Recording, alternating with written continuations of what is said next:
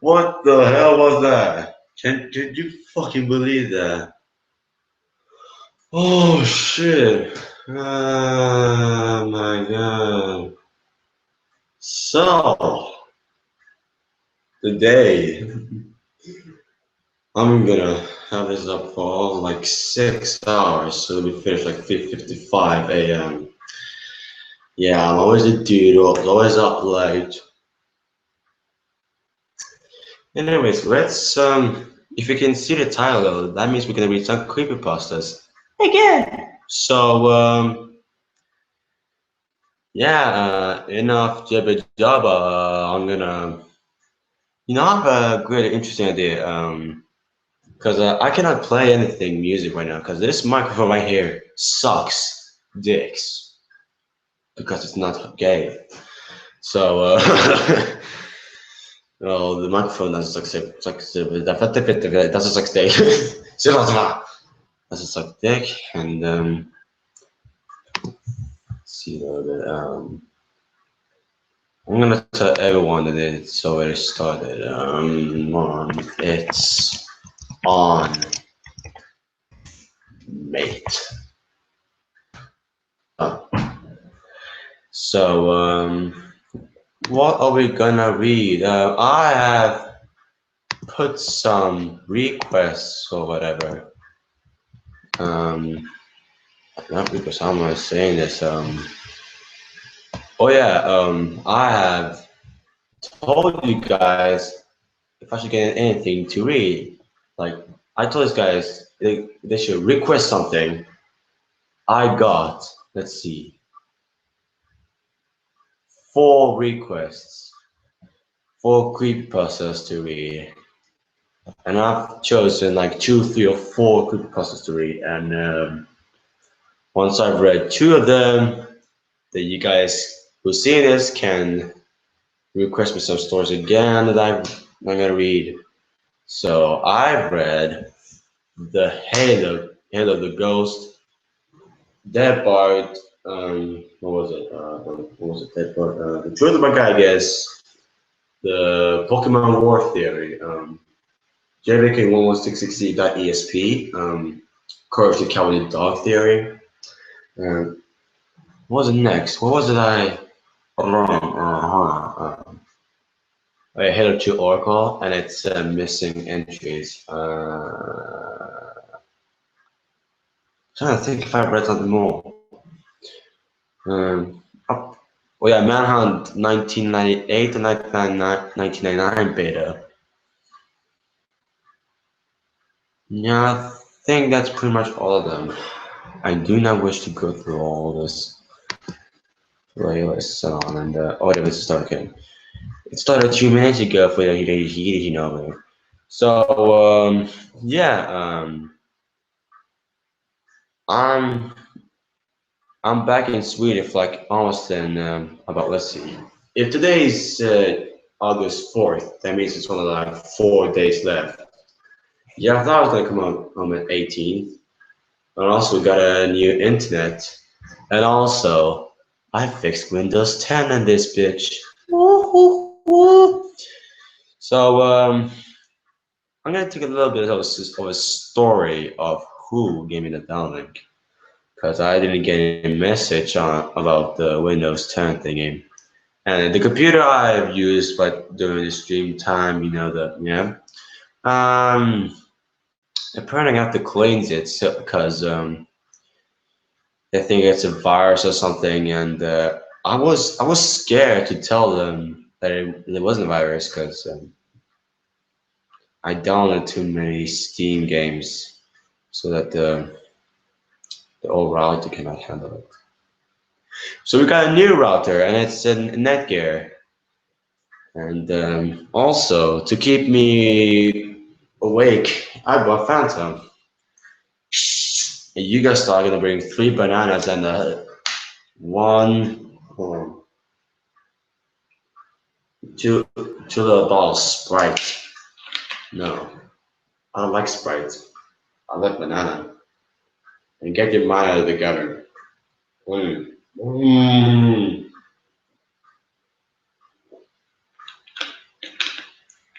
I wish I had Fantasia because it has less sugar. And I brought a water with me too, and it's almost gone. But it was in the fridge, and it came in a little bit of water from the outside of the bottle. Because if you have too much little bit of water, you can clearly see the little bit of water just came out from the bottle. It cannot take like after it's been on the fridge for a couple of minutes later, it starts making wet things. See, my hand is like a little bit wet. Yeah, see it right now. Yeah. So I'm going to start with Ben Brown. My friend wanted me to start it first because he was gonna go somewhere, and I wasn't even finished with Windows 10 thing. What was it? Oh yeah, my friend sent me the download link to Windows 10, and I was wondering what I should do. So I was just gonna download the media tool, and I checked on my computer system, and I had 64 bits, so I downloaded it with 64-bit in, and it took a huge ass while for it to download and upgrade to Windows 10. Oh no, Windows aus. Aus means 10, right? Like 1, 2, 3, 4, 5, 6, 7, 8, 9 aus. Have you listened to Rammstein too much? Don't ask. So, yeah, let's get to it. I'm just gonna fix the link up right now on key. So, creepypasta. What the fuck? Well, the Russia seems. What the fuck? Ben, aka Ultimate Drones. What the fuck? Oh, it's not available. Oh my god, I thought so. Let's try Ben Brown. Yep, it's still there. Now, I'm not gonna watch videos because hold on a second, I'll be right back.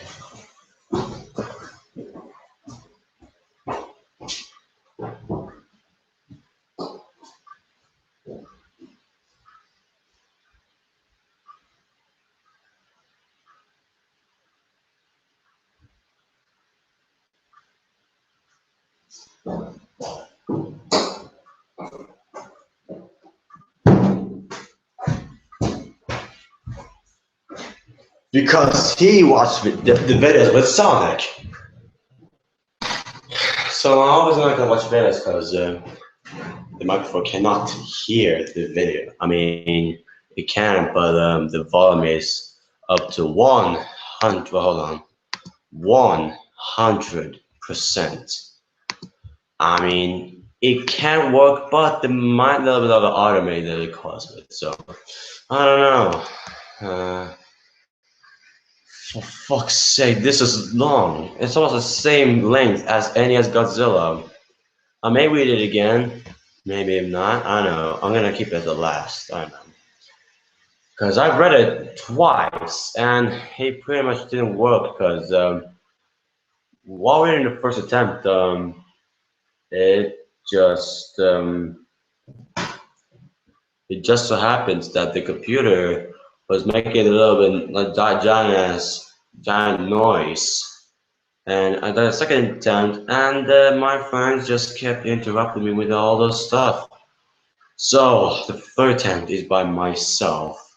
And hopefully my sleep will not succeed, my overcome, so I do not snore.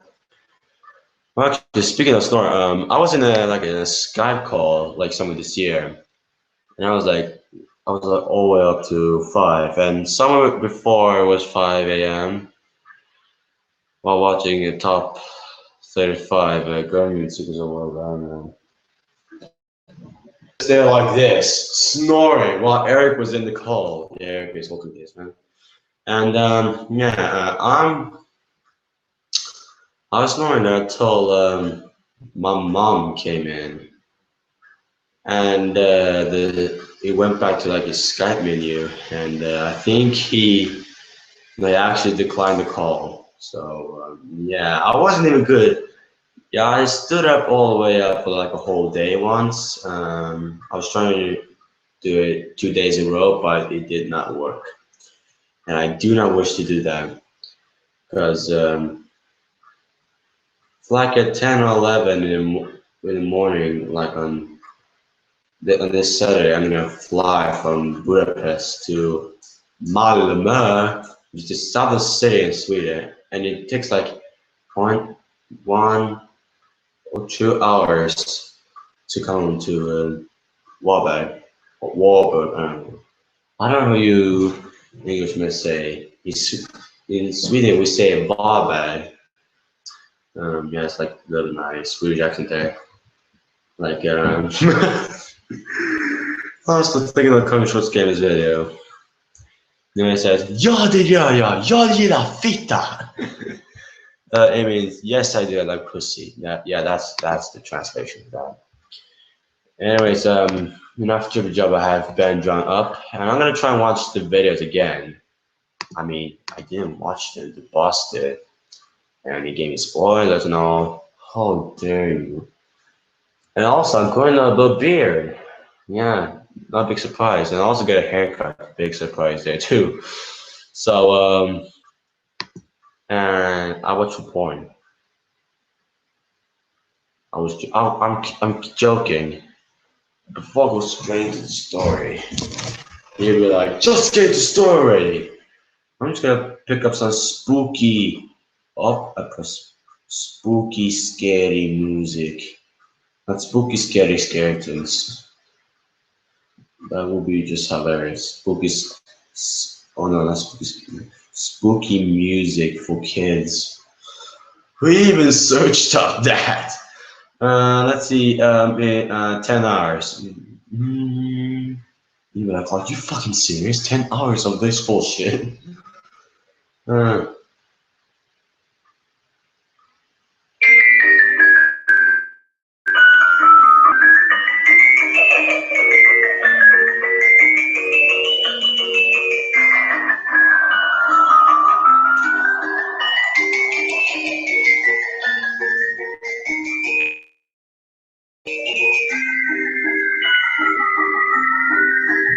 Nah, fuck off. You're fucking weird, huh?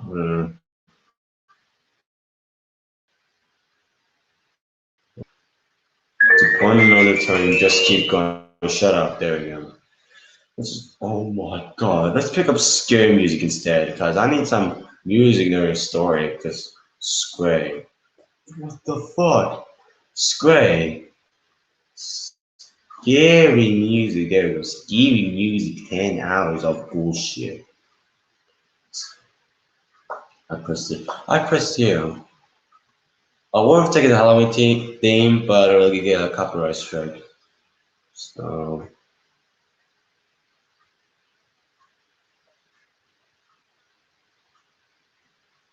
I'm trying to find the.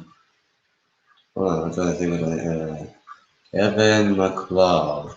Yeah, he is the one that makes some pretty awesome music, and I add us music in my videos. So mostly in my 3D shorts on the Halloween, not the Christmas special. when the TV was missing. I think it was, yeah, it was before I bought a new Sony LCD TV. I don't know.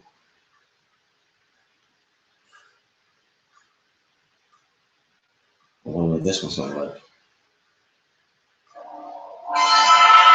Nope.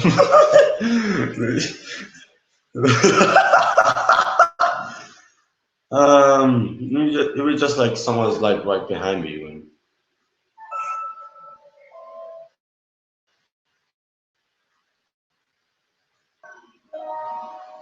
trying to think what instruments are in this.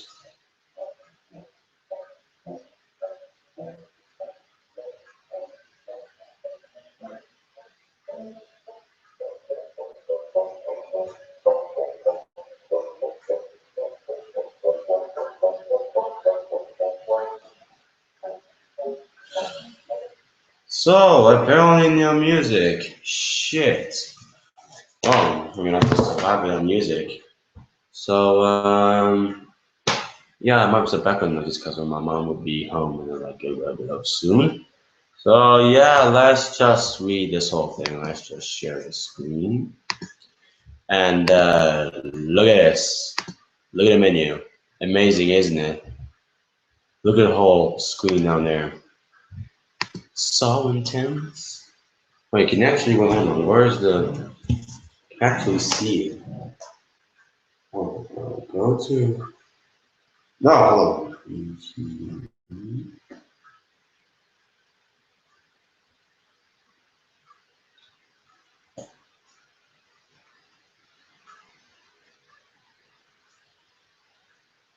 It doesn't even say on live stream. What the fuck?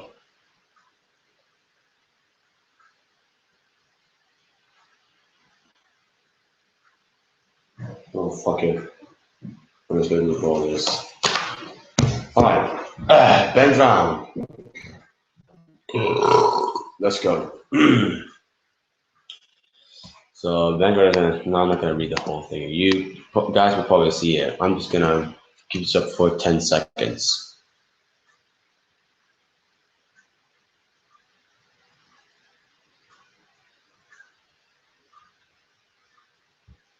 Okay, so let's just read this.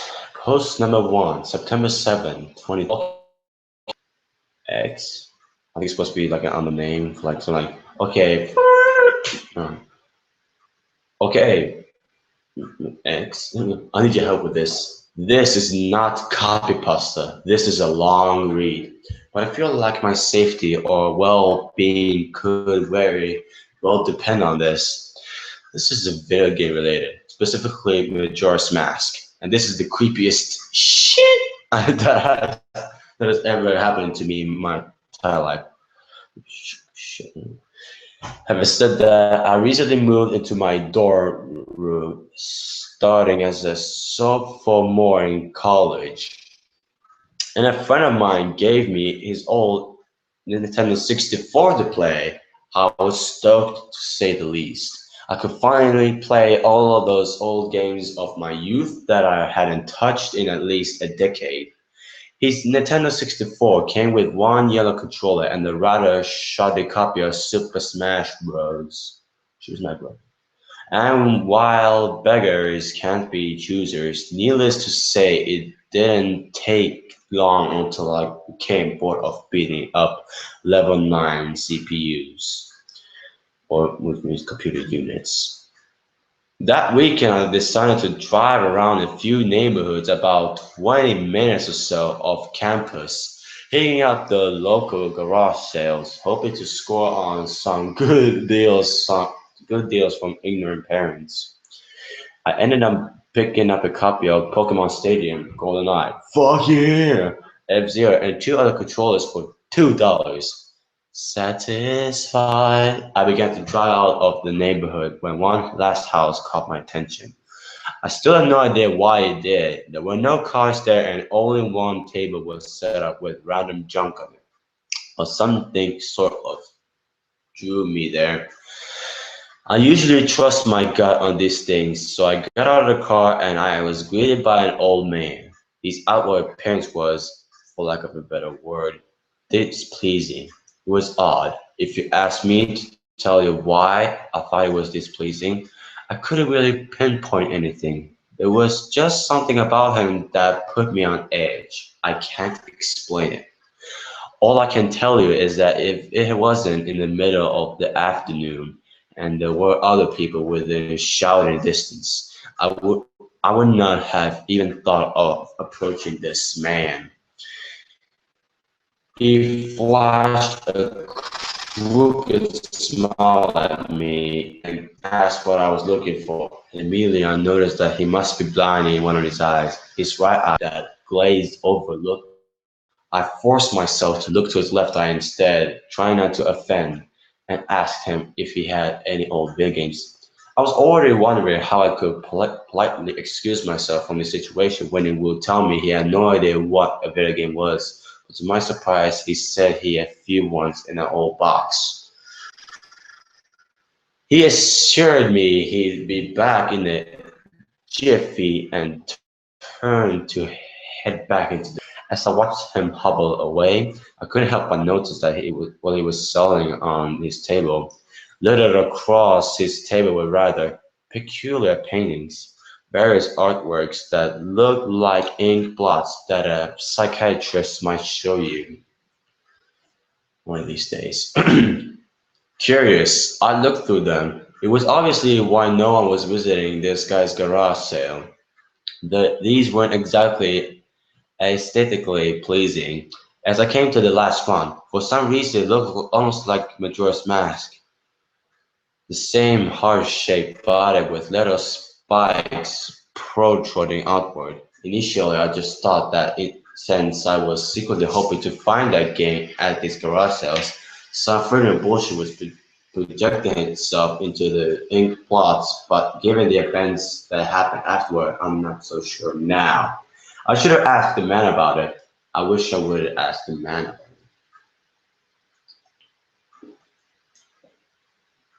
Sorry for long pause. I was just drinking Fanta because I needed to be awake, not to yawn in front of you guys. Let's continue. After staring at the Majora-shaped plot, I looked up and the old man was suddenly there again, arms length in front of me, smiling at me. And I jumped out of reflex and I laughed nervously as he handed me an Nintendo 64 cartridge. It was the standard gray color, except that someone had written Majora on it in black permanent marker. I got butterflies in my stomach as I realized what a coincidence this was and asked him how much he wanted for it. How could anyone have butterflies in their stomachs? I don't know how it feels. It's like, well, whatever, I don't know. The old man smiled at me and told me that I could have it for free, that it used to belong to a kid who was about my age that didn't live here anymore. I want to know how old he was. There was something weird about how the man phrased that, but I didn't really pay any attention to them. I was too caught up in not only finding this game, but getting it for free. Freedom! Okay, let's scroll a little bit. There we go. I reminded myself to be a bit skeptical since this looked like a pretty shitty cartridge and there's no guarantee it will work. But then the optimistic side interjected that maybe it was some kind of beta version or pirated version of the game that was all I needed to be back on cloud nine. I thanked the man and the man smiled at me and wished me well, saying, "Goodbye then." At least that's what it sounded like to me. All the way in the car ride home, I had a nagging doubt that the man had said something else. My fears were confirmed when I booted up the game. To my surprise, it worked just fine, and there was one save file named simply. Sorry. Um, Ben. Ben. Goodbye, Ben. He was saying goodbye, Ben. I felt bad for the man, obviously grandparent and obviously going senile, but senile, whatever. And I, for some reason or another, reminded him name of Ben. Out of curiosity, I looked at the save file, eyeballing it. I could tell that he was pretty far in the game. He had almost all of the maps and three or four remains of the bosses. I noticed that he had used an owl statue to save his game. It was on day 3 and by the stone tower temple with hardly an hour left before the moon will crash. I remember thinking that it was a shame that he has come so close to beating the game, but I never finished it. I made a new file named Link out of tradition and started a game ready to relive my childhood. And my guess, it's not some, yeah, I had something in mind, but I forgot. Let's continue. For such a shitty looking game cartridge, I was impressed at how smoothly it ran, literally just like a retail copy of the game, save for a few minor hiccups here and there, like textures being where they shouldn't be, random flashes or cutscenes at odd intervals, but nothing too bad. However, However, the only thing that was a little unnerving was that at times the NPCs would call me Link and at other times they would call me Ben. I figured it was just a bug, a fluke in the program causing our files to get mixed up or something. It did kind of creep me out for a while, after a while. And it was around after I had beaten the Woodwall Temple that I regrettably went into the game files and deleted Ben. I had intended to preserve the file just out of respect of the game's original owner. It's not like I needed 2 files anyway. Hoping that would solve the problem. Why did it add 2 that's? Like hoping that would solve the problem. It did and it didn't. Now NPCs wouldn't call me anything. Where my name should be in the dialogue, there was just a blank space. My save file name was still called Link though. Frustrated and with homework to do, I put the game down for a day. For a day. What's Mr. Alex Hall? I started last night in the lens of truth and working my way towards completing the Snowhead Temple. Now, some of you more hardcore Majora's Mask players know about the 4th day glitch. For those who don't, you can Google it, but the gist of it is that right as the clock is about to hit 0, 0, 0, 0, 0, 0, 0 dots on the final day, you talk to the astronomer and look through the telescope. Hold on, for those who don't know what I'm saying, it was like a reference to Buscus's literal Skyrim trailer when it said like 1 dots because the game was released November 11. Before we go straight to this, I'm gonna Google in the 4th day glitch because I wanted to see the experiment. The 4th day glitch. There it is.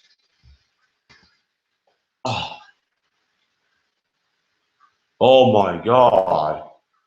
Okay.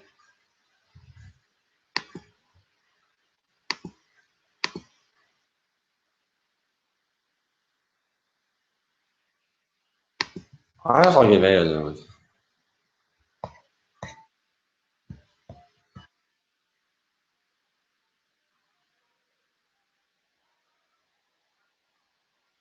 Can you hear this? I don't know if you guys can. But I don't know if you can hear me.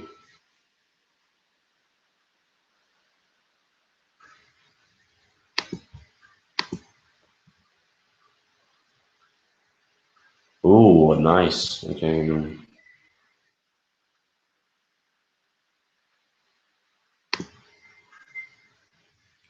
became a beast!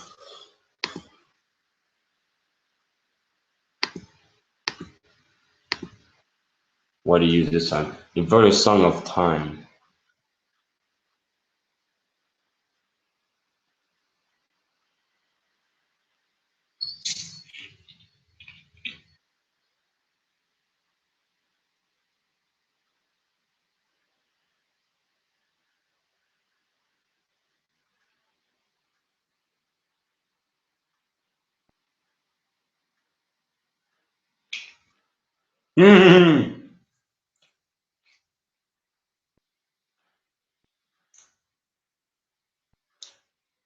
Torpedoes!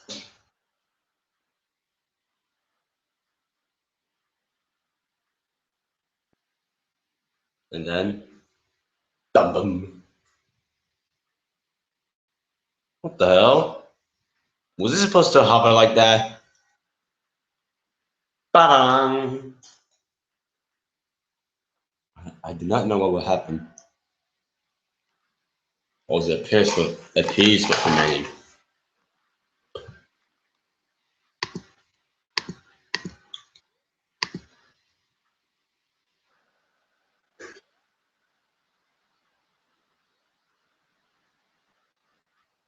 What the fuck?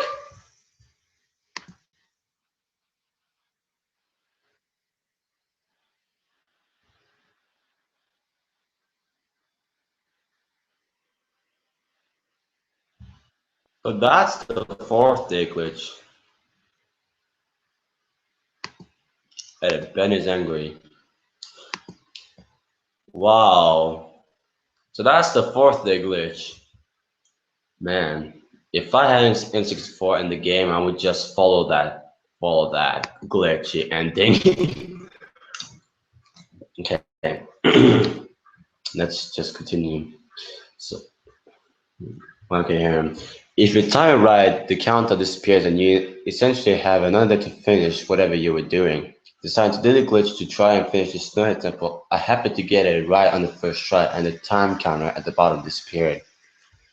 However, when I pressed B to exit the telescope, instead of being greeted by the astronomer, I found myself in the Majora boss fight room at the end of the game, the trippy boxed-in area, staring at Skull Kid hovering above me. There was no sound, just him floating in the air above me, and the background music, which was regular but still creepy. Immediately, my palms began to sweat. This was definitely not normal. Skull Kid never appeared here.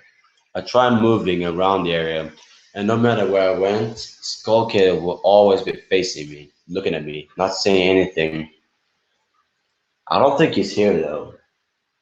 Wait, did I shut the window? Yeah, I did. Okay. I was checking if everything was alright, and it was. Let's see what was.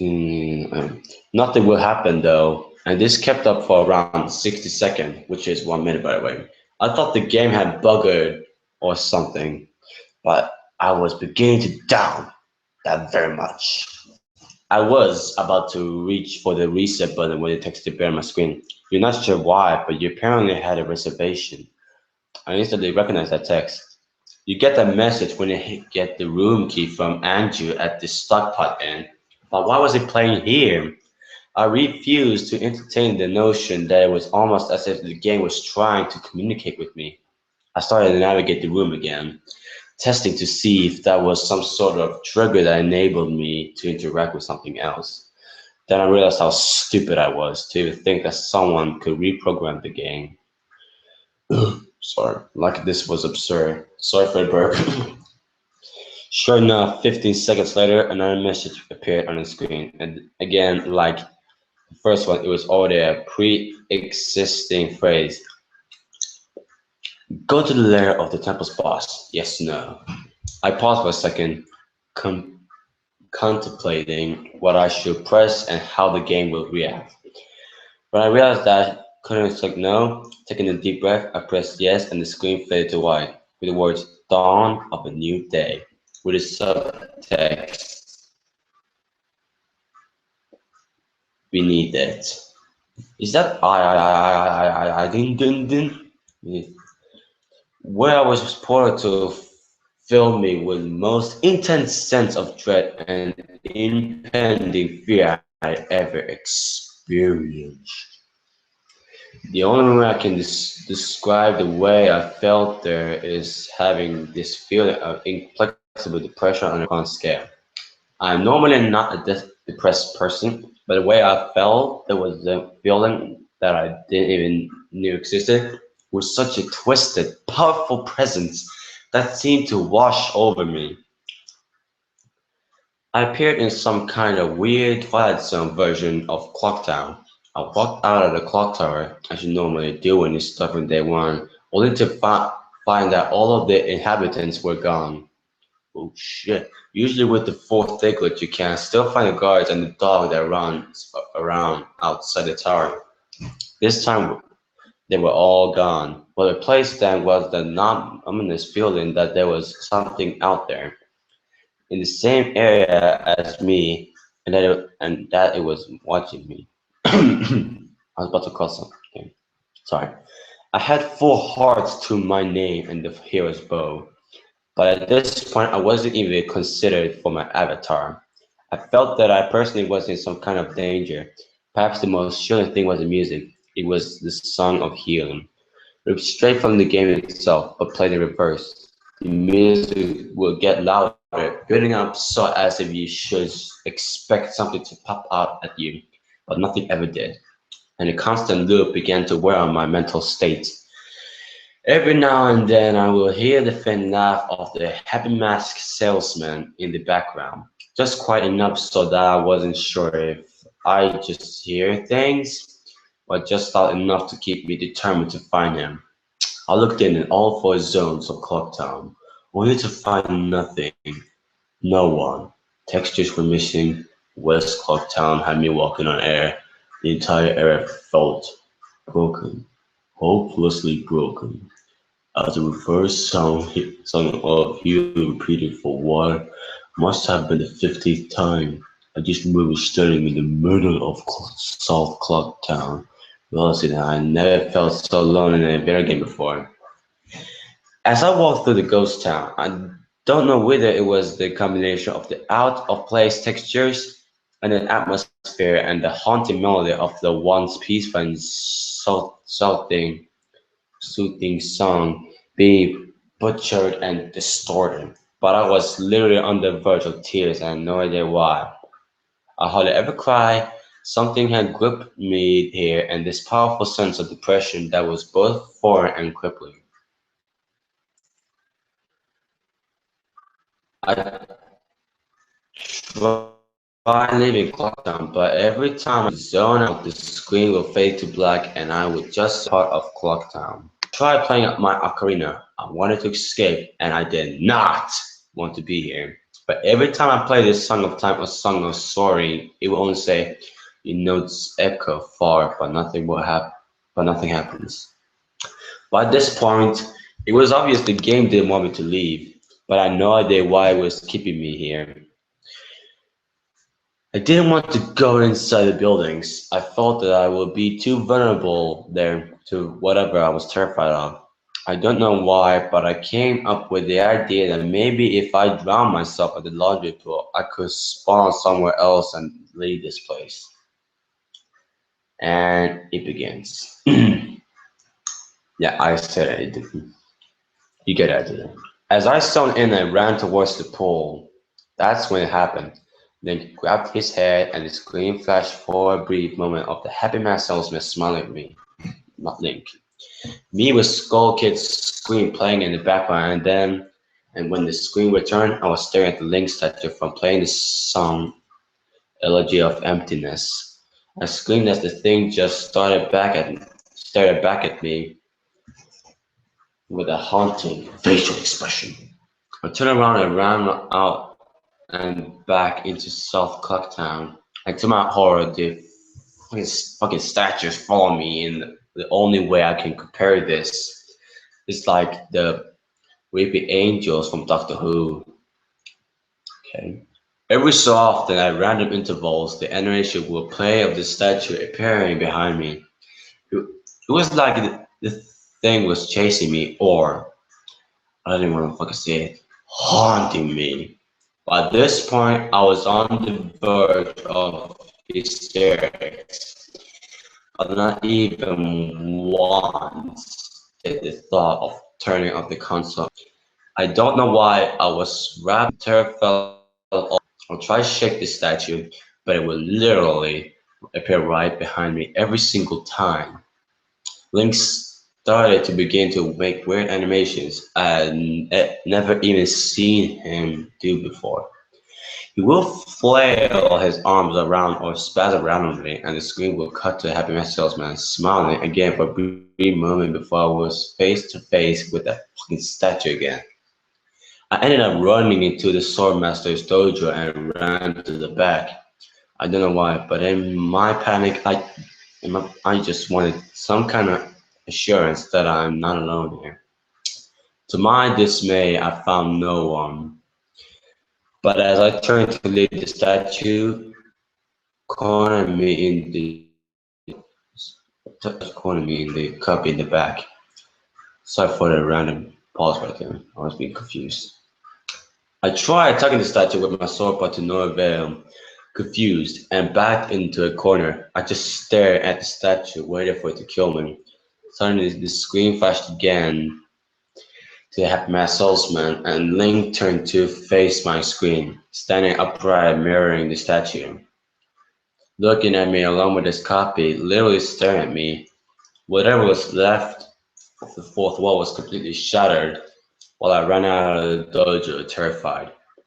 Suddenly, the game warped me to an underground tunnel, and the reverse song of healing queued up again as I was giving a brief moment of rest before the statue started appearing behind me again, this time aggressively. I could only take a few steps before it was summoned behind me again. I hurriedly made my way out of the tunnel and appeared in the southern clock town. As I ran aimlessly in a sheer panic, suddenly a read that screamed and the screen faded to black as dawn knew the end. I appeared again. The screen faded in, and I was standing on top of the clock tower with Skull Kid hovering over me again. Silent. I looked up and the moon was back above my head, but the Skull Kid just snicked. Man, new song was playing. Stone Tower Temple theme played in reverse, in some sort of desperate attempt. I equipped my bow and fired off a shot at the Skull Kid, and it actually hit him, and he played an animation of him reeling back. I fired it again, and on a third arrow, a text box appeared saying, "That won't do you any good, hee hee." And I was picked up off the ground, levitated upwards on my back, and then Link screamed as it burst into flames, instantly killing him. I jumped when this happened. I had never seen this move used by anyone in the game, and Skull Kid himself didn't have any moves. As the dead screen played, my lifeless body still burning. The Skull Kid laughed and the screen faded to black, only to have me reappear in the same place. I decided to charge it, but the same thing happened. Link's body was lifted off the ground by some unknown force and immediately burst into flames again, killing him. This time, during the death screen, the faint sound of the reverse song of healing could be heard. On my third and final try, I noticed that there was no music playing this time, that all there was eerie silence. I remember that in the original encounter with the Skull Kid, you were supposed to use the ocarina to either travel back in time or summon the giants. I attempted to play the song of time, but before I could hit the last note, Link's body once again horrifically exploded into flames, and he died. At the death screen near its end, it began to shock, as if the cartridge was trying to process a lot or something. When the screen came to, it was the same scene as the first three at times, except this time Link was lying on the ground dead in a position I'd never seen in the game before. His head tilted towards the camera, with the Skull Kid floating above him. I couldn't move, I couldn't press any buttons, all I could do is just stare at Link's dead body.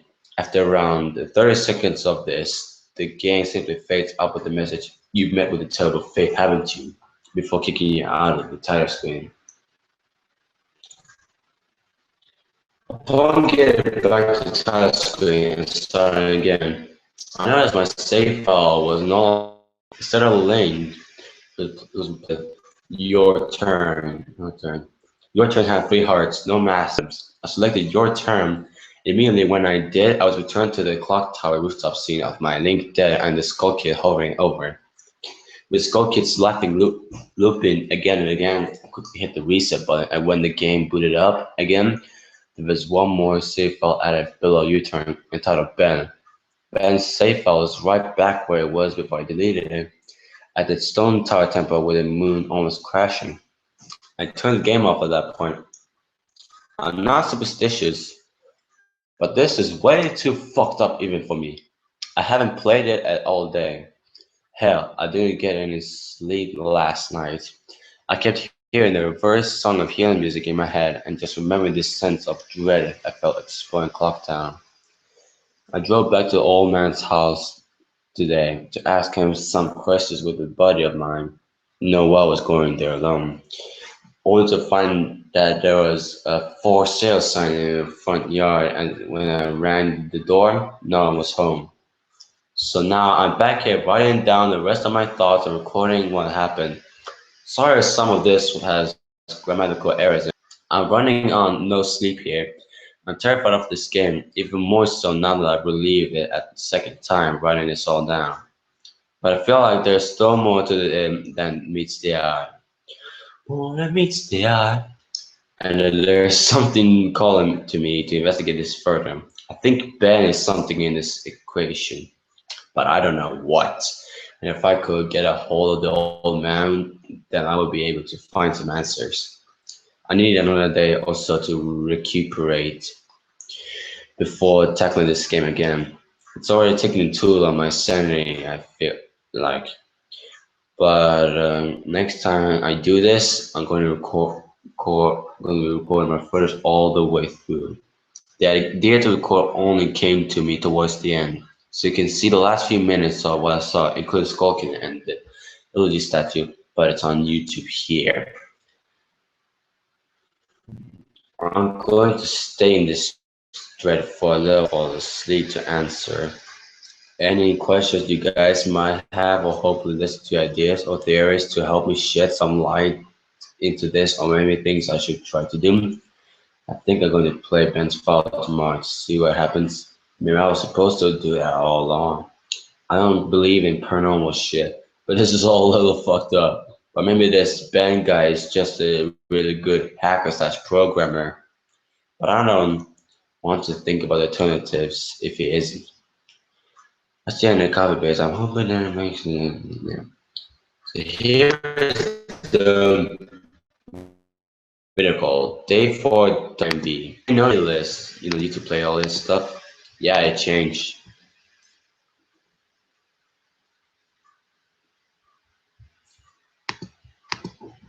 Hold on just one second.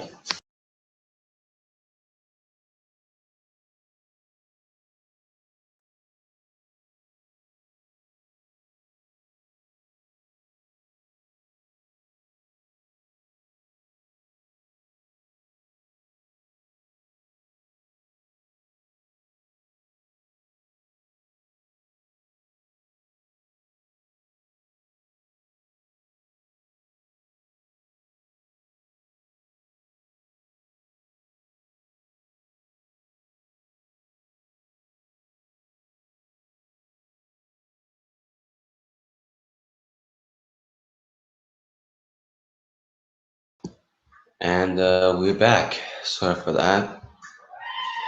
Oh my god. Let's just continue. Oh.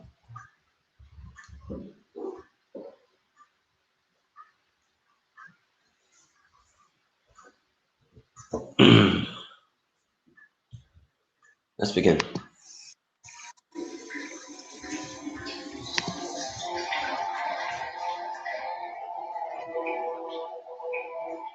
Wow. God damn meditation.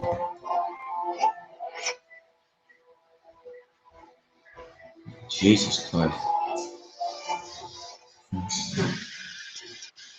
Swordsman School. Okay.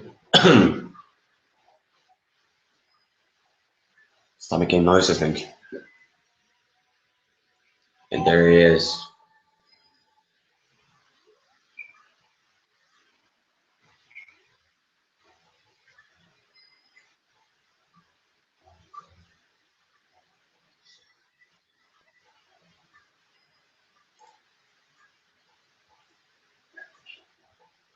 Come on, bro.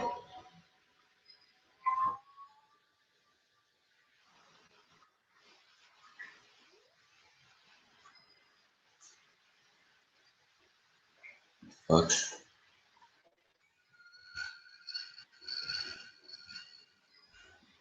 My goodness. Get out of the room, man. Come on, go. No.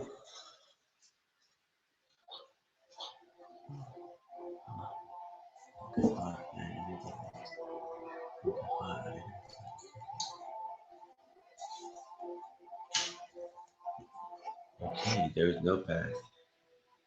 Just go somewhere. Come on.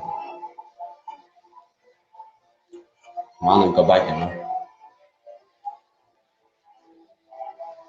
Whoa.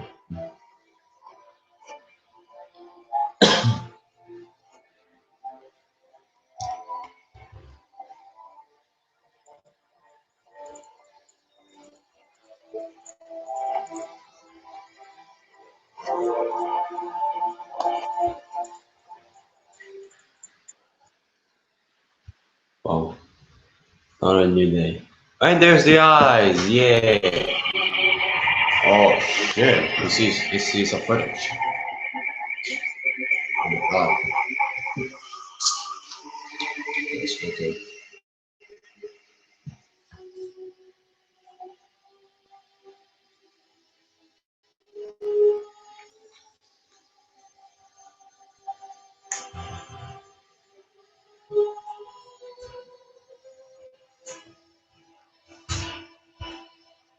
Oh, I want you in a good hee.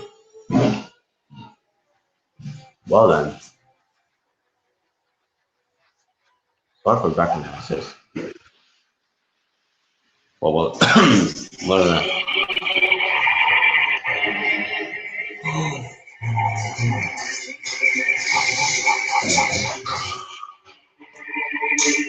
Linear plots. Oh shit. There it goes again.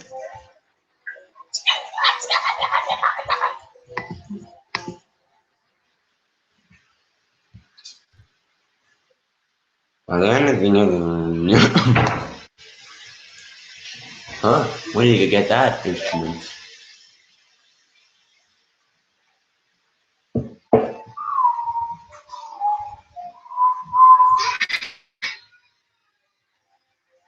Whoa, shit.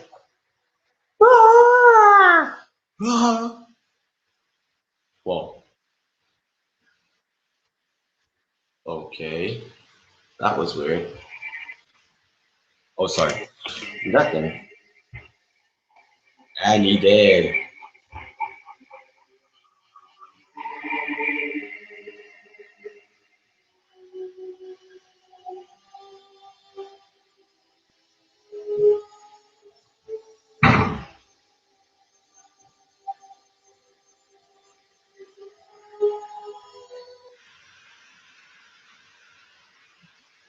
You met me so afraid, haven't you? Oh, yeah.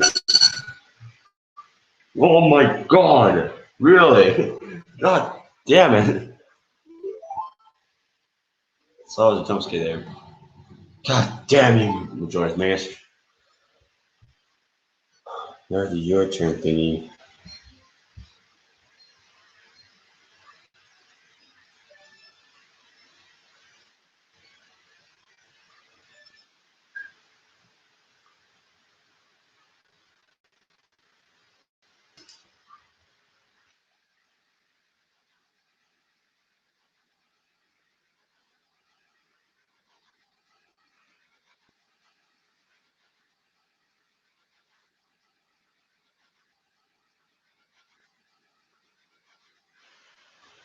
Okay, that was his laugh. I was recording, I was like, what the fuck? Oh, there's the band save file, yeah! Suck my name, you fucking idiot. So, are we still rolling? Oh, good, excellent. How many views do I have? Still one of them. How long is this shit? Well, post 3 is short. Post 5 is fucking cool. Yeah, I'm gonna read all this. Okay, post 2, September 8th, 2010. I'm going to post the video footage, but last night everything got too real for me. Oh, sorry. I think I'm done messing around with this. I passed out pretty much immediately after making that threat. I had the allergy of emptiness statue. I had a dream about it. I dreamed that it was following me in my dream, that I will be minding my own business when I feel my neck hair standing up on end. It reminds me of something. Scott Cawthon's dream. Oh, speaking of Scott Cawthon,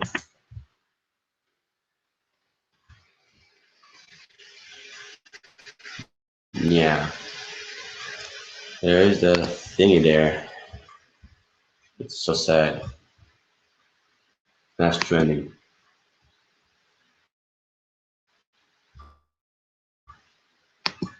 But why is it frozen? Mate, there we go. You won't let me scroll anything. God damn you, ScottGames.com. That thing that was the eyes right at me, merely inches away. In my dream, I remember calling it Ben, and never before had I had that dream that I could remember so vividly. But the important thing is, I did get some sleep, I suppose. Today, putting off playing the game as long as I could, I drove back to that neighborhood to see if the old man came back. As I expected, the car was still gone and no one was home.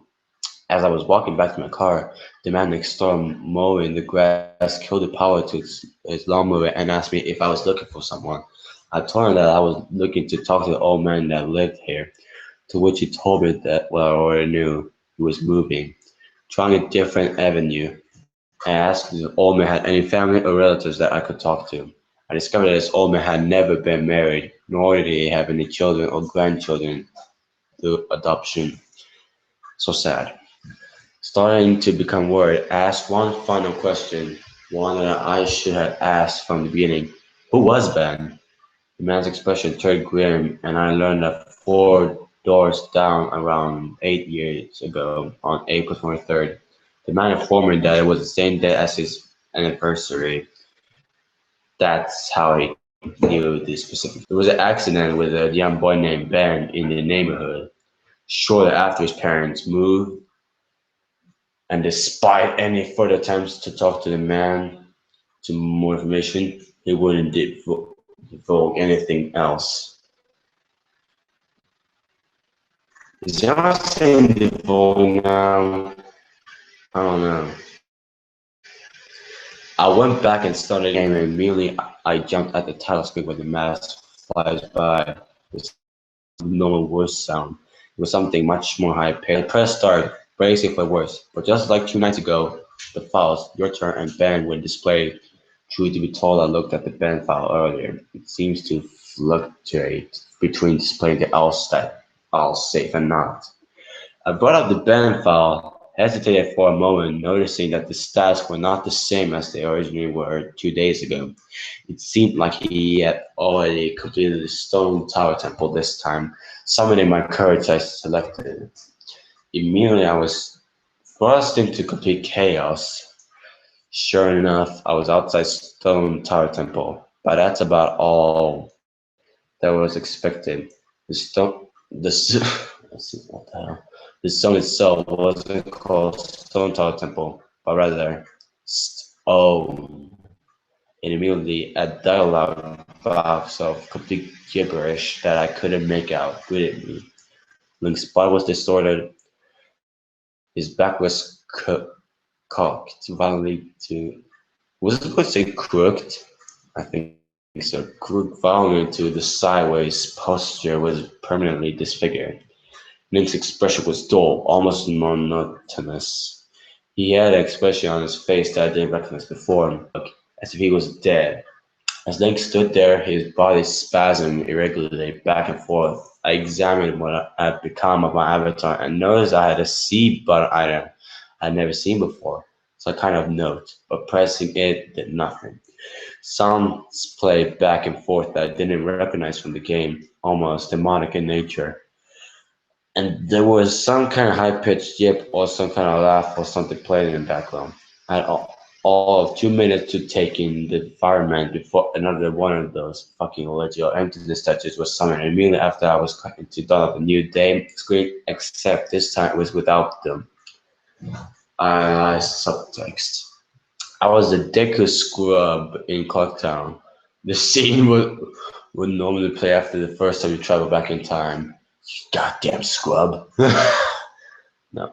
Tara would say, what just happened? It's as if everything has, but instead of saying start over, she finished her remark in broken text as the laugh of the happy man salesman played in the background. I was put back in control of my character, but from a fucked up camera angle, I was looking from behind the door to the clock tower, watching my avatar run around as Deku Scrub. Seeing as how I really had no place to go because I couldn't see anything, I begrudgingly went inside the door. There, I was greeted by the happy mask salesman who simply told me, "You met with the toad, haven't you?" before the screen wired out. I was determined to feel as a human again. I might as well not have been playing the same game anymore. I was being walked around and there was no sign of a day clock or anything. I took a moment to get my bearings as I looked around this field and immediately I could tell that this was not normal. There were no enemies or that masked salesman's theme was playing. I decided to run towards Woodfall before I noticed a gathering of 3 figures off to the side, one of them being Epona. As I approached them, to my horror, I saw the happiness salesman, the skull kid, and the eulogy of happiness statue just standing there. I figured maybe they were bugged out, but by now I told myself that I should know better. Nevertheless, I approached them carefully and found that the skull kid was playing some kind of idle animation or loop, same with Epona. And the eulogy of emptiness statue was doing what it has been doing all along, just standing there eerily. It was the happy mask salesman that scared me more profoundly than the other two. He too was idle, wearing that shit-eating grin, but wherever I moved, his head slowly turned and followed me. I had not engaged in any dialogue with him, nor was I in comment with him, yet his head still continued to follow my movements, reminding me of my first encounter with the skull kid on top of Clock Tower. I pulled out my ocarina, to which the game played the ding song when you're supposed to play your ocarina, and tried a song that I hadn't played yet. The Happy Mask Salesman's own song and the song that hadn't been playing on loop back in day 4, the Song of Healing. I finished playing this song and as I did, an earpiece shriek blasted on my TV. The sky immediately started flashing. The Happy Mask Salesman twisted the theme song sped up, intensifying the fear inside me. And Link exploded into flames and died. The 3 figures stayed lit up during my death screen as they watched my lifeless body burn. I can't describe to you how sudden and terrifying the transition from eerie to terror it is. You're going to have to watch the video if you want to see firsthand. That same fear that caused me to lose sleep 2 days ago started to grip me again as I was met with the text, "You met with Togepi, haven't you?" For the 3rd time. There has to be some kind of meaning behind that. I had little time to ponder as I was immediately given another small cutscene of transforming, and now I found myself in Great Temple, hesitant but curious to see what the game had in store for me. I swam my way towards the beach, where I found Epona. I wondered why the game had decided to put her here. Was the game implying she was trying to get a drink? Unable to take the mask off, I decided that riding the steed wasn't the reason she was placed there. Suddenly, I realized the opponent would keep kneeing. and the way she was angled made it look like she was trying to signal and point to me off in the distance. It was a hunch, but I dove into Great Bay and started swimming. Sure enough, I almost missed it. I found something at the bottom of the ocean, one last elegy of emptiness statue. I went down to examine it and suddenly my Zora started doing a choke animation I had never seen a Zora do before. Which didn't even make sense because Zoras can breathe underwater. Regardless, my character choked to death and died. And again, the statue was the only thing that has highlighted in my death. I didn't respawn this time. I was booted back to the main menu as if I restarted a console. The press start screen was before me. I knew the only reason why it would put me here is because the save files had changed again. Taking a deep breath, I pressed start, and I was right. The new save files told me about Ben. Now it made sense why the statue appeared. When I tried to go to the laundry pool, the game must have anticipated how I would have tried to escape the day 4 o'clock town. The two save files told me his fate, as I suspected. Ben was dead. He had drowned. The game obviously isn't good with me. It taunts me with the new save files. It wants me to keep playing. It wants me to go further, but I'm done with this shit. I'm not touching any more of the files. This is already way too horrifying for me, and I don't even believe in the paranormal. But I'm running out of explanations. Sorry, guys, I'm figure. God damn, why was I doing that? So I got distracted. Why would someone send me this message? I don't understand it. I just get too depressed thinking about this. The footage is up here for those who want to see it. I try to analyze it. Maybe there's some kind of coded message in the gibberish or something symbolic in what I went through. I'm too emotionally and mentally drained to fuck with it anymore. Let's watch Bennett. WMP. WMB. I'm sorry. Not the speed. What the fuck am I pressing on? Sorry. How long the Scheiße mate? Okay. Let's begin this. Previously on Ben Drowned. Oh my god, I'm so bad at this. You're like, what am I about? Okay. That made me pause. And there's the Ben Drowned again. And he caught like all the masks. Hopefully I know this.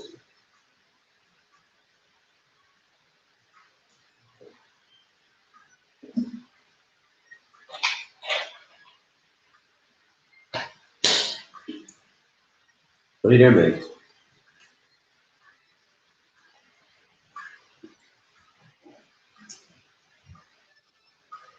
Okay, sorry there. Thank you. Okay. You root the big lights. What are you even saying?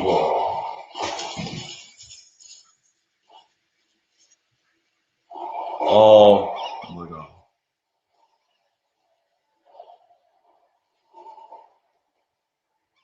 Holy shit.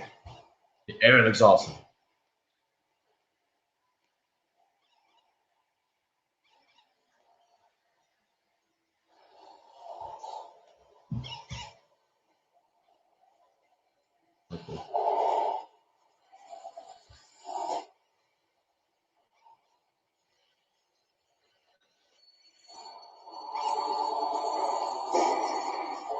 Okay.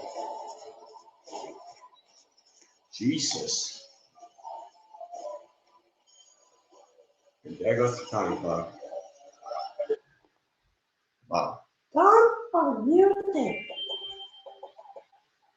You scrub. Sorry, I'll get distracted for a second.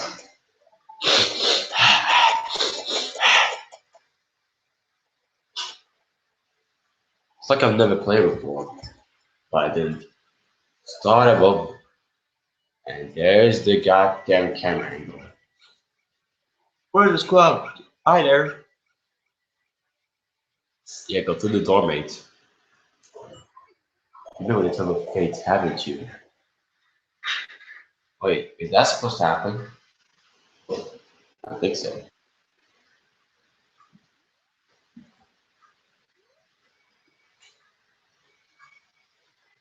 What the hell was that? I'm hearing stuff.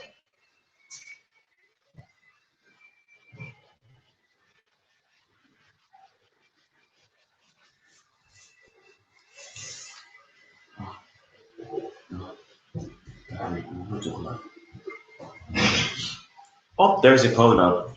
And, yeah, that's.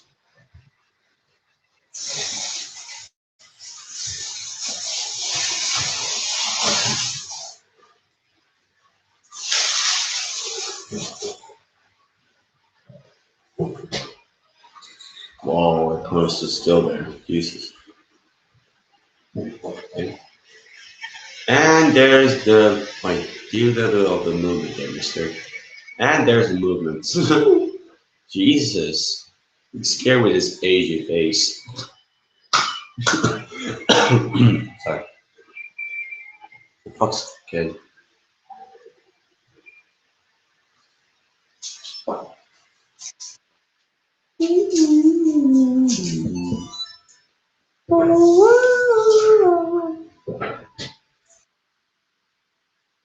Okay.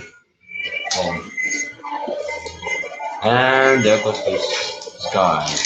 Okay. And it's three faces black dog.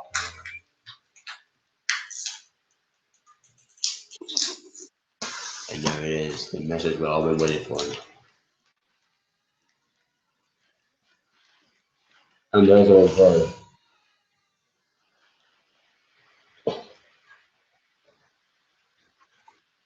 There's the Zora Zelda. I mean Zora Link, sorry.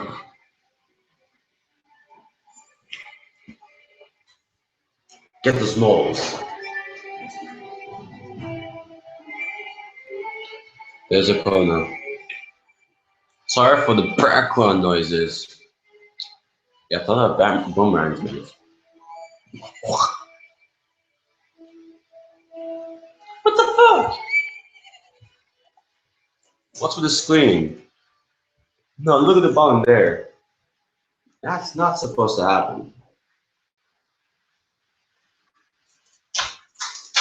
There we go, swimming.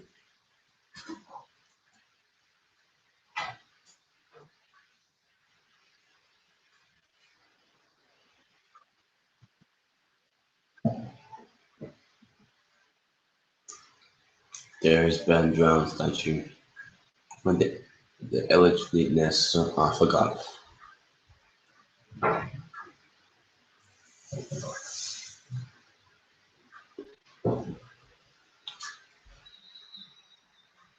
Okay. And he's choking to death. Jesus Christ, man. Hopefully, haven't drink anything.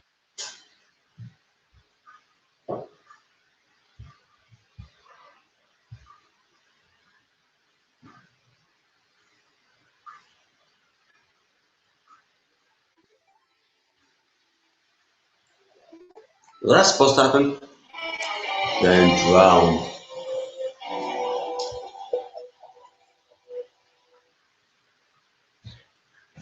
Hey.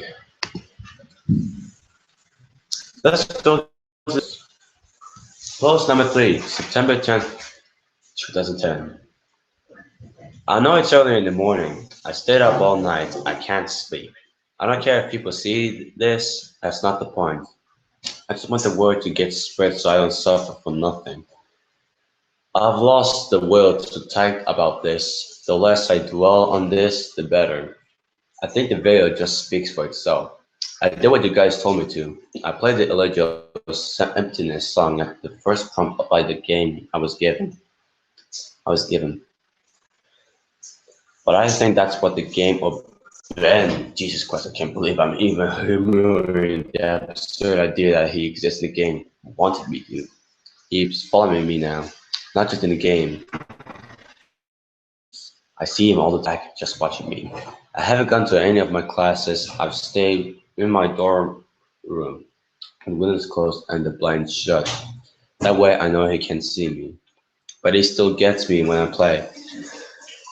When I play, he can still see me. The game is scaring me now. It talked to me for the first time, not just using text that's already in the game. It spoke to me, talked to me. It referenced Ben. It talked to me.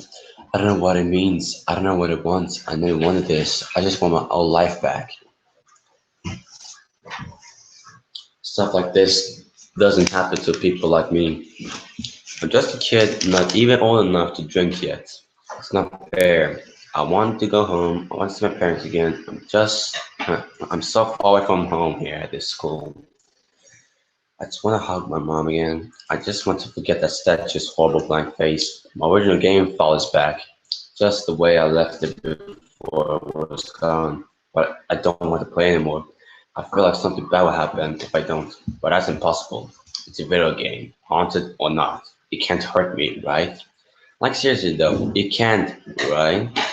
That's what I keep telling myself, but every time I think about it, I'm not so sure. I'm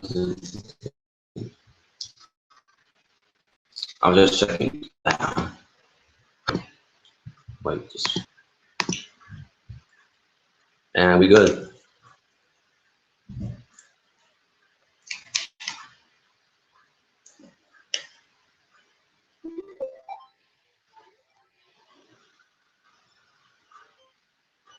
Music change. The journey is search of it. Okay, never mind.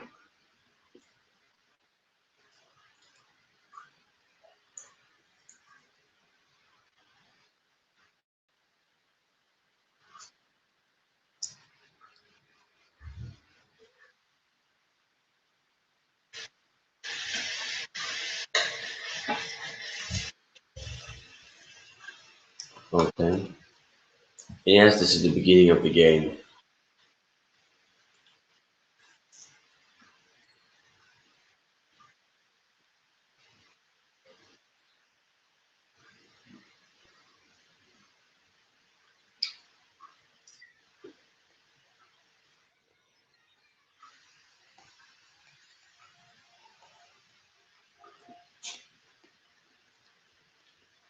Yes, whole thing is supposed to happen.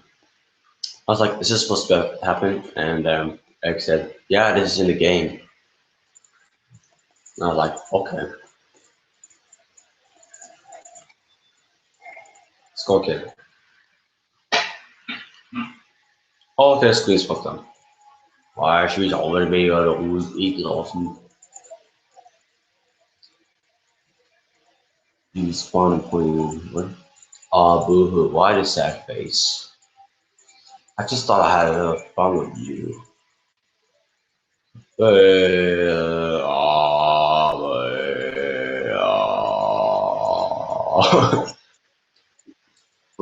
Yeah. Oh my god, there's so many visions.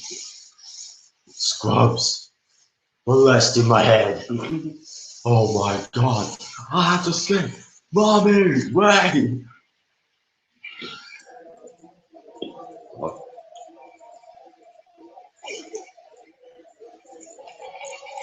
Ow, ow, ow, ow. Mate. Shut up, mate.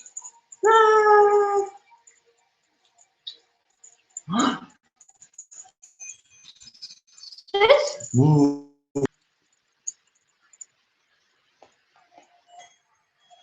Right! Whoa, whoa, Compton, wait for me, I'm still here.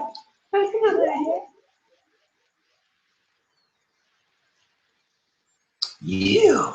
It's supposed to do with you. I got a strip of my. Okay. Play with A.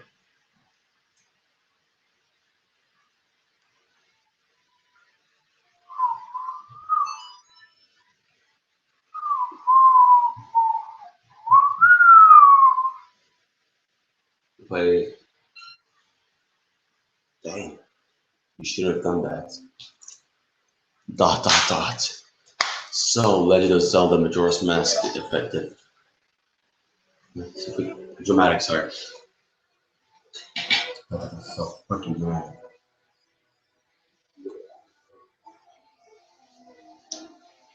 Should do that. So, my suggestion is that everything is going to stay there, right? Like all objects, all people, everything. I knew it. Thought that that's so freaking Facebook dramatic.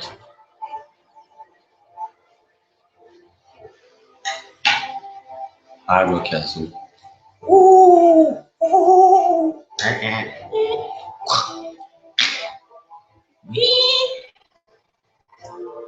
Okay, got so far. Should have known that.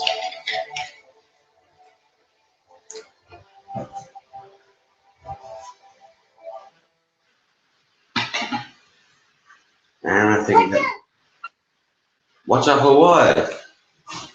Ben's getting lonely. Oh no! So sad. War was a trying to year. What time is it? Okay.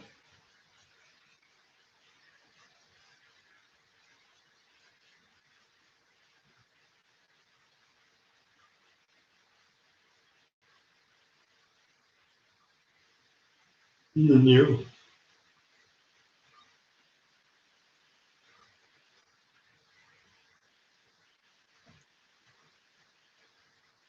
Oh, I should have done that, goddammit. I did see the comment, Len. What was tunnel unhuman? Yeah, I should do it at a couple of posts, I don't know. Fuck you.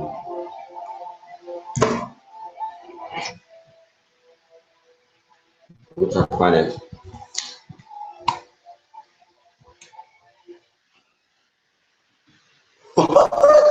Jesus! We get one last chance. Last summer, the last dance. Back to where I began. Okay. Come play with us. You remind me of the girls from The Shining. I'm just saying. N64. N64. N63 and add one more.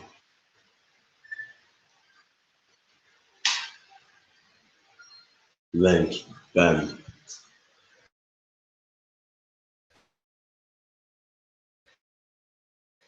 So that's what it sounds like. Okay. And my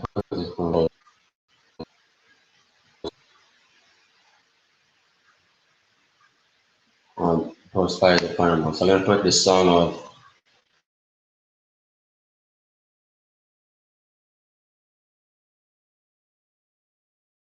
4. Just do it now or whatever. I just don't know. Scrub. No, I'm just saying.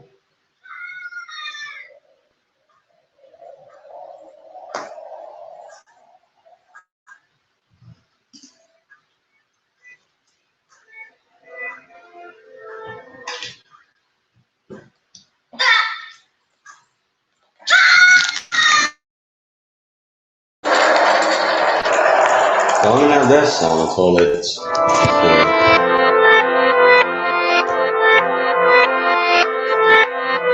Oh, you guys can hear it good.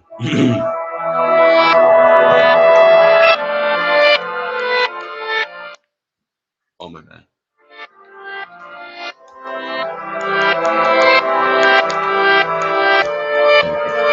Post number 4, September 12th, 2010.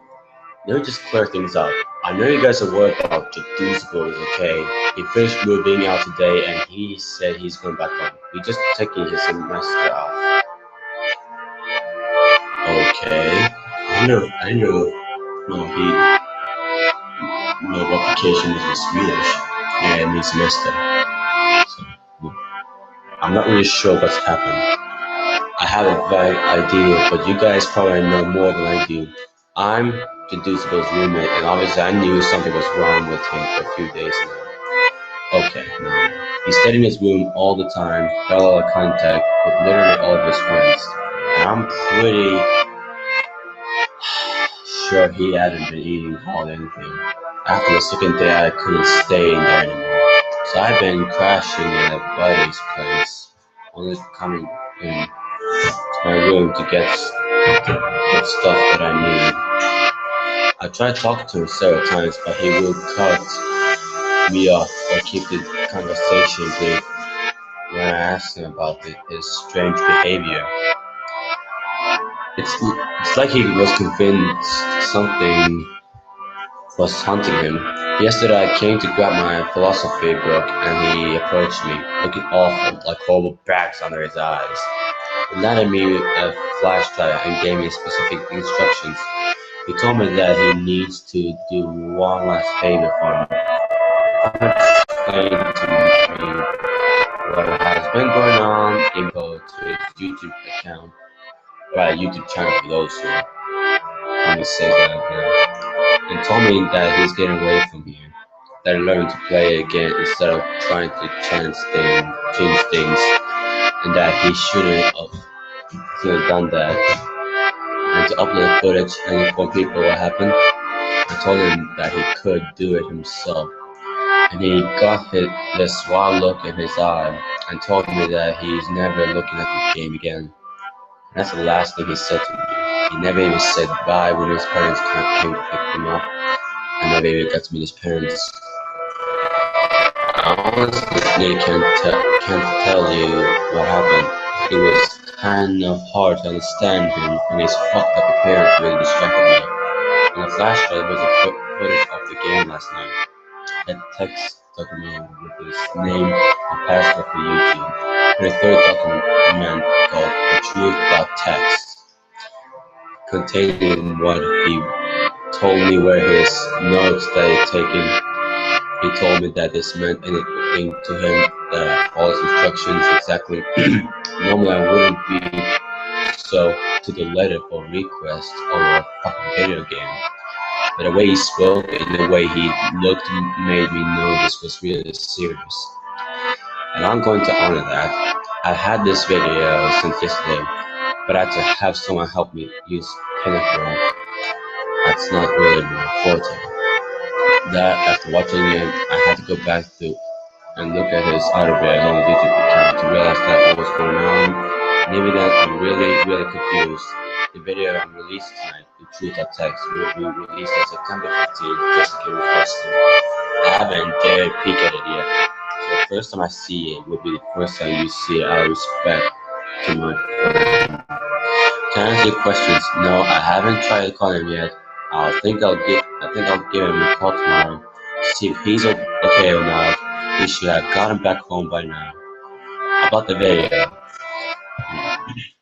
About the video. This video I cut straight to when he loaded the bed in the game. Looking back, I realized that the Deuceable left the save select screen in because it names sometimes. So my bad for that. But all I said this time was the same at the end of his last video. Then get Ben. Nothing different. I wasn't there when he played it, but it looked to me like in the beginning where when he first spawns, he's testing out his equipment or seeing what items he has or something, because apparently it changed randomly before. Then after that, I just think the game got too personal for him. So let's see WMV. Was thinking it means Windows movie something. I don't know. Let's yes, do this. Let's start right now. That's the response. Let's mere shield. What the fuck? You can do that.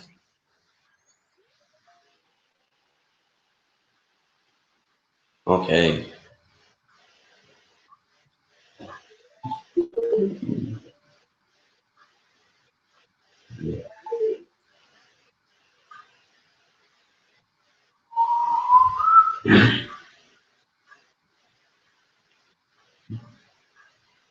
There's like 3 more songs to collect then. Yeah.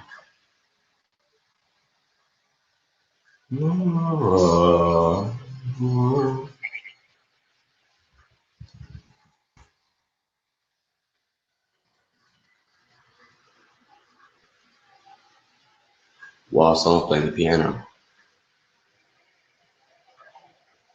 Oh my god, the music. So intense.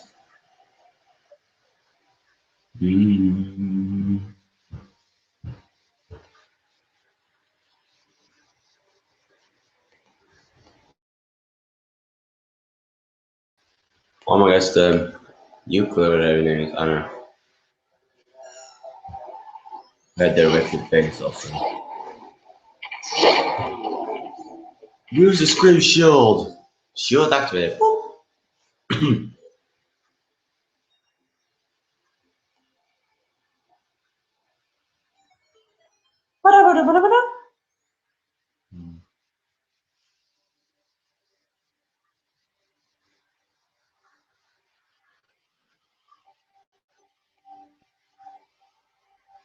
Oh my god. Try ahead, boy. So good to hit your hugger. I remember the was with the boss and Sonic reacted to the videos.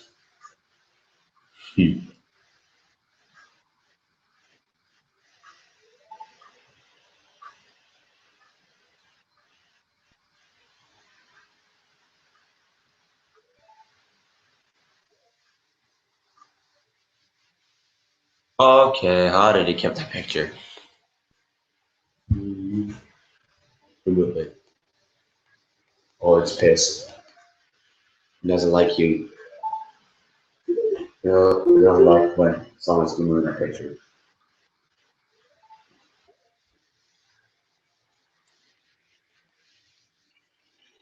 Or some sort of key or whatever. Le video obrigado, you know,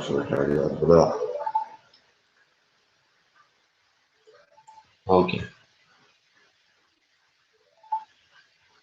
Fuck that. Dum.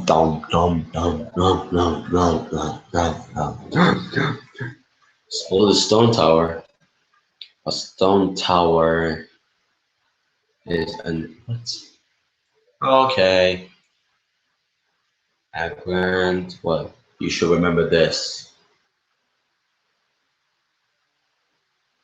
Bum.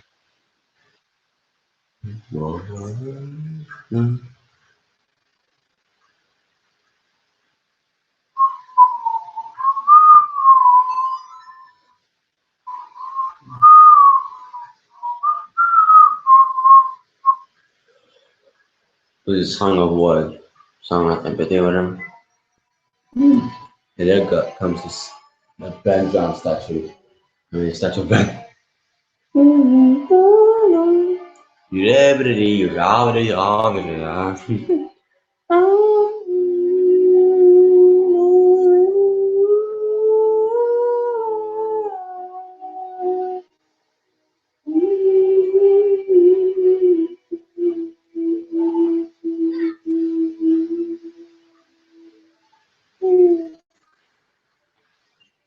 Oh god. What the hell is going on? Oh shit. Beth there. Oh my god, that's Ben in his true form. Oh my god.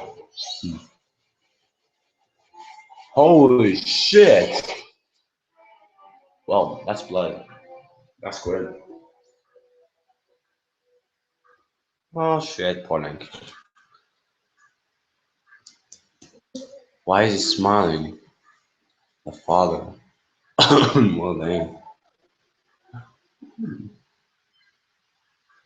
Okay, he's ended up in a graveyard. Much as the graves. Shut up, Bert. No, that's someone's what?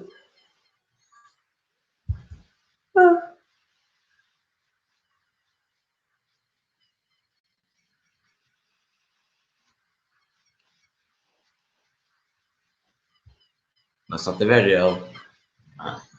That's the game itself. The soul of a great soldier from Icona rests here. Or the Kana.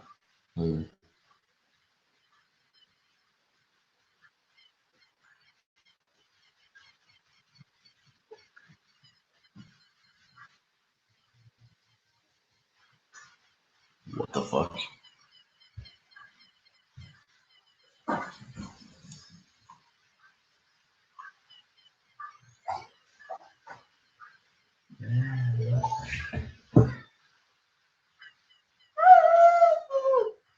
Yeah.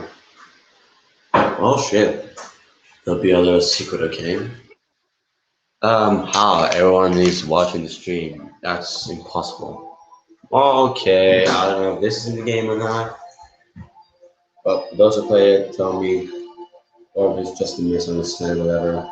Oh, cool. Okay. Fuck it! Alright. And they're dead. Oh shit. He's stuck. You can't run. But you cannot. Oh, no, yes. Well, he's captured.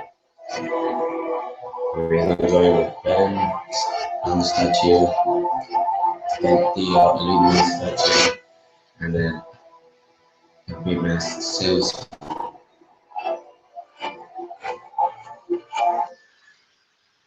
and please help me. Please help me. I could go to 1964. Legend of Zelda first mask. Matt. Who the hell is Matt? Matt Pat? The game theorist? Nah. Well, I think Matt is Yakuza's friend. Would be possible, would be true, but I know, I'm just being confused. I think post number 5 is the final before I go ahead straight for the next Creepypasta. Oh no. Okay, let's turn on the song about healing.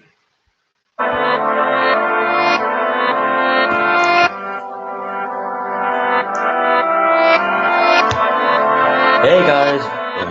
Post number 5, September 15, 2010.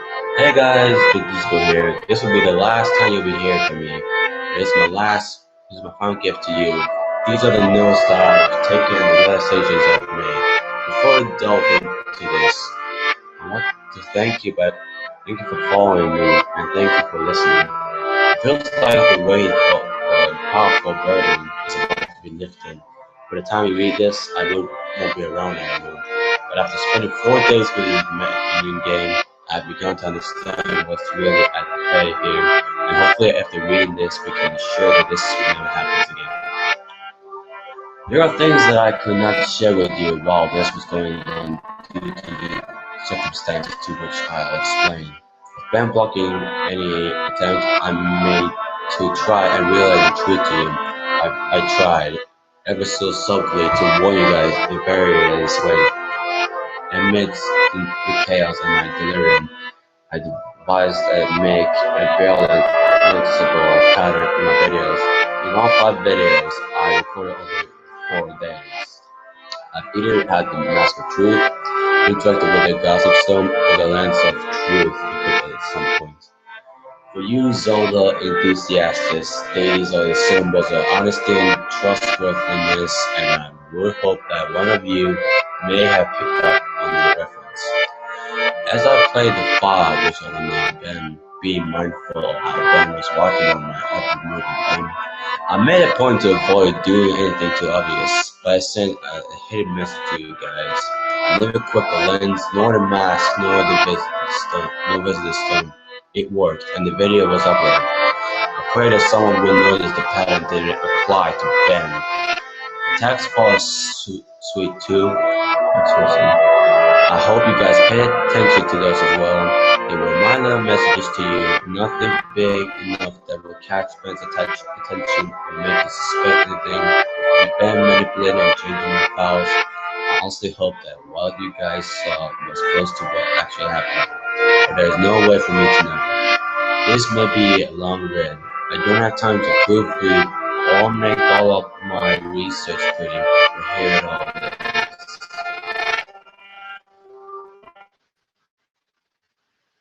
is. stop there. I go through this. Post things that he didn't use post off. Let's begin. September 6th, 2010, 11 p.m. Can't believe what happened. Not sure if this was some kind of elaborate hoax. Despite the fear, I can't help but be exceptionally curious about this. Who or what is the statue?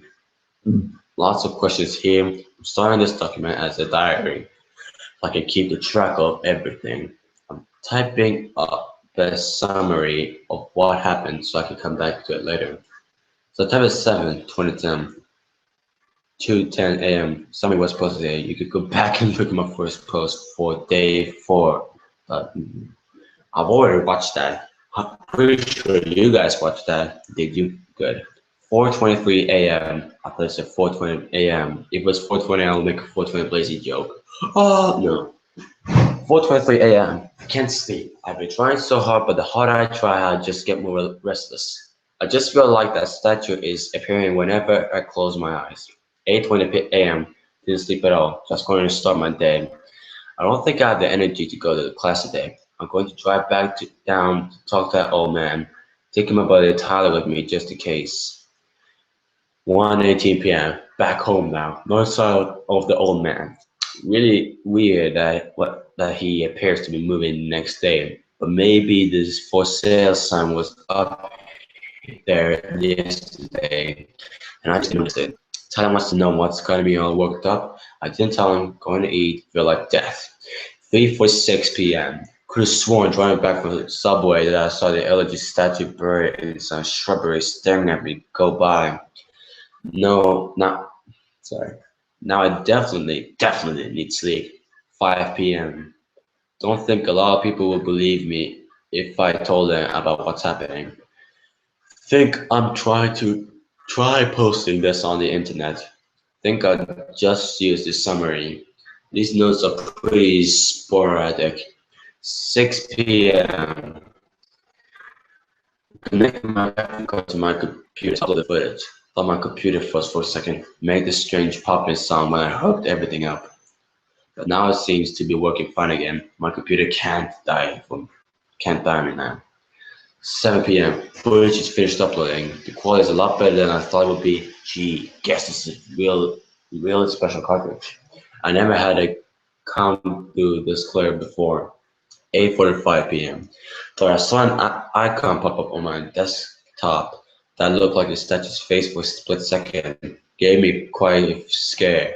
Getting really unnerved and delirious. I'm going to crash after this. 9 p.m. Beginning uploading my YouTube video on an alternative account. 9:30 p.m. I don't remember having uploaded a Vampire the Masquerade Bloodlines video last year. This was probably the account that I shared with a friend of mine last summer. I hope he doesn't mind me using it to upload it. 9:55 p.m. Posting my summary of day 4 with a link to the YouTube video. Going to try to stay awake, but I'm so tired right now. September 8th, 2010, 10:45 a.m. I had a dream about the statue. I dreamed that it was following me in my dream. That all business when I filmed my neck hairs stand up on end. I would turn around that horrible, lifeless statue would be staring with those empty eyes right at me, merely inches away. In my dream, I remember calling it Ben, power of suggestion most likely. And never before that I had a dream that I could remember so vividly. Never before had I had a You see this student kid, like before I had a 11:21 a.m. I really don't want to play this game again. I think I'm going to go back to see that old man there instead. 1:35 p.m. No old man, but I had an interesting conversation with his neighbor. I'll post the full thing with my summary of tonight's attempt at playing the game. Going away for a bit though, and see if I can dig up any information on this spent guy. 2:45 p.m. I've been getting random explicable headaches due to the lack of sleep and keep hearing that song in my head. Also, it's flu season, so I need to be careful not to get sick. My immune system is going to be shit right now because of that all-nighter. 3 p.m. Just nothing. Long Janice Dash. 3:02 p.m. My computer just on its own. Open up the text document and wrote the words I and www.clever.com myself. What the fuck? 3:46 p.m. I went to the website. It's one of those bot chatting programs. I think it's best if I just let the conversation speak for itself. Let's do this. September 8th, 2010 conversation. Hello? Hello. Who is this and how are you able to control the computer? Who am I? Right, forgot. You're a bot. Do you really think that? Listen, I know whoever is fucking with my computer can see my screen right now. Yes. Yeah, and I'll wager that you're one of those IT kids who think he's shit, right? No shit. You know what you're doing right now is illegal, right? Is it? No shit. Are you familiar with the terms invasion of privacy? Get the fuck on my computer, Kim. I am a computer. Cool story. Anywhere. I'm calling DPS. You picked a bad time to fuck with me, kid. Should I wait until you play the game then? What? That game? Majora's Mask? Yes. I didn't know that because... Because what? I did. Did what? I played with you. What WTF? It means what the fuck? What the fuck? Were you scared? Who the fuck is this, man? A statue. You're inside my computer now. Yes. How? You connected me. How the hell did I connect you? Cables and cords. How? Tell me about yourself. What? Tell me about yourself. What do you mean? What is it that really scares you? What the fuck? Answer. No. Answer. What the fuck? How the fuck did you just open that by yourself? I'm your computer now. How much can you control? Oh, what do you want from me? You're stuck inside there. You can't hurt me. Huh? Go play. No, you can't hurt me.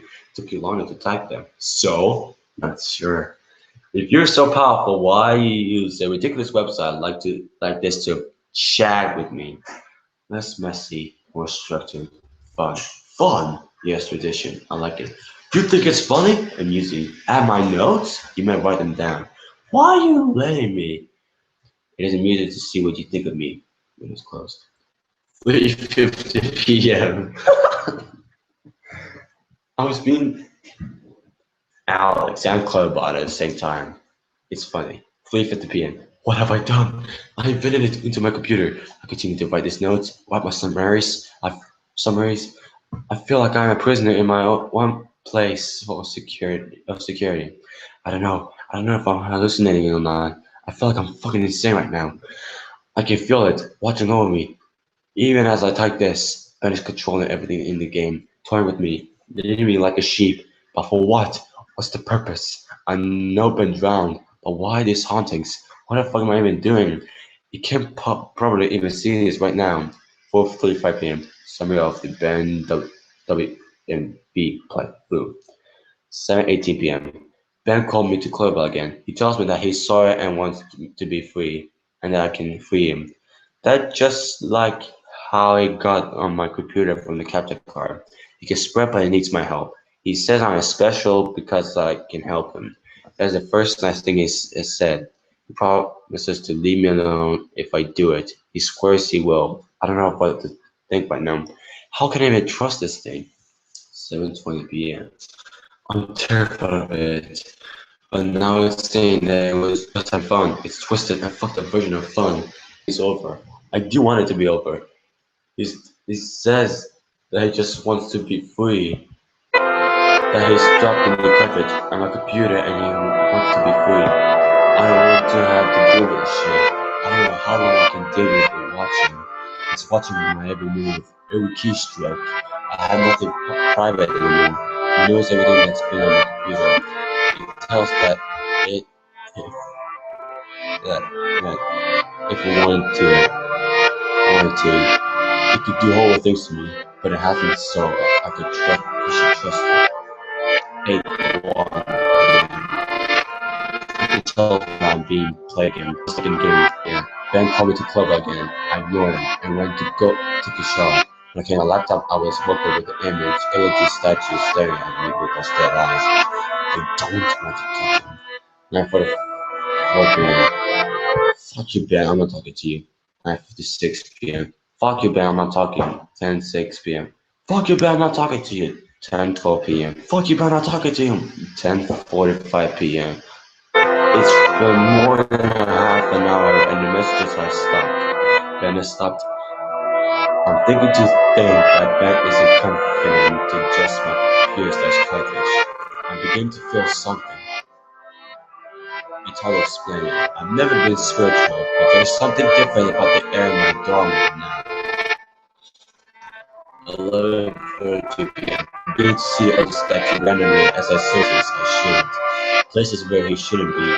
I'll be scrolling down and suddenly I'll be staring at the picture of the energy statue. Always the energy statue. I don't know how much more of this I can take. September 9th, 12:35 a.m. My voice fears confirmed. Gunner's tempered with my summary of MB. I looked at the summary that was on various forums for the .NB file, and parts have been omitted. There is no mention of Ben existing outside the game. There is no mention of the Moon Children. How could he have been that quick to delete the post without me noticing? I'm wondering if maybe it appeared to me that I was posting everything, but in reality, Ben was posting his own censor version. I'm going to ask Ben why he didn't. 12:50 a.m. He isn't responding to me and clarify. He's just giving the generic response that he usually does. I'm just talking to a bot this time. Well, good for you, mister. 1:24 a.m. I think Ben is mad at me. For what? For doing that? 10:43 a.m.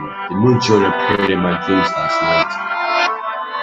Wait, I thought it was a.m. Now it's p.m.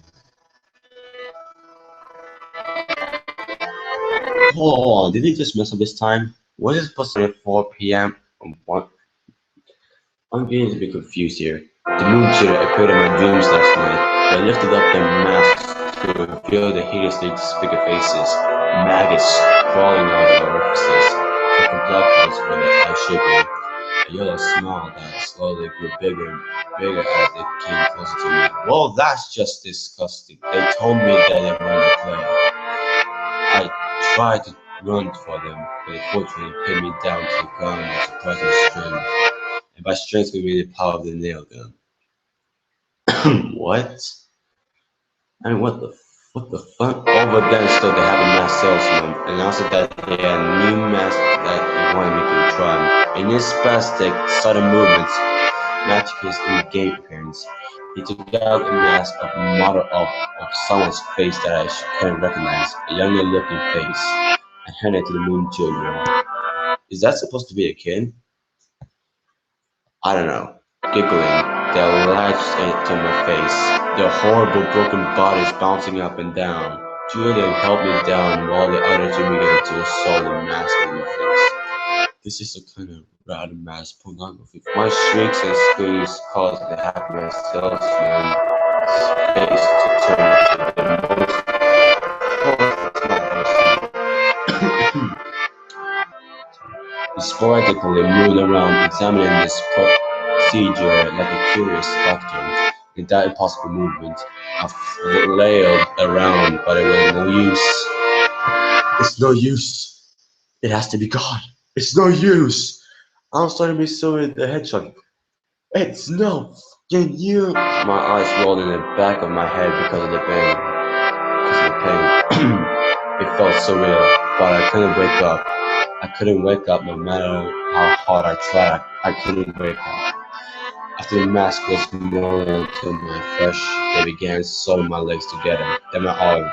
The horrific feeling of a needle puncturing your legs and pulling them in, rupturing your Achilles tendons and tying them together when they drop. Okay, that's just.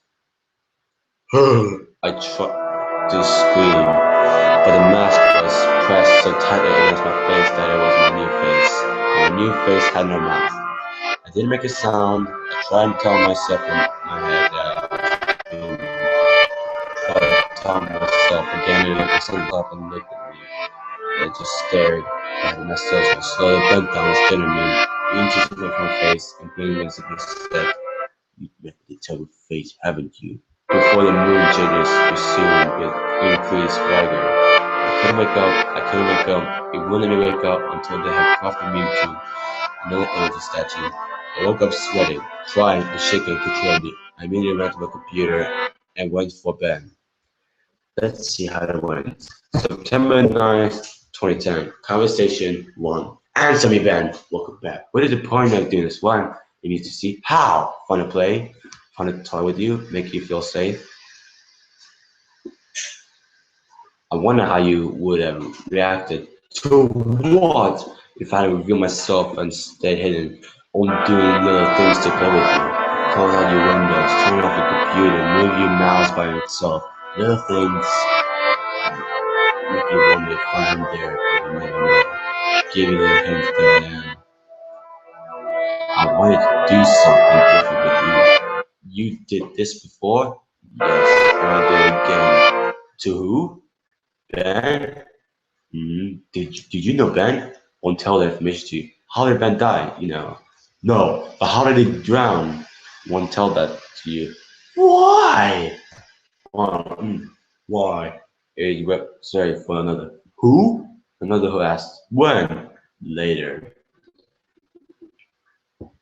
Shit. I'm beginning to think that this thing maybe isn't Ben at all.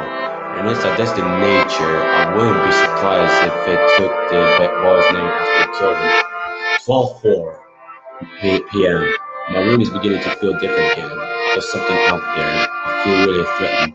Like there is something that is trying to reach out to me and strangle me, but I can't quite get there. Sorry. 12:46 p.m. I think Ben doesn't want to play with me anymore. I'll play again. I'll play the game again. Ben, can you see this? I'll play the game again. Please, just stop this.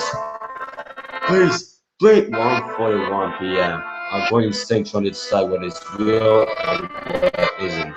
Did just playing a trick on me, or is this for real? Is Ben generating these replies while other people actually posting them? Did it just see that screen flicker, or was it my imagination? Imagine depending on the internet and trusting your eyes for a time life and then being blinded. Can't rely on you. You second guess everything. For a brief moments, I am looking at my responses to the videos. People were pointing out things that looked fake or Photoshop or whatever. And there's literally no way for me to know if Ben changed something on purpose to try and shut me up. Or if maybe those replies were just constructed by Ben to try and discourage me from even reaching out. See, I get fucking caught in the infinite mindfuck loop like this, and this is what has me wearing on my sanity and pushing me to the edge. As I'm writing this, there's no way of even telling if anyone even cares as much as I think they do. Just another fucking joke. Is this how technically even exist? Am I writing nothing?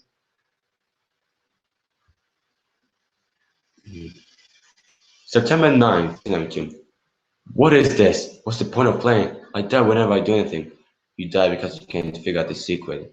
What? What the fuck are you talking about? The beauty in yourself. That bitch. 4:09 p.m. Ben is making me play the game again. He tells me that there is something very important to show me. 6:23 p.m. Some of the John.WMB playthrough. 9 p.m. Some of children.WMB playthrough. What was the children.WMB playthrough?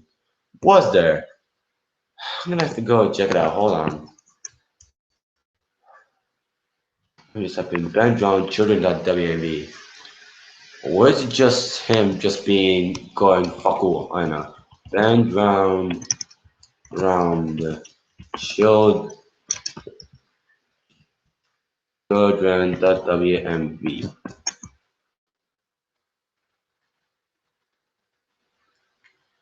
Oh, so that's children.WMB. Okay, someone commented. Oh, hello, Mark at 8. I'll watch that tomorrow. And someone has got coffin picture, okay.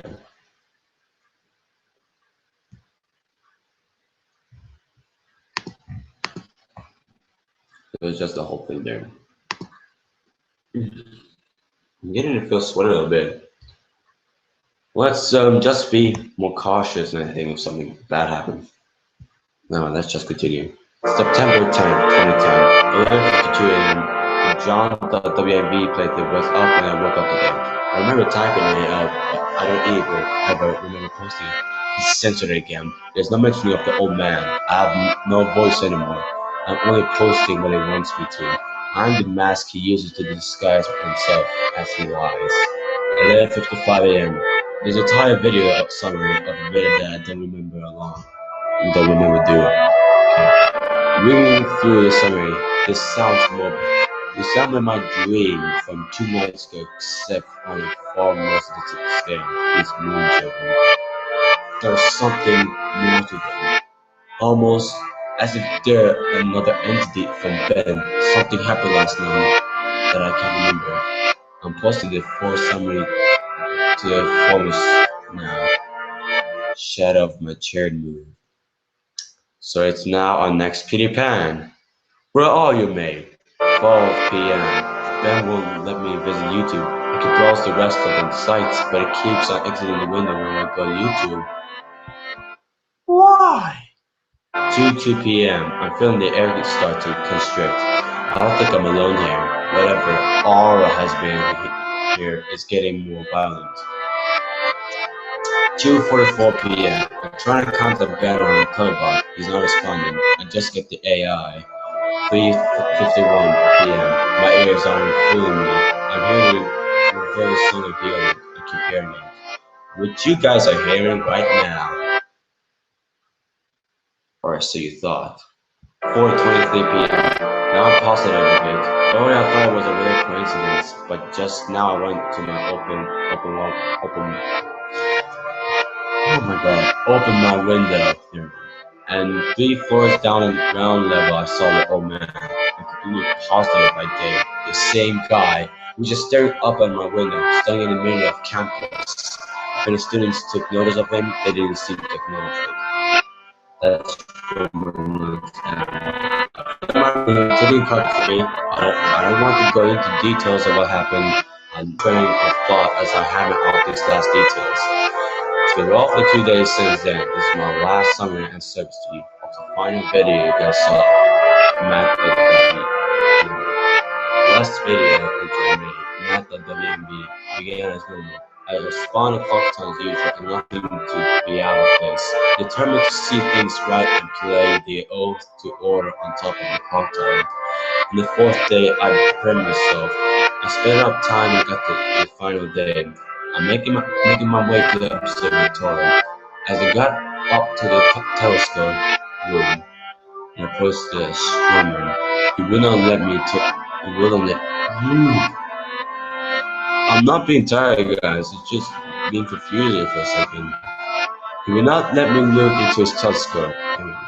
He told me that it would be cheating and that I should follow the rules. Despite my repeated efforts, the game would not let me do the 4th day glitch, no matter how hard or what I tried. I tried working around the game doing the glitch, but it was a demo this time.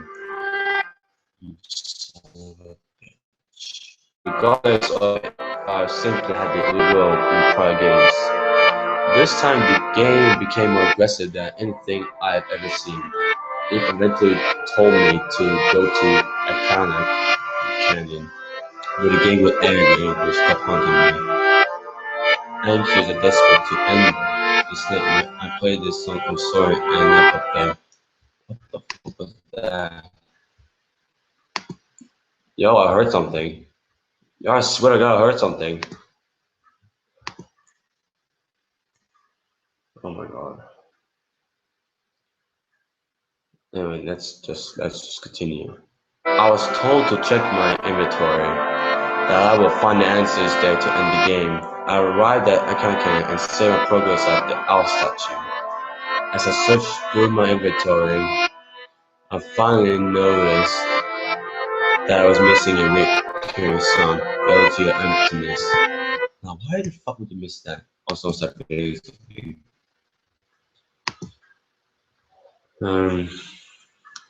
I think I'm just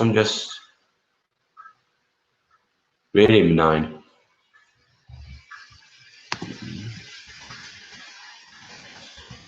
See, hold on.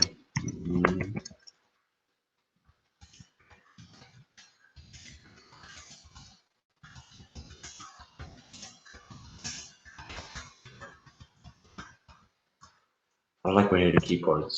It's just so frustrating. I better hopefully shorten it. Yeah, finally soon enough. Again, hold on. Oh, that's right. There you go. Obviously, once I traveled there and learned the song, I suppose that was the last thing I needed before Ben decided I had enough fun playing with me. Ben is a manipulator. He tries to force victims into security and makes you drop your guard like a Venus flytrap. He inserts them. I'm nothing but a puppet to him. Enjoy seeing what kind of human emotions he can tap into by doing different things. If I could think it, I would swear I'll still some things about this whole experience that still don't make sense, but I'm good at figuring out these things, and I'm not exactly in the right state of mind to. I'm giving you all the pieces of the puzzle for you to analyze and piece together the missing links. I'm typing these closing thoughts on the library computer on campus, and I've even installed notes I've stored on my infected computer for the last 4 days. I'm then going to combine those copies plus paste those notes with the closings of openings that I typed here on the safe public computer into one text document. I'm not taking any chances threatening Ben. I want to risk this horrible torment on anyone, and I made sure to have my bases covered here. I didn't run into any problems with Ben when I was back on my computer trying to email myself the notes. Right under his fucking nose. He has no idea what he's just let me do. He just let me do. Had no problems opening the text document from an infected computer in my email.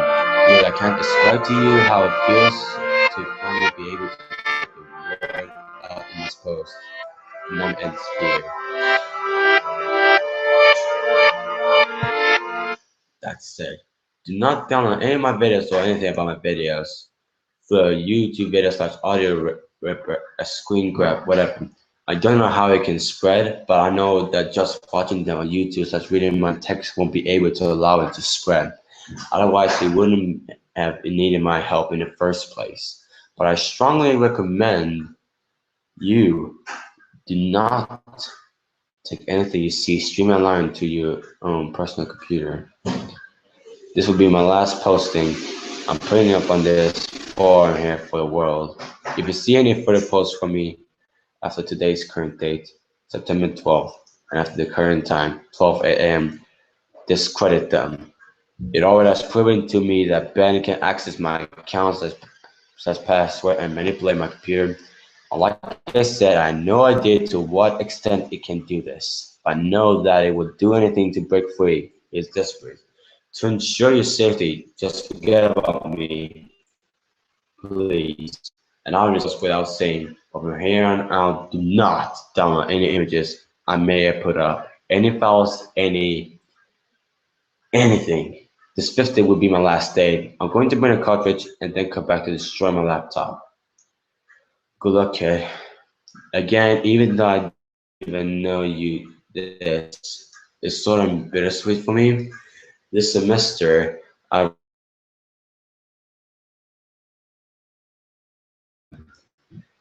I said before, semester means vacation.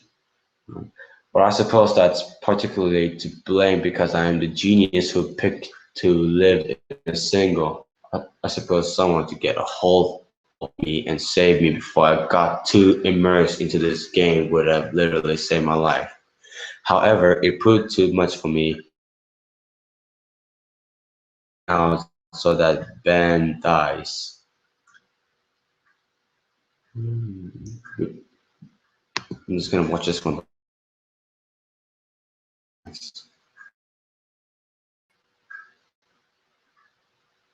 Come on, bro.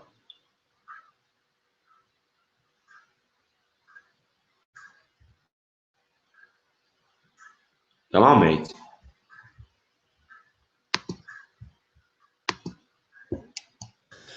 Oh my goodness.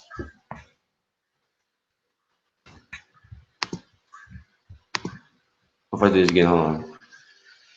There we go, finally. Oh my god, freaking mosquito in here. You know what's the difference between, wait, before I go straight into this video, you know what difference is between the mosquito and the giant mosquito? The small mosquitoes suck your blood, while the giant mosquitoes only eat plants. They don't suck your blood, they just eat plants. Yeah, I know, weird. Now let's see the final video. My god, the counter resets.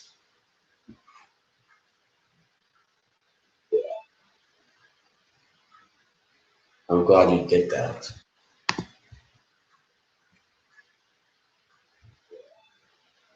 It goes back to my again call.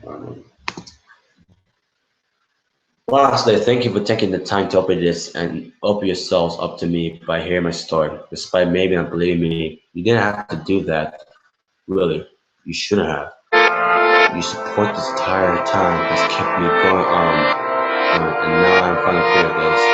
Thanks again, Reducible. You shouldn't have done that, Matt. You shouldn't have done that. So, there you have it. Almost like an hour and a half read. I don't know, man, if I have time, because I focus on Final Fantasy 4 on Sunday. Wow. Yeah, it's like the most scariest one. Anyways, what other source should we take? Someone commented abandoned by Disney. Let's see. Thank you, Len, for the creepypasta that you know. What does this even mean? No, this. Did I see it or what the fuck?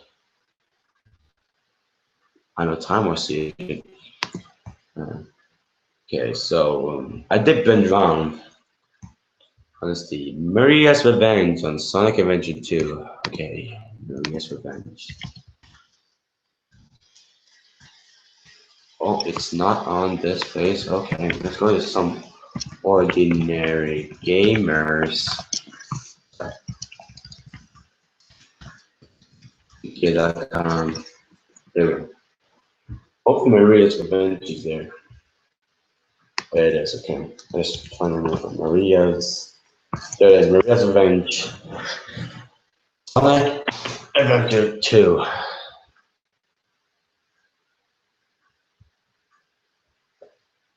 Okay, I do have time, guys. Yeah, like 10 seconds to read this.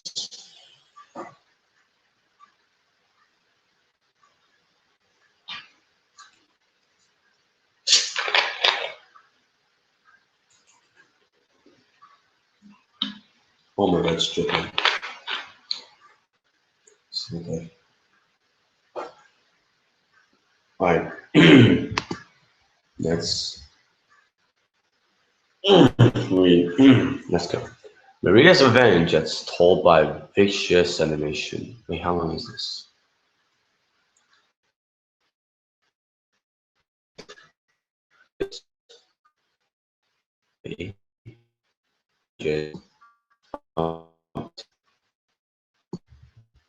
And there.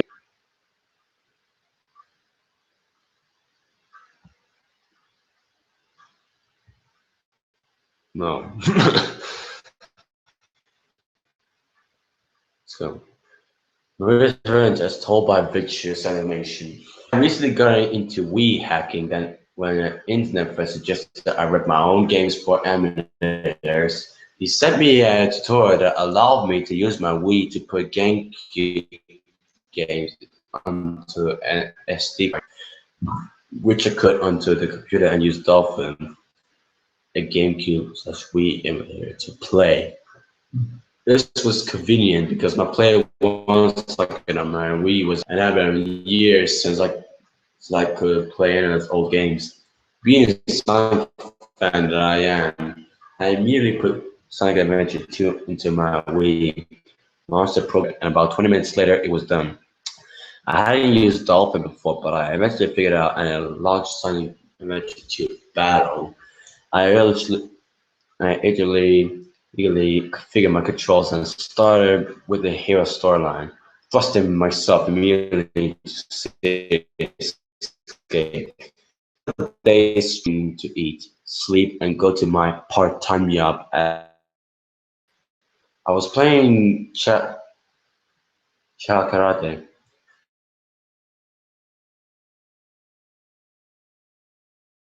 Posed and won the match, granting me the final emblem in the game. I had all emblems, all S rank, the secretary theme, all three cow gardens, the alternative costumes, 100% everything.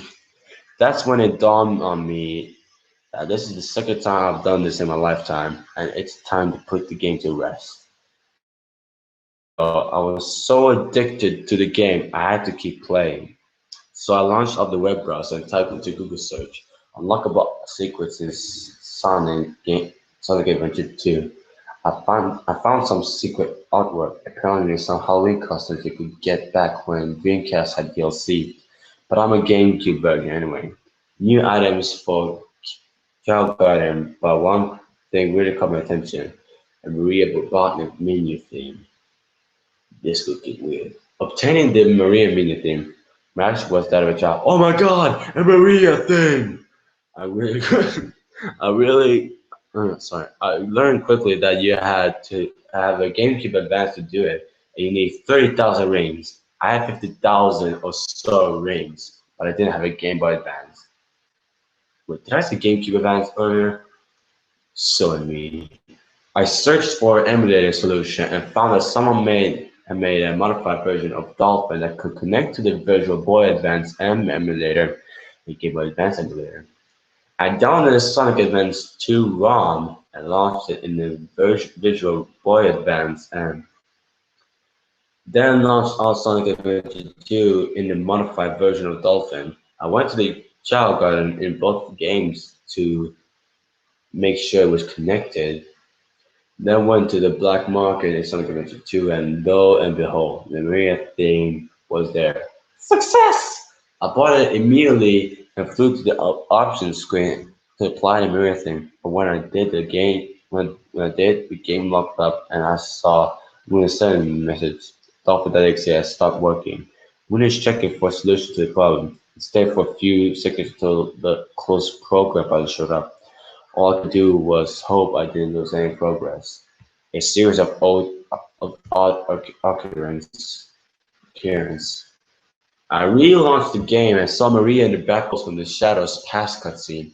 Maria's image was fighting and tearing the graphics.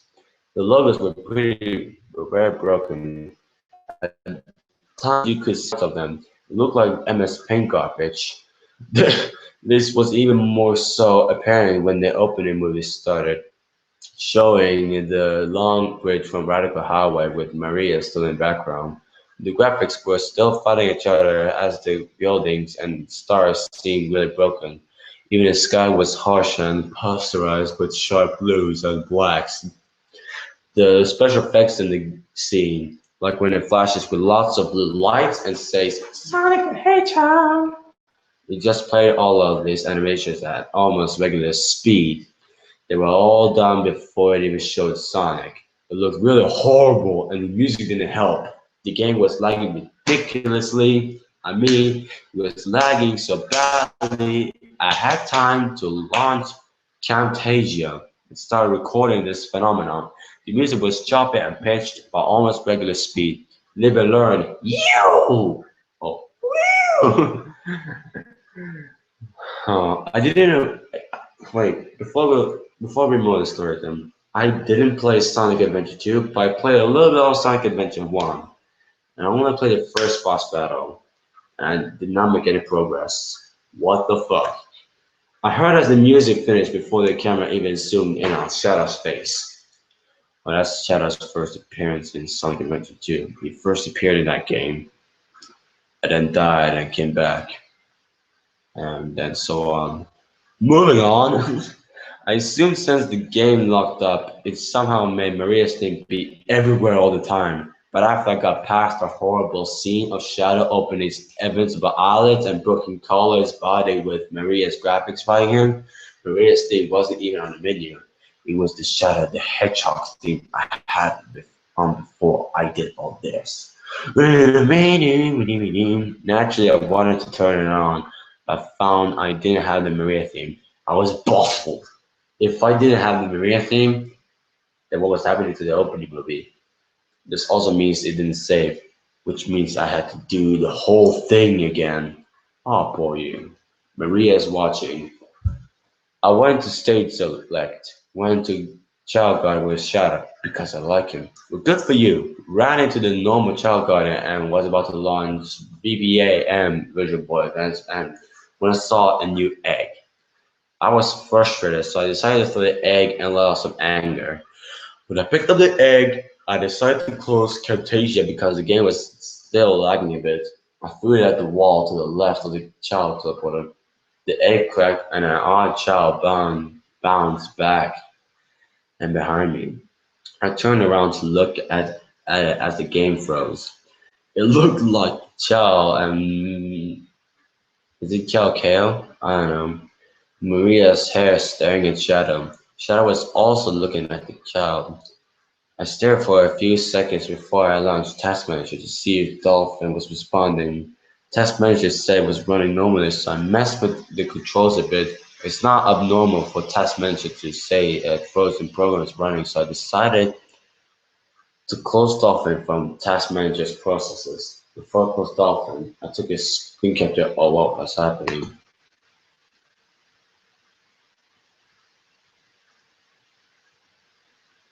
And what's the screen, my boy?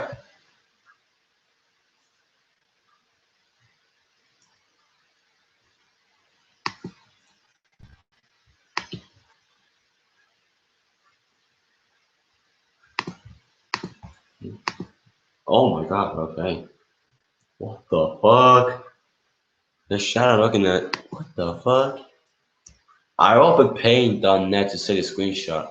I copied it while I was there because why not? And I close look at it. I thought I saw something weird faint.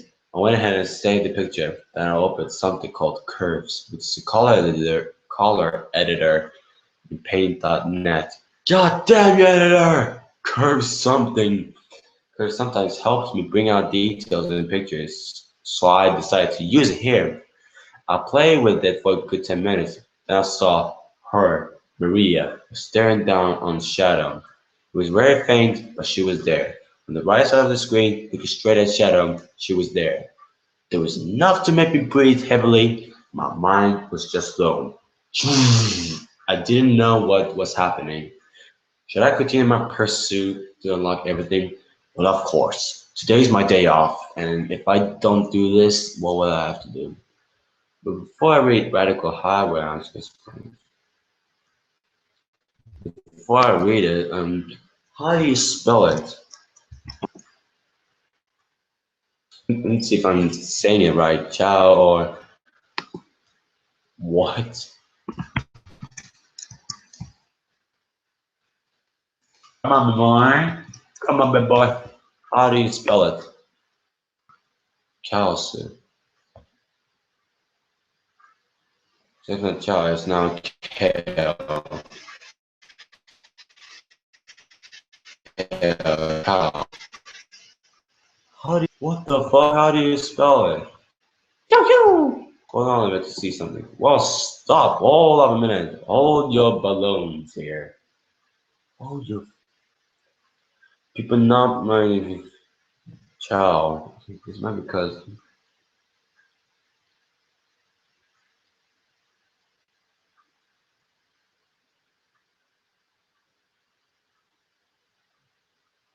also it's KO. Okay. I'm just calling it Shaw, right? Shaw. is good. Shao, so easy to call the supermorph of Child Chaos or Cows, like cows.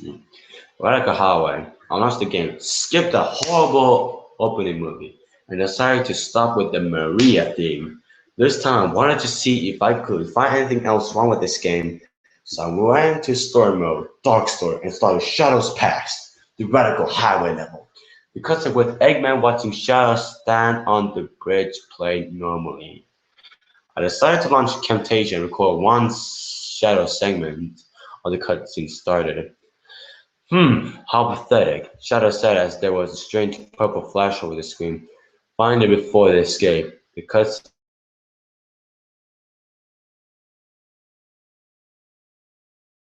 I beg, all the people do it. I beg, all the people do it. I beg, all the people do it. I beg, no, I beg, no, I beg, no. But the word no was in Shadow's voice. No!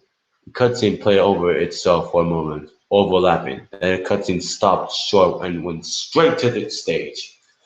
Once I started playing the stage, I read breaking through the basic military, but all the letters were grayed out except a couple.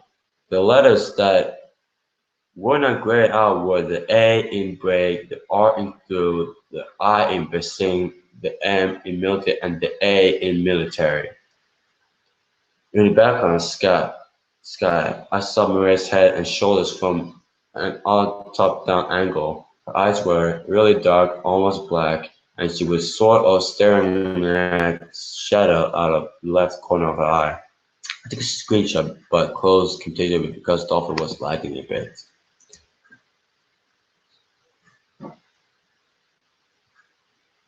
So this is the screenshot.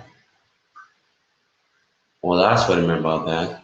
There's shadow right there. Jesus Christ. Okay. As I played through the stages, I never lost sight of Maria, even if it was her back, dress, feet, hair, one eye, or a finger. She was always there, fitting in and out. In and out. Sorry. I decided to pause the game and launch Camtasia again. At this point, I didn't care about the lag and wanted to capture this. A few seconds after unpausing, I beat one of the gun robots on the Gerald in prison cutscene started playing over the game, but the text and special effects weren't on it. Just Gerald kind of sitting there, but it distorted the call to the game. It was kind of like what happened with the intro. But Gerald was tearing the graphics instead of fighting them. I thought I had something in my mouth, sorry. The cutscene clearly had dominance over the other graphics. About halfway through the cutscene, Maria started fading in and out of the scene in different poses from different angles. Even with everything that was happening, the game was playing at perfect speed. One pose shocked me. However, Maria on her back with her legs spread awkwardly, allowing the camera to catch a full shot of her special parts. Oh my god. Oh, please tell me that there's not of the parts from 50 Shades of Grey because I cannot take this. Moving on. Maria was blocking her face with her hands. I decided to pause the game and stop recording there. I stayed the video and severely blurred it at the part so you can't make it out. I didn't realize until I unpaused the game, but I have been playing it the entire time before I paused and actually got it well. I was impressed with myself. There was another pose that caught my eye though. Juana Maria completely naked holding her pose during the Shadows Past cutscene on the control panel. And no, I'm not having boner right now. Shut up. It started getting more disturbing as another pose of Maria naked showed. Her legs were red but it looked like her hair. Blood? I thought, but Sonic Adventure 2 doesn't have any blood graphics. That's what it's born of. No kids game does not include blood, except for some, and even a movie called Legend of Mulan. You know, the movie was almost an hour long. I don't know if anyone watched that. I'm gonna figure that out like tomorrow. Moving on. Then again, this isn't a bug graphic. I screen capped it and cropped down to only her legs. Once I beat the stage, the game began counting my rings and score. Instead of getting rank S, which I totally deserved, Shamira's face was shown and the stage faded out. What is it, mate?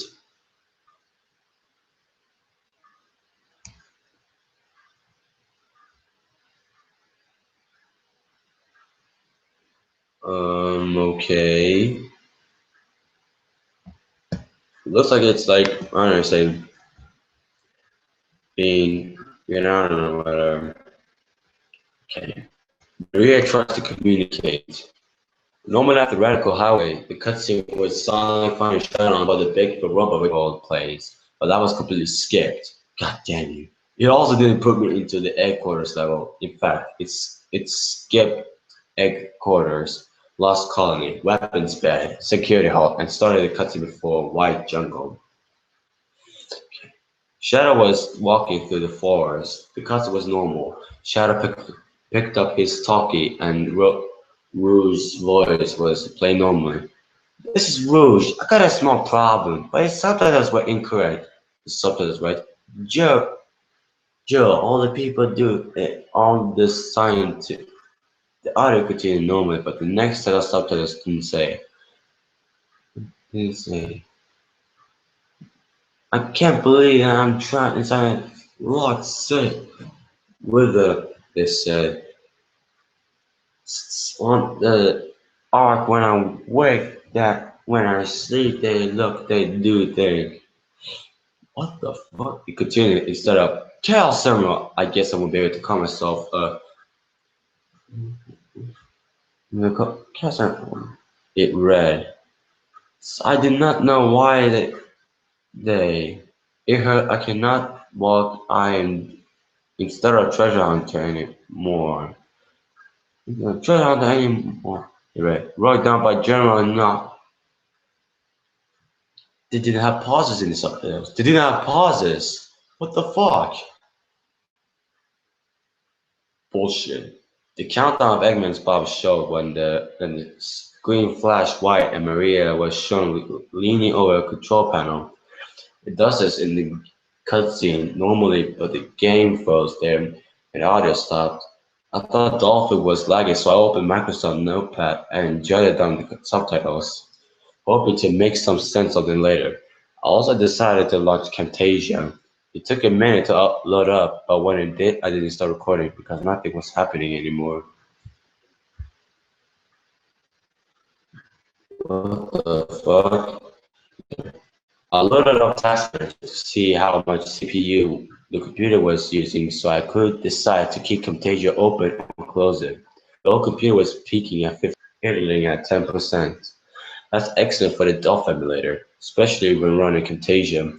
Dolphin was still running according to Task Manager, so I decided to hit enter, which I had pinned at the GameCube start button to skip the cutscene.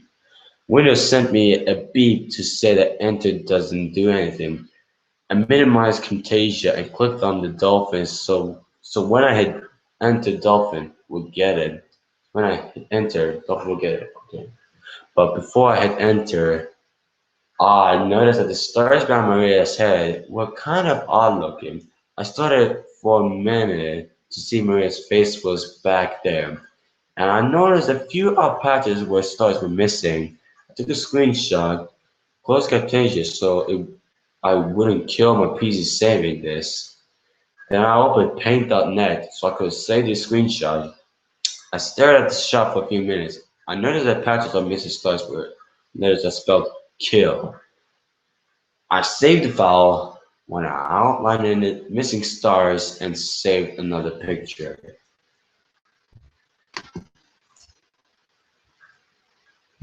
This is what the picture looks like.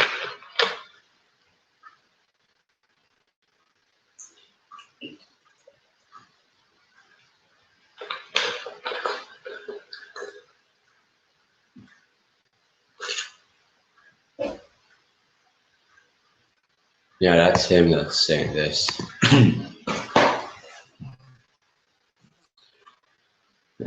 I click on Dolphin and once again, Weoshin. What? The sound effect played as the screen read Stage 9, White Jungle, First Mission. Cut through the jungle in 10 minutes. Like a radical highway, all the letters in the text box were grayed out except for a couple. The word cut, the T in through, the R in through, the E in the J in jungle, the U in jungle, the L and the L in jungle, and the exclamation point. Right. True treasure. What? I never made any sense of these letters. Me neither. I waited for the letter to load, and when it started, I saw Maria in the sky with a blank expression, looking down at Shadow, but sort of toward the screen at the same time. I stared, observing every detail on her indescribable face. An ounce of logic must be left in my mind, because I told myself not to play anymore. I came up with the great excuse to take a break, figuring out these strange messages. Decoding messages. I started with a screenshot I took of Radical Highway. I had to look for a second before I figured out the letter spelled Maria. Feeling pretty confident this shot at the subtitles I jotted down a moment ago. I first strung them all together in Windows Notepad. There are all the people do it, all the scientists on the ark when I wake, when I sleep. They look, they do things I did not know. Why they heard I cannot talk, I'm drugged down by general no. They look, they do things when I sleep, when I wake. All the scientists do these things. All the scientists were doing something to her when she was sleeping. Something that hurt.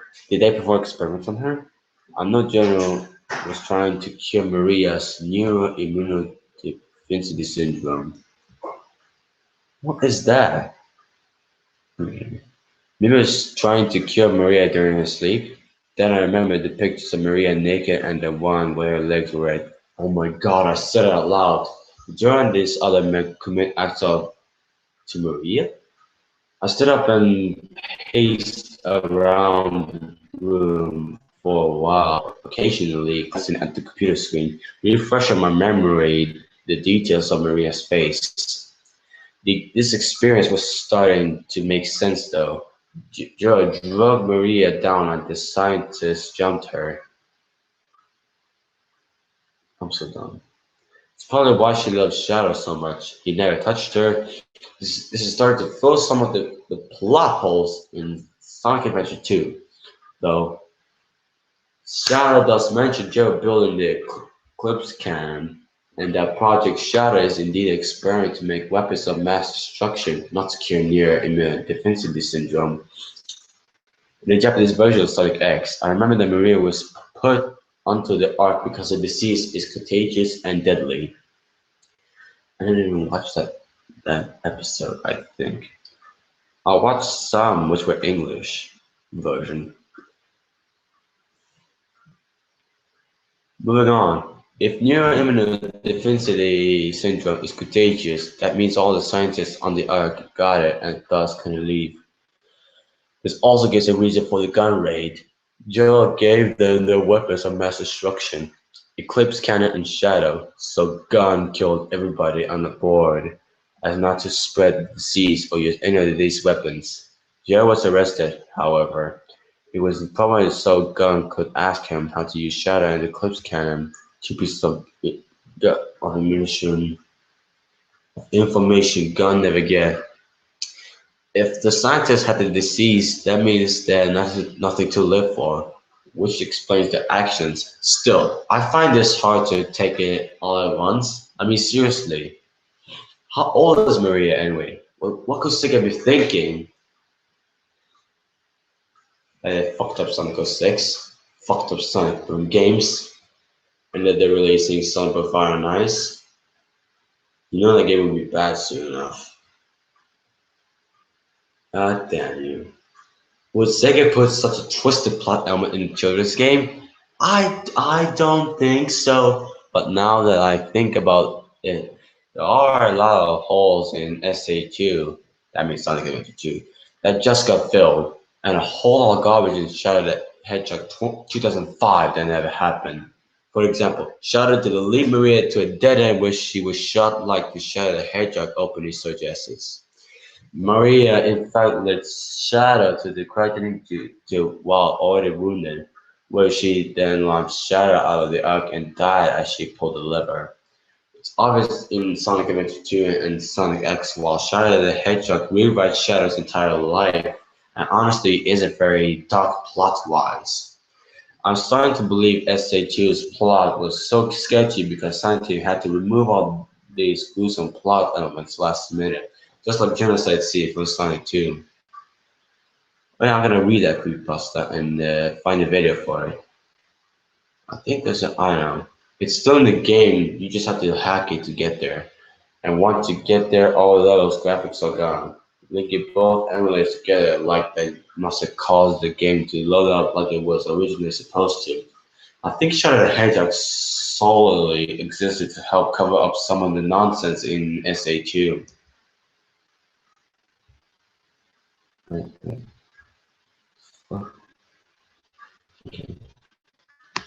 Calm down. Another. After my logic session, I found myself seated, staring at the details of Maria's face again. Once again, I couldn't stop feeling sorry for her.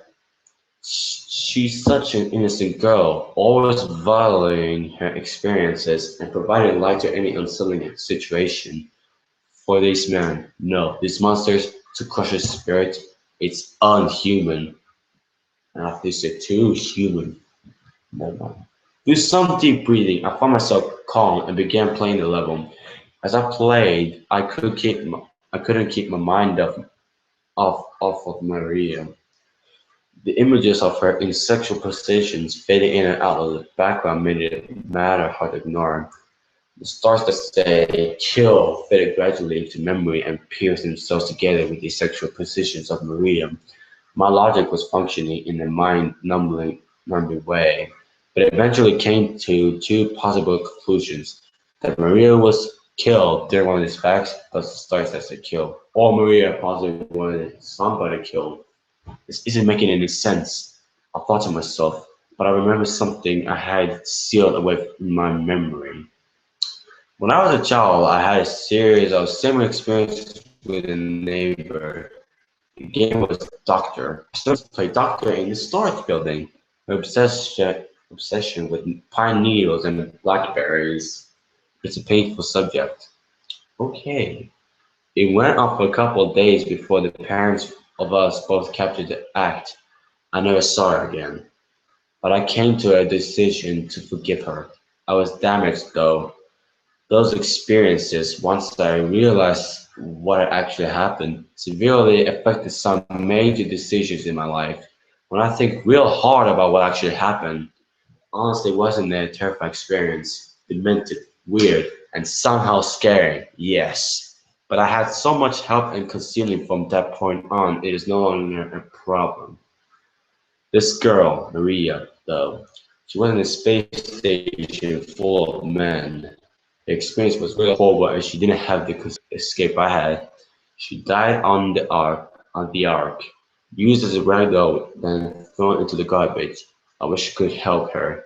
I could bring her to the same realization I've come to if we could only meet. Alas, this is only a video game, but I couldn't shake the feeling of connection I had with Maria. I decided to do whatever Maria would have me do, anything to clean her face of its paleness. It's like a funny word for me. And once I beat white Aunt Maria's face and the game instantly flashed to the cutscene of Sonic the Shadow going super. I thought we were going to Shattuck. Yeah, Shattuck's a thing, alright? But Maria's fading in and out of the scene. I decided to bring up Camtasia but couldn't start recording until about halfway through the scene. At this point the camera had completely zoomed in on Shadow, cutting Sonic out. When the cutscene ended, the game took me to a completely black scene, sorry. Shadow's animation was frozen, his shading was bland, and his power aura missing. Live Learning was playing but severely slowed down and choppy. The background was fading in and out many different harsh, burning colors. I saw Maria in the background, always on top of the colors. She looked like she was falling while holding her chest, and her shading was very dark colored. I pressed the up arrow on my keyboard and started moving forward. The controls were very stiff and didn't feel like Sonic Adventure 2 at all. The camera was stiff too. I saw a wooden chair with Joe sitting on it. Some white text appeared at the top of the screen. It said, "For all the people on the planet, kill him." Right then, I knew Murder Joe would be the best thing for Maria. I flew around it for a second, looking at this angle, exactly like the Joe on the cutscene. Maybe this is a beta model or something, I thought. After a second, some more text appeared as the original text disappeared. Shadow, do it for me so we can be happy. I pressed X on my keyboard, which I had pinned as the GameCube's A button. Shadow's pose changed the pose he held on the text to find hazard and the game froze. Thank you was shown in the white text on a black background. The font was on the bottom right corner of the screen. After a minute, I started pressing buttons. I pressed every control of the game, then every button on my keyboard. Nothing happened. I decided to save this recording so I wouldn't lose it. I closed Dolphin, then I started recording again. When I opened Dolphin and loaded SA Sonic Adventure 2, the thank you screen was immediately there. No sticker logo, no license by Nintendo. Just thank you.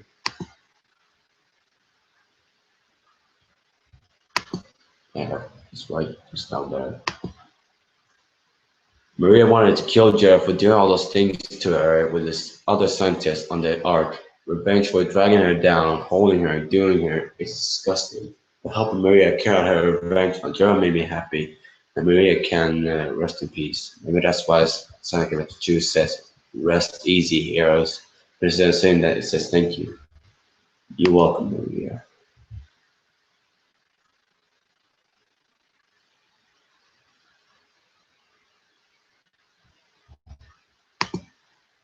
Okay. So this is like a whole.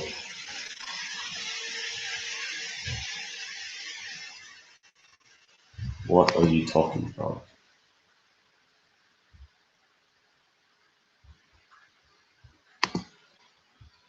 I'm really writing this down. I'm sorry.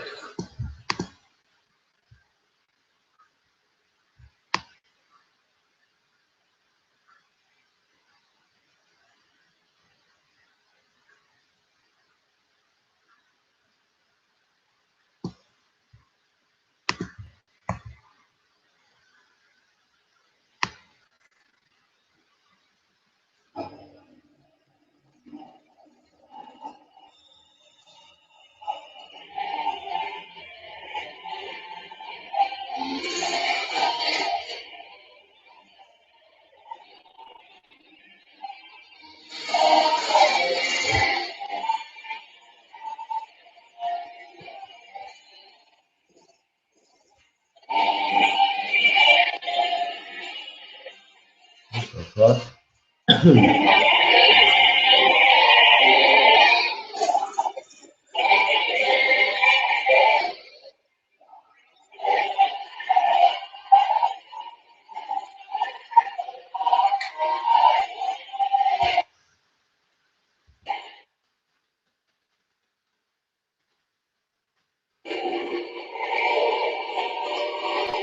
Holy shit!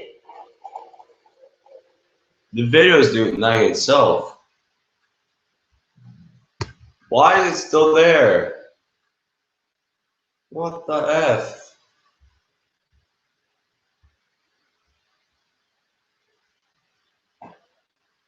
And it stopped.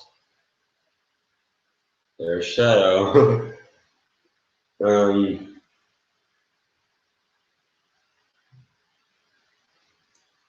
what the fuck?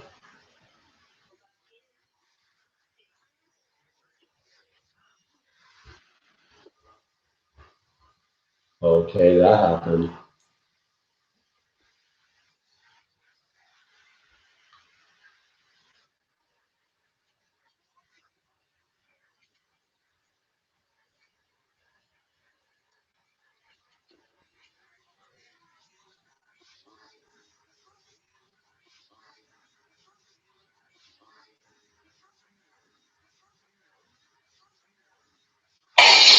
Holy shit!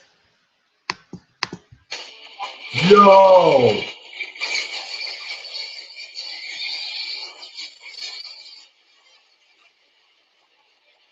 This is so loud. What the fuck?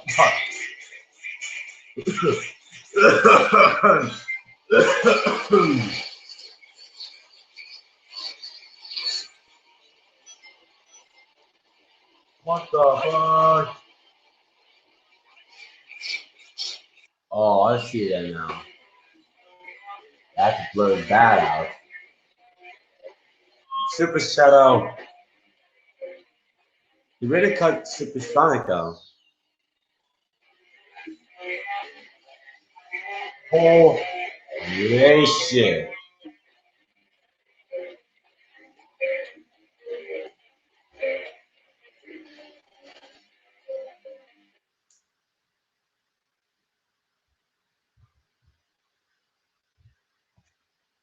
Okay.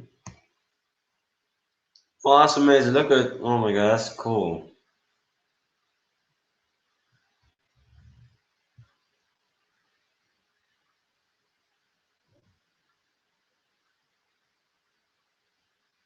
It looks so real. What the hell?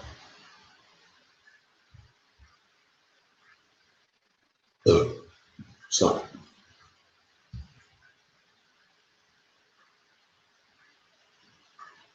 See, I told you.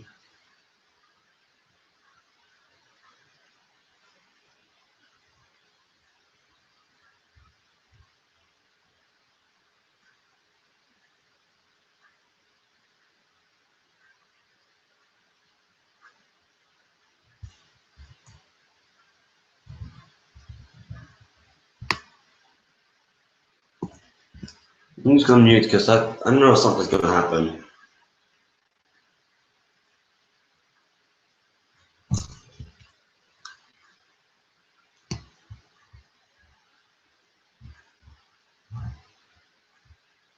Yeah, I see that.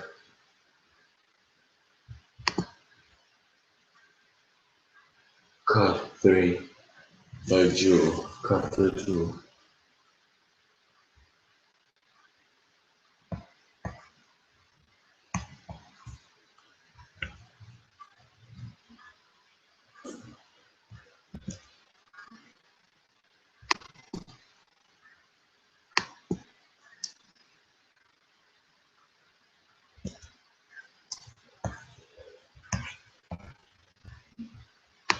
And if you could tell, it says that the artist is feeling certain, and it says the whole thing is fake or whatever.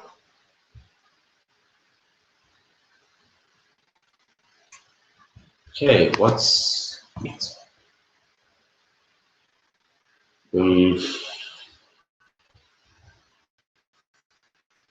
anime Disney? Okay. See, baby.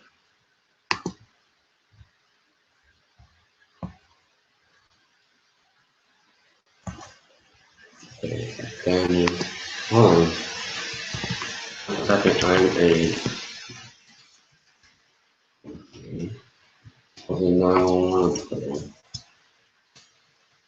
Oh, hold on. This one, Google and I a 911 upgrade. Yes.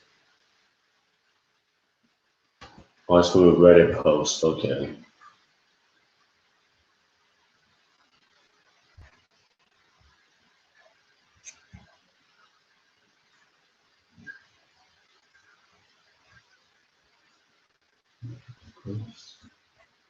Okay.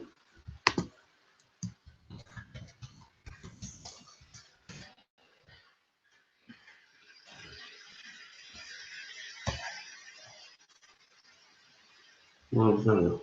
It's not that. It's not that bound. Okay. How many you so far? None.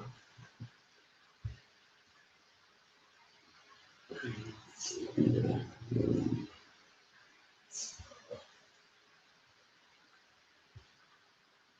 So I'm gonna take like I don't know, some minute break. pause for like I don't know, 15-minute break, and yeah, after my 15-minute break, I'm gonna eat some more pastas. So I'll see you in a couple of minutes.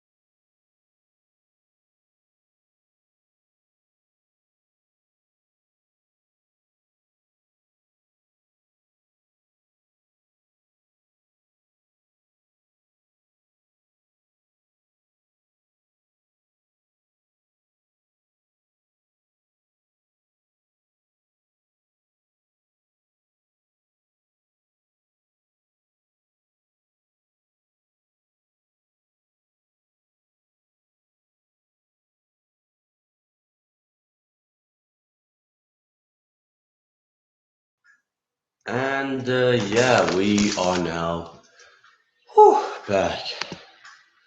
So for like a 16 or 17-minute break, I'll just take some snacks now. I'm still here, yes, I'm trying to find a spooky song for... Sorry. Oh my god. Wait.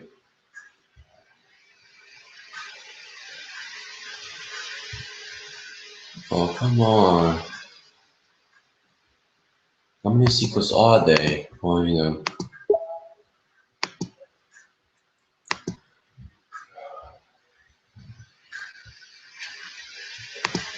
I know there's like a prequel and a sequel to, oh my god. Long time I have to read all this.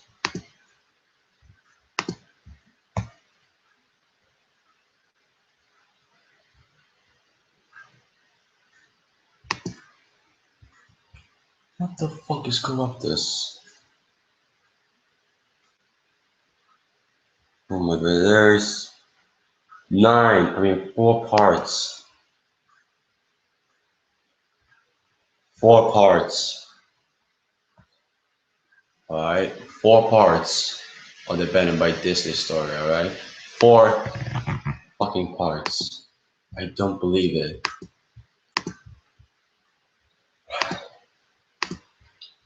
So, I'm gonna read the whole story of Abandoned by Disney.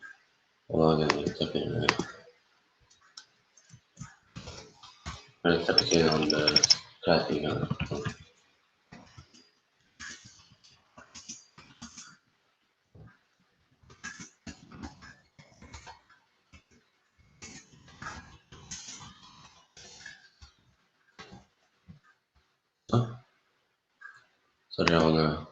So we're gonna read a few suggestions, which is a prequel, and Abandoned by Disney, which is the most popular. Group Zero as the second most popular sequel, and Corruptus, which is like an aftermath to all these players. So like what happens to all those things. And then in the final, we're gonna read 911 operator, and if we still have a free time, because the live stream is gonna end like somewhere before 3:50 a.m. I'm gonna pick something which is like short. So I'm gonna share the screen right about now. Yeah. As you can see, there is 4 customers, whatever. BS bullshit. Yeah, bullshit as in BS. I'm gonna try and find some good music, right? Good.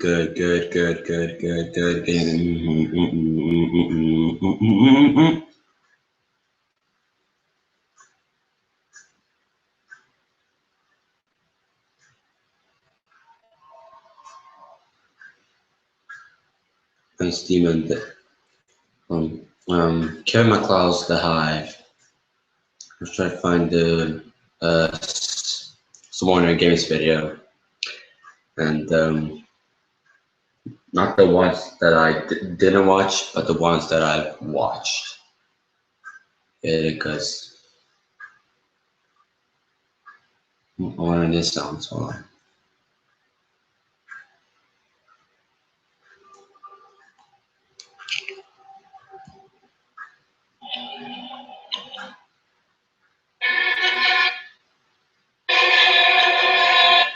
Oh, this is scary. Holy shit.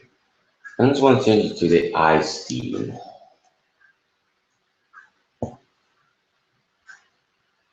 Let's see. Yeah, it's nice.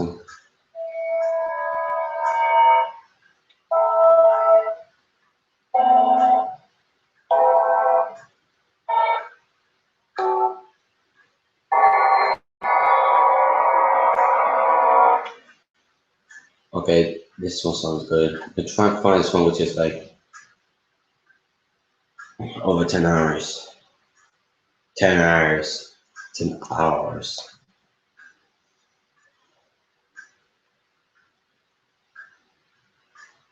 Nope.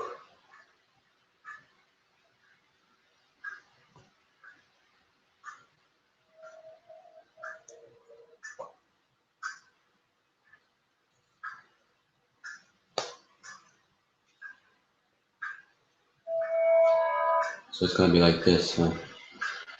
Shit. Right. So, are you ready for the whole saga of the Italian by Disney story? I don't know if you guys are truly ready or not, but I'm going to close the door because I do not try not to join.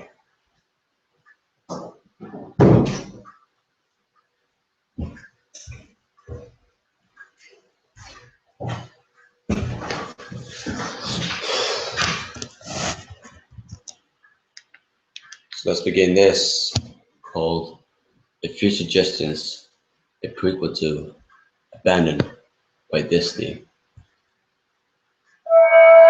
Suggestion. If you're using a person at check-in during peak hours, please move the hot dog cart away from the main water slide. Also, please have water slide staff keep an eye out for children who just ate. Don't want to get sick in there. Fear for people have to go through it before we know about it. It would be nice if we had a way to get more detailed information and hours that would follow meeting time with management. Needs to secure a self-gate. Music in the reptile house keeps slowing down and reversing. It's very annoying. Please tell the mascots not to try eating in their costumes. We keep getting one in with food all over its face and we think someone's trying to be funny. The mouth opening its mouth. So eating isn't even possible. Please fix the music in the reptile house. It's still driving me up the wall. Guests are complaining about the amount of towels in their rooms.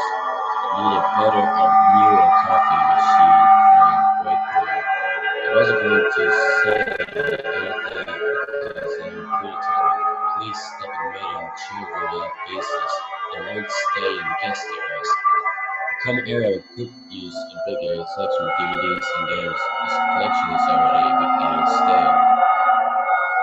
Still needs to be at some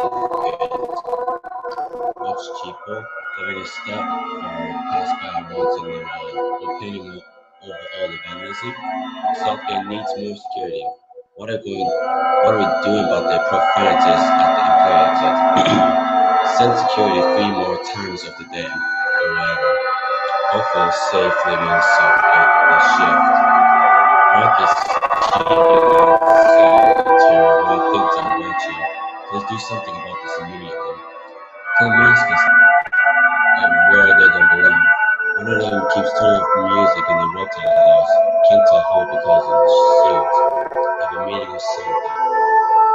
Please give the mascots more breakdown or allow to take short breathers during work hours. Sweat and body odor, everything. And now we keep getting the same suit full of vomit. Stop, Frank. He's a menace. It has not spread to Sudoku. I'm not making this up. Sorry, right on a napkin. But we need more just to have somebody still stop the fucking music. I swear, all these little kids are getting into everything. Every time I kill one of them, the others just misbehave more. I keep finding them in piles at the bottom of the stairways, and I think it's funny. It's not funny. I can't get through. Need more suggested cards. We see the mascot suit with crazy gloves. Someone took it to the south gate. We call them matches, but the band that is using might be worth looking into. Also, all the cards, costumes sticking to the surface. It's too hard to avoid with these gloves on. Thanks for suggested cards. Finally, what do we do about staffing check-in and pick hours? Once more, suffer monkey, well, nice guy explaining me this apology about my breasts. I told him I had to shoot him about him. I don't think he's going to do anything because I don't know boys and everything. I'm going to file a lawsuit if Monica says they'll blame me because this is fair notice. Additionally, please restop the cards. I suspect they were removed so you could discourage my reports. I'm an ass. Getting up loud. I mean, just everywhere. The guests are getting increasingly angry about flipping switches, only to have nothing happen. When we're getting some new DVDs in the cover room, I'm not complaining because they're all movies. Just plenty of scratch and don't play all the way through. What's the ETA on the coffee maker? The vending machines on the third floor in the guest area are constantly unplugged and the money slots are often jammed with suggestion cards. I don't even know what these cards are talking about. We need more cards again. Try to find phone.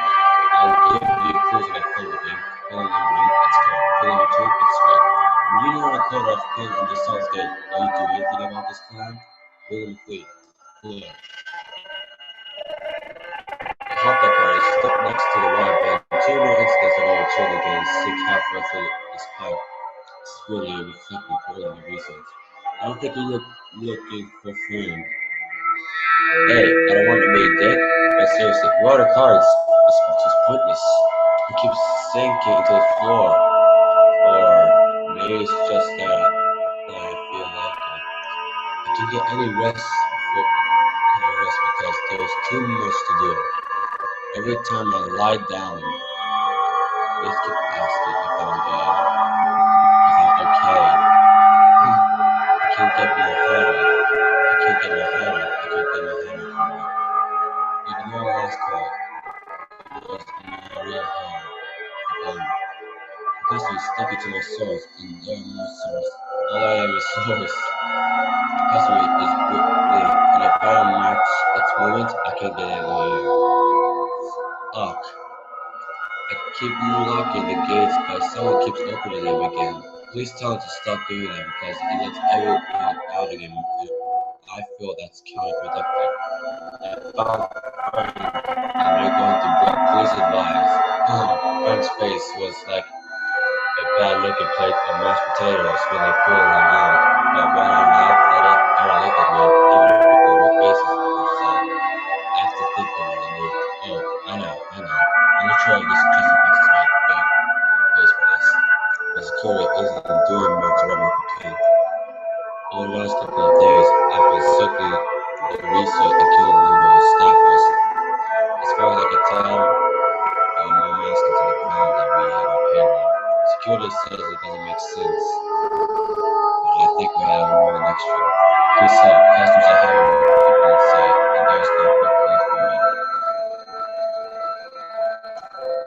So,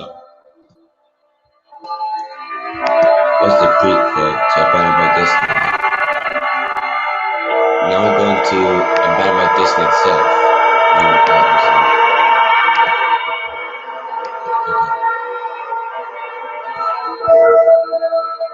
Some of you may have heard that the Disney Corporation is responsible for at least one real live ghost town. Disney built the Treasure Island resort in Baker's Bay in the Bahamas. It didn't start as a ghost town.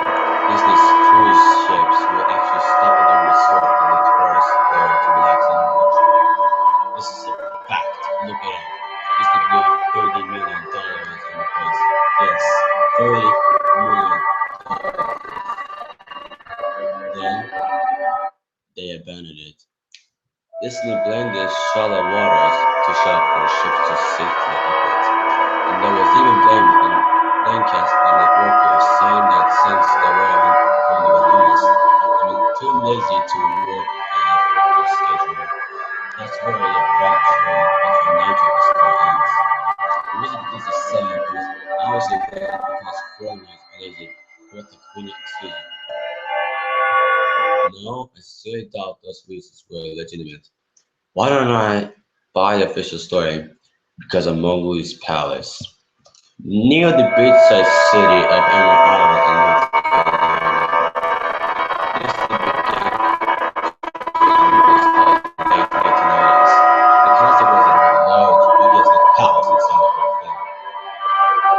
you're unfamiliar with the character Merlin, and you may better remember the story of the Jungle Book. If you haven't seen it elsewhere, you know it as the Disney cartoon from decades past. Mowgli is an abandoned child in the jungle, essentially raised by animals and simultaneously pursued by other animals. Mowgli's past was a controversial undertaking from the start. Disney brought up a ton of high-priced land for the project, and there was actually a scandal surrounding some of the purchases. The local government claimed eminent domain on people's homes. They turned around and snatched the properties to Disney. At one point, a home that had just been constructed was immediately condemned without too much explanation. The land bought by the government supposedly for science fiction Broadway project. Now, for real was going on. People started calling Mickey Mouse Highway. There was the consequence. When people stopped short when Disney came, actually hold the city region. They tended to sell everyone on how lucrative this project was going to be for everyone. When they showed the concept art, this gigantic indie place, surrounded by jungle, stuffed with men and women in long clothes and everyday gear. Well, suffice to say, everyone flipped the shit. We're talking about a large Indian palace, jungle, and royal coast not only in the center of a relatively rough area, but also somewhat xenophobic area of the southern USA. There was a questionable mix at the point in history. One member of the crowd tried to storm the stage, but was quickly subdued by security after he managed to break one of the presentations. Was over took more than such a great weight as well. The houses were raised, the land was cleared, and there was a damn thing anyone could do or say about it. The TV and newspapers were against the resort at the beginning, but some instant connection between Disney's media holdings and the local venues came into play, and their opinions turned on a dime. So anyway, Treasure Island, the Bahamas, used to sell those millions in diamond spent. The same thing happened with Mowgli's Palace. Construction was complete. Visitors actually stayed at the resort. The surrounding communities were flooded with traffic and the usual annoyances associated with the influx of last-minute tourists. Then it all just stopped. Disney shut it down and nobody knew what the hell to think, but they were pretty happy about it. Disney's loss was pretty hilarious and wonderful to a large group of folks who didn't want this in the first place. Once they give the place a lot of distance, here we get closer to everything. I live maybe 4 hours from Emerald Isle, so really I only heard the rumblings and didn't experience any of it firsthand. Then I read this article from someone who explored the Treasure Island resort and posted a whole blog about all the crazy shit they found there. Stuff just was behind things smashed, face, totally ruined at least supported former employees who had lost their jobs. Look at the room not trying to find home in a working place who were just as angry about Treasure Island as folks here there about Moose Palace, because there were rumors that Disney had released the aquarium stuff into local waters when they closed the blue shops. Who wouldn't want to take a few swings at some merchandise after that? Well, what I'm getting at is that this blog about Treasure Island got more got me thinking. Even though many years have passed since its closing, I figured it might be cool to do some urban exploration in Moose Palace. Take some photos, write about my experience, and probably see if there was anything I could take home as a memento. I'm not going to say I wasted no time in getting there, because honestly it took me an entire year after I first found the Treasure article to get around to bringing it to Amazon. Over the course of that year, I did a lot of research on the past resort, or rather, I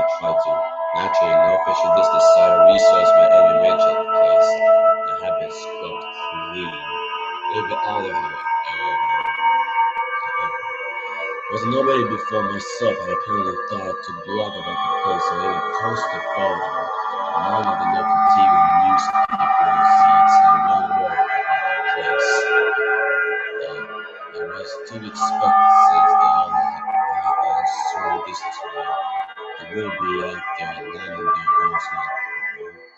Recently, I learned that corporations can actually ask Google, for example, to remove links from search results, basically for local research. Looking back, it's probably not that nobody spoke of the research, or rather the words were made inaccessible.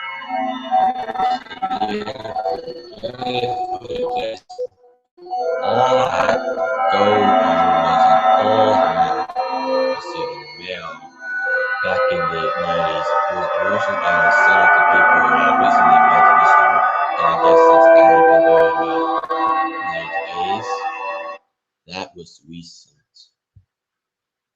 I didn't really attempt to hang onto it.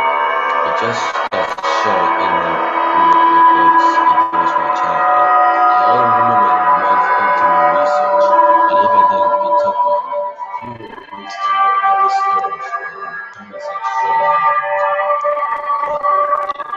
Did local school have residents who had moved to the community in recent years, but all residents were just near level this was the second almost to say, where would I find Mowgli's? The dry took me through and in a room in one corner of tropical plants that had rampant and overpopulated. The area mixed with native species of flora that actually belonged there. I had tried to reclaim the area. I was which the tremendous military support to either side looked like they must have cut from green sequence. The gate itself had been gouged in several places by woodpeckers, and even buried at the base by burrowing insects. Hanging on the gate was a sheet of mail, some random scrap, with hand-painted letters scrawled in black, abandoned by Disney. Clearly the handiwork of some past local player who wanted to make some small protest. The gates were open enough to walk in on the drive, so bear in mind digital camera on the map. Those flips that show the layout of the resort, as seen before. The inner grounds of the place were just as overgrown as the entryway. Palm trees stood untenanted and wide mountain piles of like coconuts. Now you can't see it, stainless, unstinking bug out of the place. There was this sort of clash between the order and chaos, as carefully planted rows of ornamental flowers mixed with obnoxious tall weeds and stinky blocking mushrooms. All are made of any outdoor structure fixtures were broken, rotting wood, careless carpets of unidentified material. It was most likely an information booth or an outdoor bar was now simply piles sorted in airbrush, chopped up by past vandalism and ravaged by weather. The most interesting thing on the grounds was a statue of Baloo, a friendly barefooted and Dunderberg, who stood in a sort of doorway in front of the building. He was forced in a juvenile way toward no one, staring into empty space with his silly tilted grin as birds shook space beneath his fur and balanced inside his platform. I approached the main building, the palace, only to find the outside of the building covered in graffiti, with original painted cold and chipped away. Front doors were just opened. They had been taken off their hooks and were stolen. Above the front doors were gaping what happened, so it was painted, abandoned by Disney. Our worship also steps inside rights. Kind of statues, abandoned castle stores, forward legacy performance guns, and now. Inside the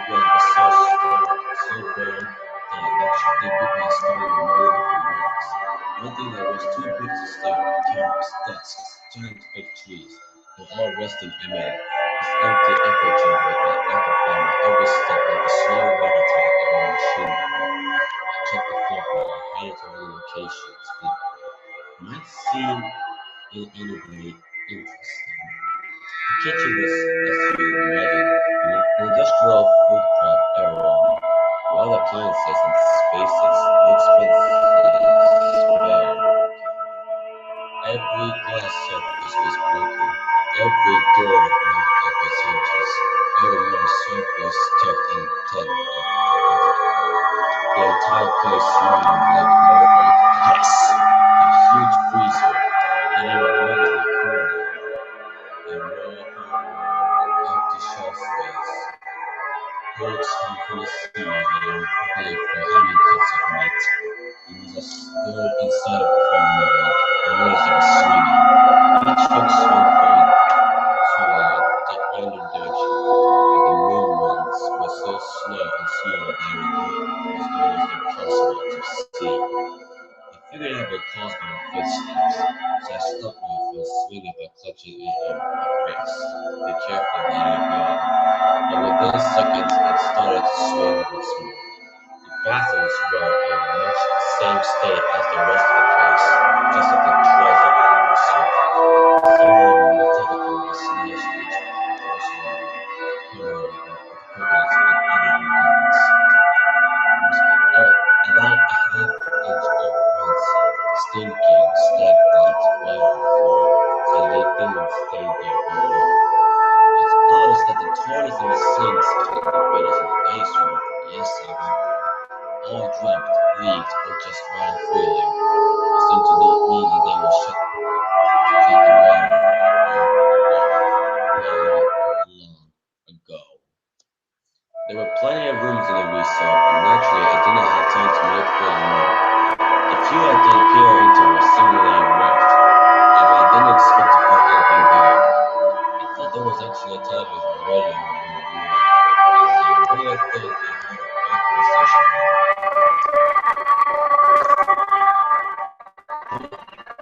players was primarily greatly influenced this communication as well as playing tricks on their mind.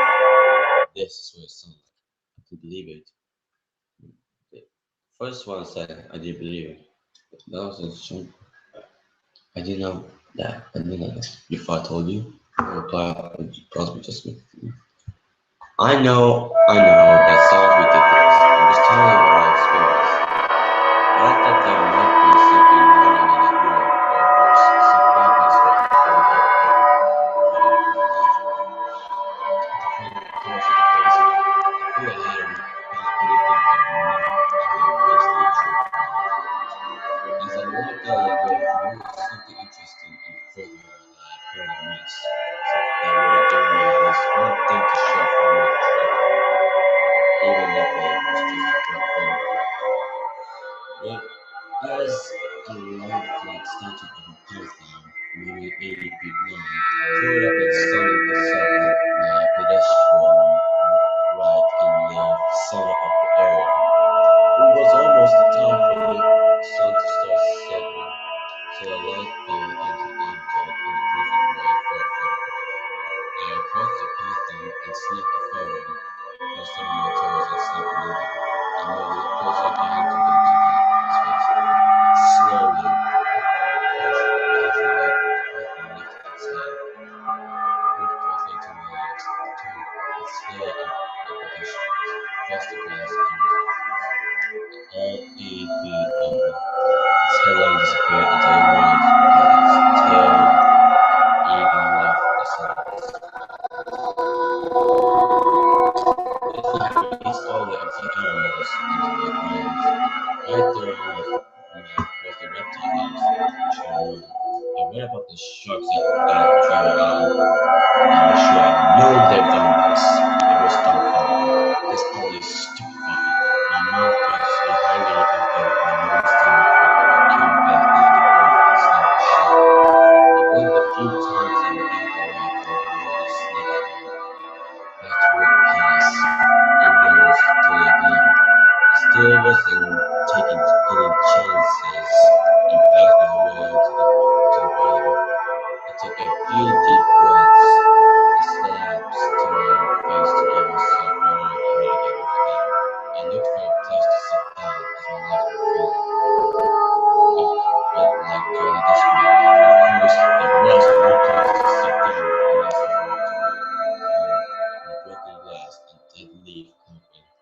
pull myself up onto a desk or pushing it reliability. I had seen some stairs near the pastor's level and decided to go and see the architect for better. The staircase was far enough away from the party environment to be waiting upon safely restored location. Thus, I pulled a page of metal wall once again, alienated with the abandoned by Disney motto I had become accustomed to. I placed the wedge on the stairs and sat on it to keep it a decently clean. The stairway led downward below ground level, using my camera flash as a sort of improvised flashlight. I could see that the staircase ended in a metal mesh door behind it, a silent door, a glow safe red, masklets only. Thank you. This put me up my speculated tourism. Well, the mascots only area would have definitely had some interesting stuff back in the day. Two, the pilot was still in place. Nobody had gone down there. Not the Indians, not the movies. Nobody. This was the one place I could actually explore. I was finding something interesting to find out. To the theater. I had come to a place essentially agreeing with myself that it was okay to take anything for a ride because, hey, abandoned.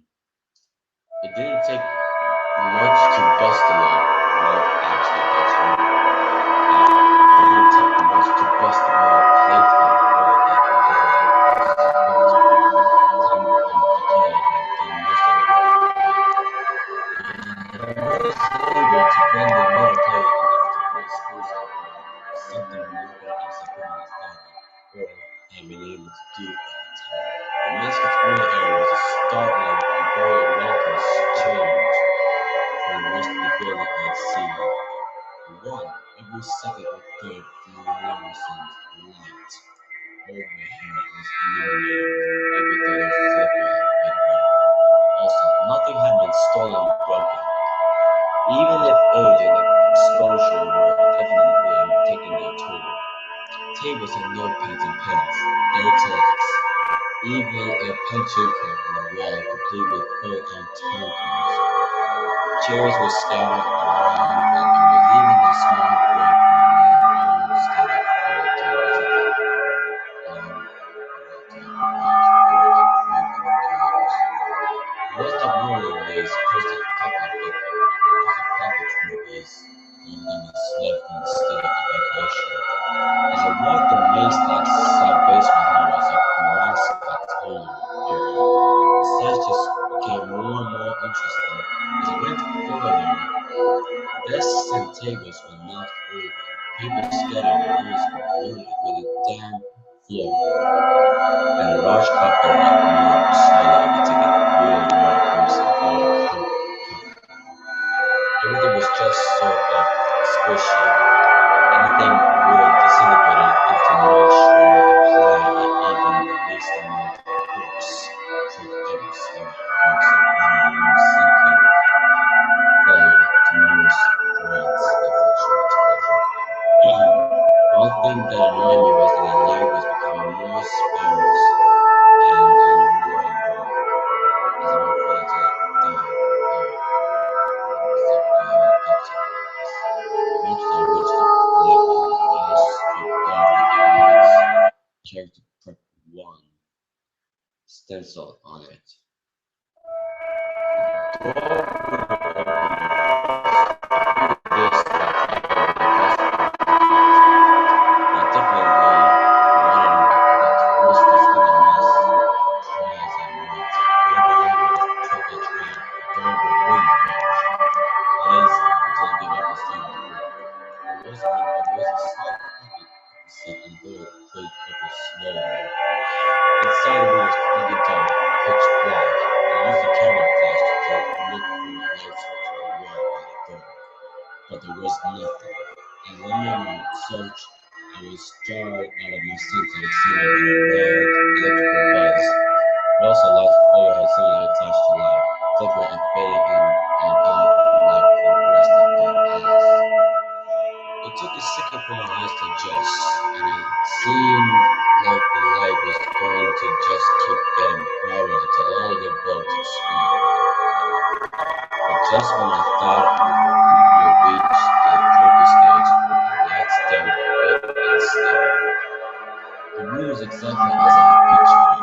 Various Disney costumes hung on the walls, fully put together like strange cartoon characters, one for invisible nurses.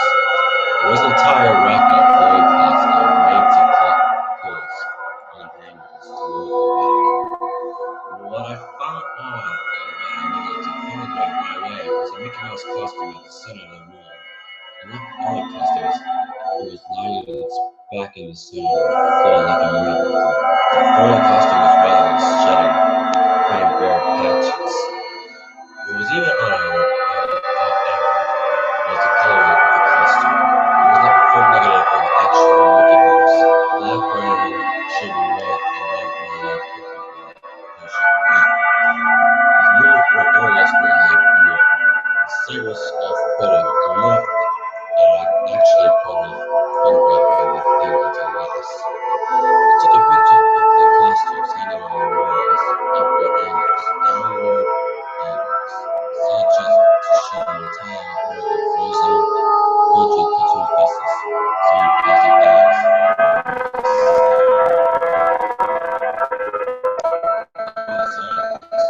Just wanted a big trouble to mistake to work. I reached for the headpiece of a Donald costume, carefully moving so that thing wouldn't fall apart in my hands. As I looked into the face of the dry-eyed northern face, and then paused some moment to wait to cry.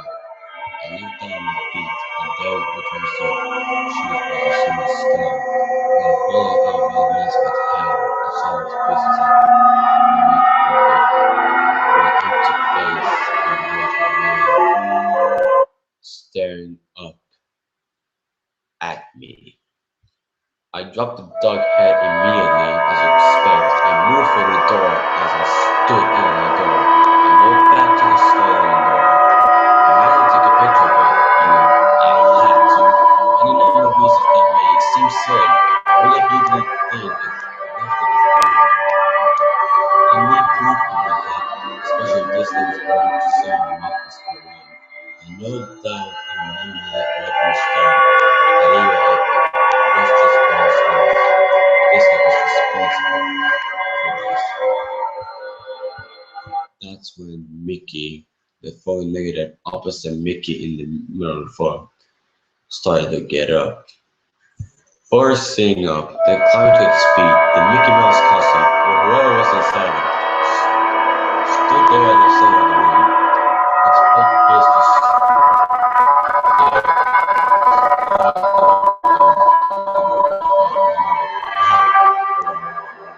shaking hands and holding rushing hair and legs down once again turned to Joey. Managed to lift the camera and aim at the opposite picture now kindly seizing me up. The digital camera screen displayed only good pictures on the shape of the thing. It was a perfect silhouette of the Disney of Mickey costume.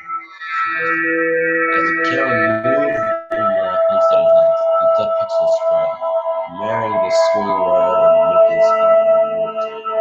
The camera died, a blank, white, and broken. I raised my eyes once again to the Mickey Mouse costume. Hey! It said in a hushed, perverted, but perfectly executed Mickey Mouse voice. Want to see my head come off? It started to pull at its own head, working its clumsy glove-clad fingers around its neck with clawing, impenitent movements similar to a wounded man trying to pull himself free of a predator's jaws. As it worked its digit into its neck, so much blood, so much thick, chunky yellow blood. I turned away as I couldn't tearing of cloth and flesh. Only cared about getting away. About the doorway out of this room, I saw a final message clawed into the metal with bone fingernails. Abandoned by God. I never got the pictures of the camera. I never wrote a blog entry about it. After I run from that place, fled from my sanity, if not my very life. I knew why Disney didn't want anyone to know about this place. They didn't want anyone like me getting in. They didn't want anything like that getting out. Oh my god. Now we're gonna read Room Zero, which is a sequel by Disney. Is there any comment on this? Yeah, there are comments.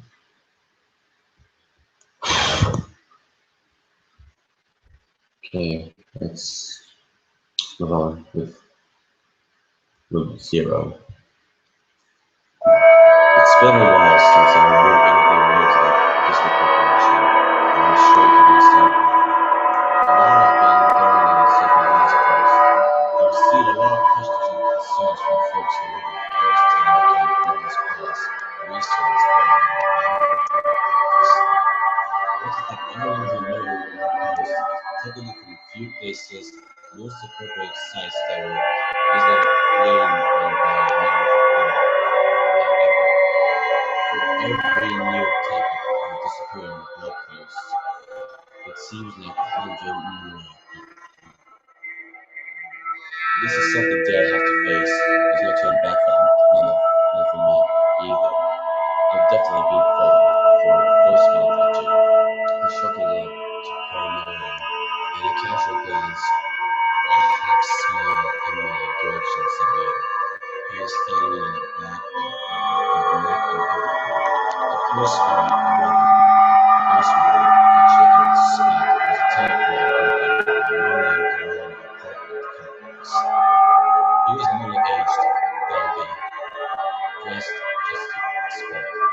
Something just seemed off. I couldn't place it, but I knew this wasn't just my imagination.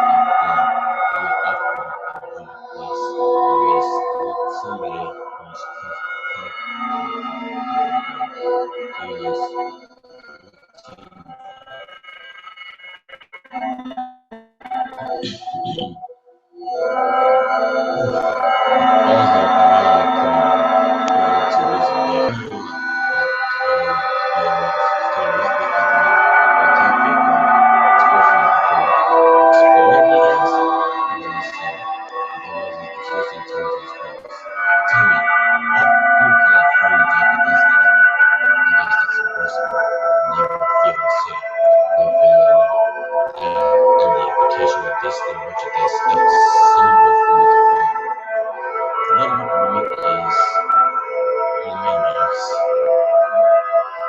Disney Adventures magazine or bookshop that had no wikis everywhere. Three circles, one big, juice in the silhouette of the face, smells his head. I started keeping a running list of Mickey's I thought. Coffee cup rings on the coffee table, one big, two small, color black spoilers left on the doorstep, viewed from the top down. Graffiti on the wall on the writing board, a huge earth smells like a moon in the proper location. They're everywhere.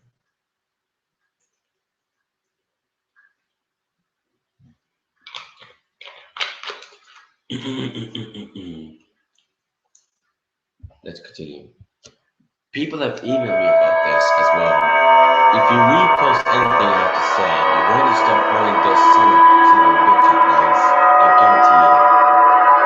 The best one by far, one that actually made me laugh because the drawing shit next to me. I was taking one at first, walking through the parking garage, keeping an eye on people following. The outlet seemed the perfect match for me. I knew I liked them. You're probably familiar with that you won't need passports when you go sure.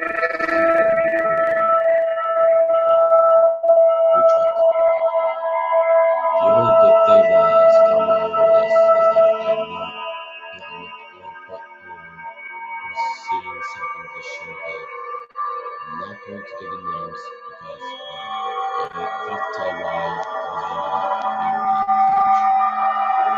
researcher goes to Disney parks whenever they can and throughout the year. If I could have fun and enjoy rides, he's looking for the guest cards.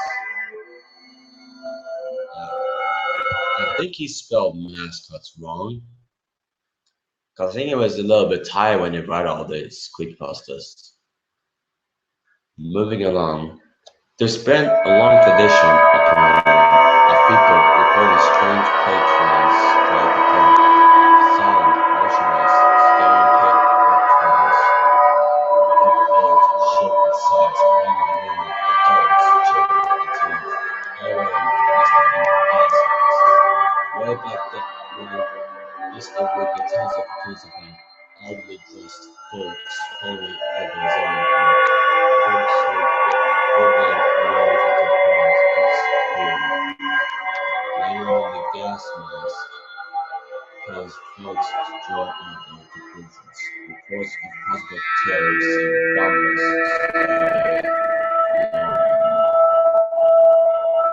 All these reports most likely went straight into the trash can.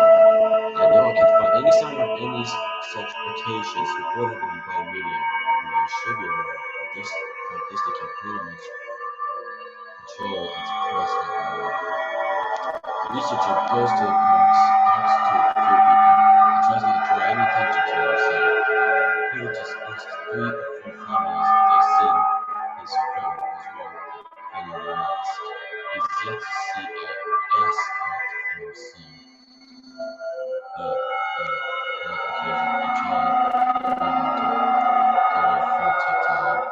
Is gas cut a thing? Or is it just like missing a word? Or is just putting gas cut as what he says?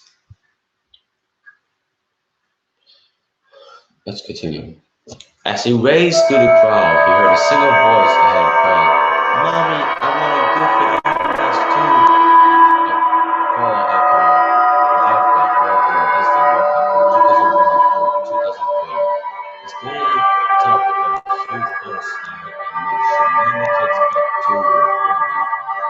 He passed the kids through one at a time, telling them over and over again he was safe, keeping it positive, and so on. One day, as he tells them, this fat kid goes down the tube and doesn't come out the other end. Suddenly, 2 or 3 kids after, both their moves and started flip. Naturally, you expect that if fat got stuck, the kids that follow him will stuck too. Not so. When the big kid disappears, everyone else comes out the other end, cheering especially that nothing's wrong. Lifeguard shuts down the slide, walks to the observation when kids ready. Walking going through any of Disney's strict procedures. Splash. Firefly comes in. The staff members pull the kid in the water. Step like a stone elephant. The skin already bleeding his way. All of a sudden, no face kids and stops squeezing. The kid was okay, in case you're wondering. He got caught right after the medical scene. When Lifeguard was told to open the slide back up, he made a really big stink about it. It clearly wasn't safe, despite his confidence. He was treated with fire and immediately opened the slide.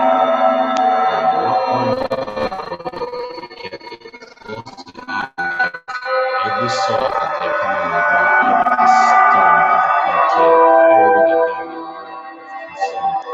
Given how stupid it seems that they're trying to figure out what is reality. They'll take on some water and choke a bit, and will never go back up to it again. They read his emails. The sailors sort of goodies you might be done with them. He wanted to show his own story. But in the end, he didn't want to expose himself that way. I can't say it, but anyway. Snow White, which was an actual role she played, was kept in the park. She had a nice little tidbit for me. You know what happens when the costume player drops dead in his suit? Like, 1 second he's taking a picture with little Timmy, and next he's had a bit of stroke. second costume mascot in the area has to sit with the corpse in a car or box and wait for it designated dry cleaner to arrive and cart the body away in a discreet manner, all the while patrons have no idea devastated with the dead body or photos. Feel free to check your photo albums at this point. I was back at another photo generator with completely off the creepy charts. This new one, including others, is filled with a series of underground tunnels just below your feet. These stores worth anything and everything in the world is down there. The use of the employees are called utility corridors. Basically, that's the reason you see characters in the place you do is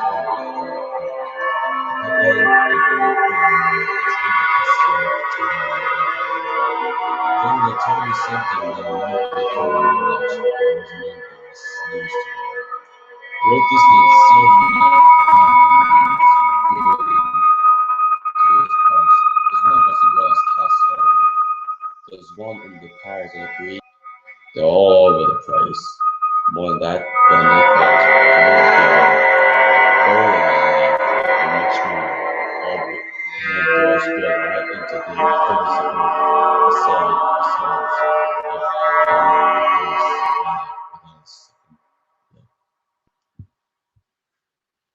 Jesus Christ, getting dark and awesome. Jesus. Club 22 is one such hidden area. If you had the cash to join the exclusive club, you do, and you have access to it in Richmond. Club 22 is a place where anything goes. Disney company calls this dark zone. The spots where the squeaky clean wizard and Mickey Mouse gives away to drinking, drug, and yes, sex. That's a little bit weird. Conversely, the rest of the park is the bright zone with a few gray zone intervals between. As far as general, as far as general, as far as general is said, it wasn't always that way. It was more of a slow decline and a gradual relaxation of self-norms within the elite group. The reason he knows all this, I guess, he's crazy. After a lengthy background check and non-disclosure form, General moved out from the park to the dark zone cleaning crew. Now, before we get some satanic human sacrifice religion on the head, General saw nothing of the sort. Lots of empty alcohol bottles, yes. Used condoms scattered like deflated years ago. Oh yeah, he cleared his share of blood, piss, and vomit. It was all down to the unrestricted behavior of patrons, as opposed to unrestricted behavior. At least that's how it seems in retrospect. All that trash, that crawfish shit, right into a furnace and murder with the smoke of a crank-cutted chimney. If you've been to Disney World, you've been ultra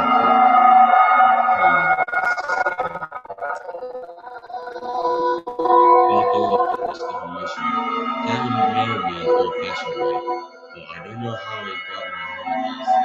He sent me photocopies of work papers for his employment, with the instruction to bring me when I was convinced, which I did gladly. Having worked around the Disney World Park, doing demolition and construction, at one point he approached a superior regarding some strange construction plans. Was right the time that warmed up on the blueprints, except separately. I was not only further was do not dare. Not only was his superior in the dark, but he was super fucking purposely in the dark. They didn't want to talk about him, they didn't really know about him, and I didn't like conversations with his space attention workers. How did he get it? I don't see the waste of space and was the conflicting with the work his team had been given. He started looking around the area on his left hand.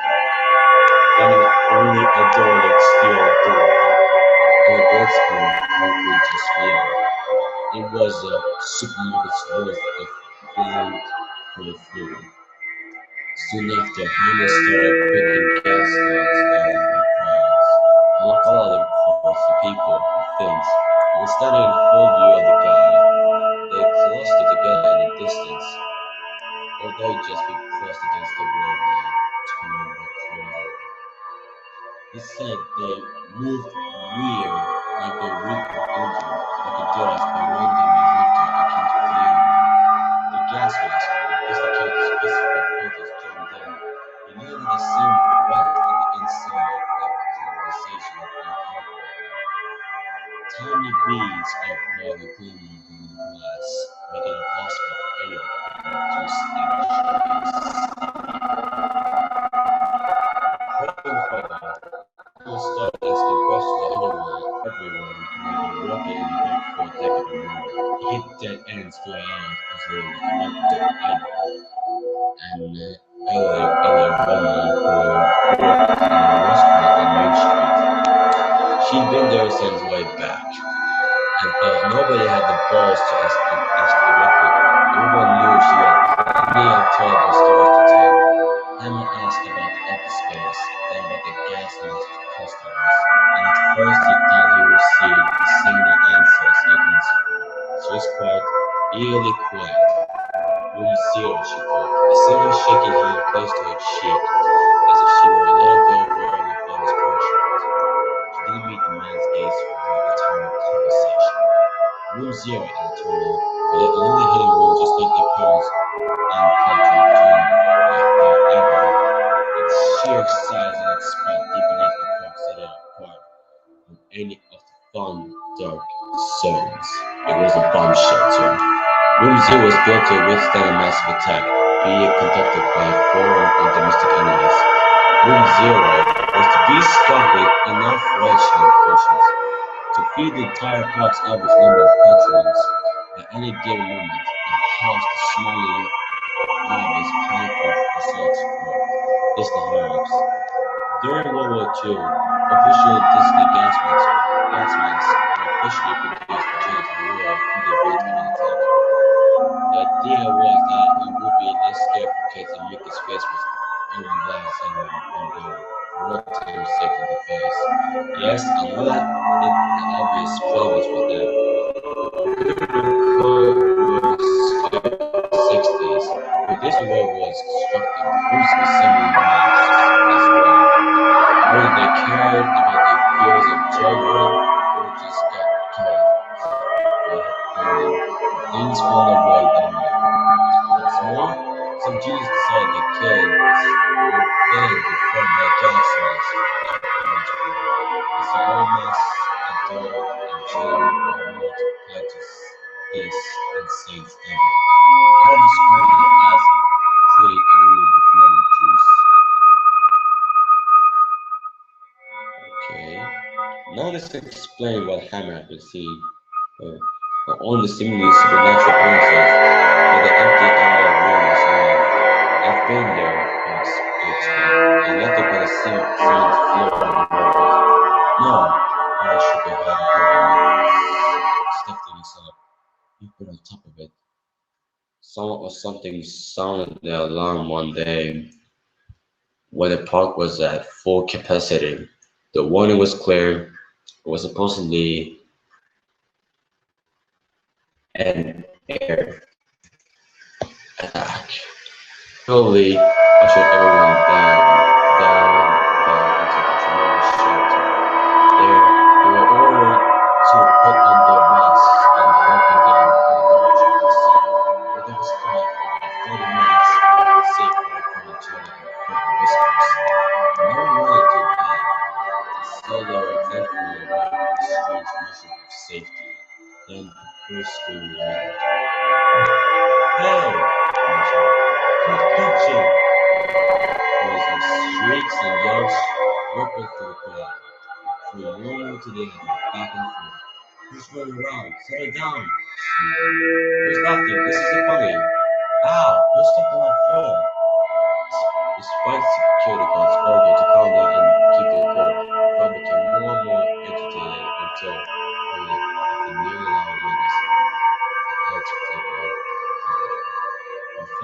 could only be described as utter chaos. In the dark, only the wails of the young and helpless cries of the dogs could be heard, massive, swelling, dim, that flooded the ears of everyone within the beat like echo chambers. Jesus Christ! And his left arm gone, ready to face the room above rather than concealed below. But their power force was a desolate yet untouched tempo. The music continued to play, echoing through the silent storm tales. The power turned to 1-0. The few were stood at the top of the steel staircase that led down into the pitch blackness where no sound of the previous crime. There was only silence. Ada herself descended that staircase despite the pattern thirst she left behind. She reached the reinforced doors, herself now embellished in darkness and heard only the buzzing in her ears. A single voice came out of the darkness. The echo made it impossible to tell whether the mocking whisper voice was at the back of the gun shelter or if it was Ralph in the face. Shut the door, Dale. You don't know the call. Like fear, she just did. Within the days, the titan shelter staircase elevator was covered with feet upon feet of cement. Air systems and generators above its ceiling were removed, creating the large empty space. They're all still down there, my little hammer. Down there with whoever that was. You might notice I've used Eda's name. Unfortunately, she passed away soon after telling her story. Accidental fall, supposedly. I have to get her out of bed to turn on the light. Such a company devote, the paper reported, that her entire bed was covered with Mickey silhouettes. Well, holy shit. That was slightly weird. Anyways, Corruptus is the final part of Abandoned by Destiny series. After I read this, I'm gonna change the music for I'm a 911 operator, so that yeah, I don't know, just see as it should. Is it still going? Yes, it's still going. Good. Wait, did I got any news? No. Okay. Poor me. Okay, let's start with Corruptus. If you really believe in something, it can be yours. That's how we've been conditioned down. Mostly, it's supposed to cut our mechanism to keep us from eating the rich. We all think we'll be rich someday if we just work hard enough. How has it been since there was a good old-fashioned recording of the wealthy elite that proved it wasn't a good day to start these levels?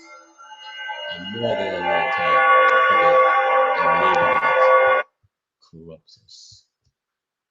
That was the subject of an email received before my ISP dropped me. My phone turned into a book the same day. Hell, I think it was the same precise moment, but it's difficult to know for sure so I tried it on my laptop the other day. To be honest, I'm not exactly sure it is overall to be laughing. It sounds like laughing. I haven't been able to look it up. This is the first time I'm getting on the web since the scoop of removal from the board. I tried sending them local library, but when my card was revoked, no paid late fees for books I never read, much less checked out. Mostly borderline fetish material and self-help books, various mental illnesses. The apparently quite detailed tone and weapons and instructions seem to be some from like war. I haven't read them all for maybe a five until some left it unguarded. When I went to check my email to Twitter complaining about those accounts were gone as well. Honestly, I was pretty huge dummies for expecting them to be there. was long before I noticed the computer's grateful user pointed me out on the desk. I guess you can define it in the right approach. Once I had the environment could cause a real fast. It's been over 2 years since I left Lucas policy back. I worked on blog posts covering updated servers across so many different sites. I can barely even remember the first place I tried to host them. If I know how far this will go, I don't know how I'll be able to happen when it comes to queer and what happened. I'm pretty sure it would have been too great. I suppose there's a certain level of comfort in the idea no one will actually see and care about your work. It seems like a lot of city sites rely on information. Either going to direct requests from Disney, one now in feeling present. And then really popular YouTuber who create videos of the person for his channel. He really was the song I tried to sue him. Some suppose all of the star bullshit. I know first time that he took it down on the butt of Payne City for when he realized this was glitching to his people. Try to keep up with it after a abandoned block for a while. I don't know how many people out there saw my notes on 1-0, cut to and so on. It's still wrong if you look, at least at the time of this. Yes, clear exists, but if you take a cut for a game, a later there, the same content is eleven as well. Supposedly, the poetry only goes as the numbers get lower. I heard of it claim that it was zero, but I can't confirm that as clearly as I can with the previous content. I also don't know if it is to the real or seen again. Yes, the government probably said characters or cast members instead of mascots. I know, I heard. Thank you so much for that. And showing me this Christopher and Moni Right. Overall, I'm glad my words have spread so far. So few of you are taking it seriously. You can treasure them. Real individuals, real.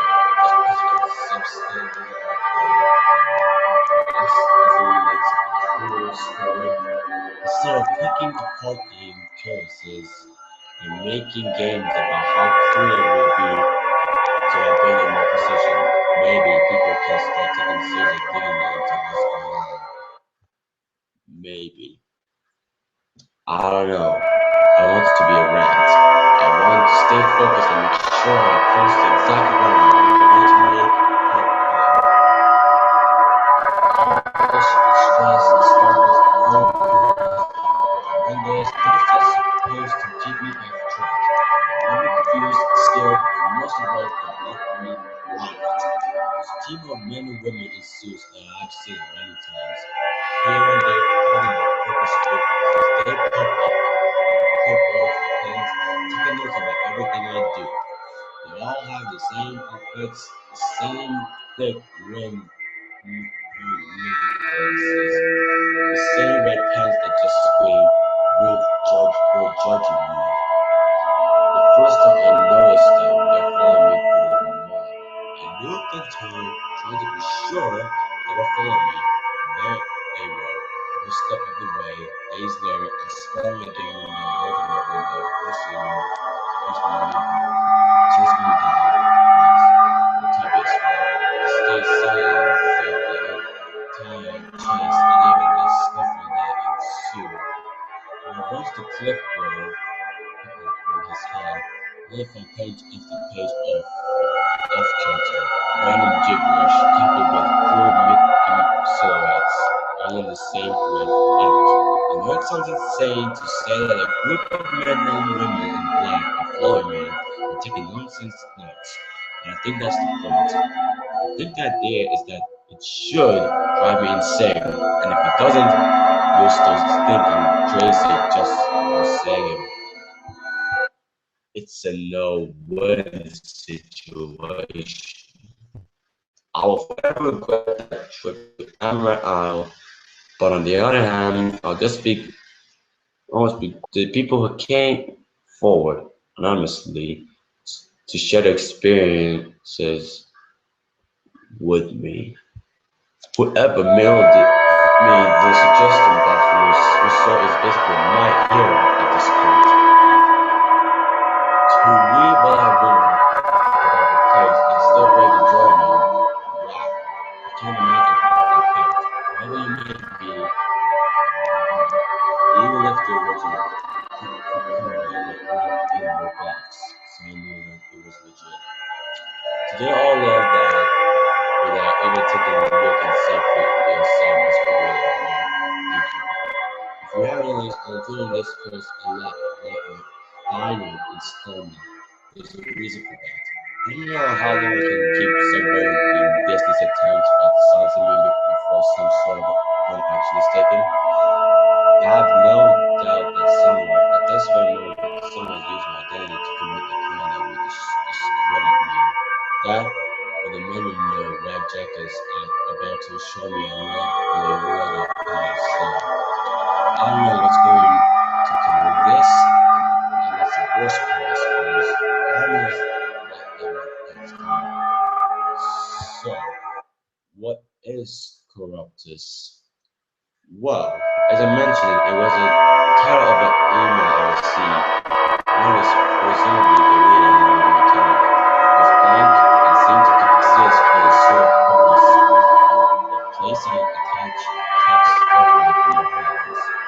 To be for the powers that be, and actually cleared it and remembered, I swear. Not much they can do to serve that, can they?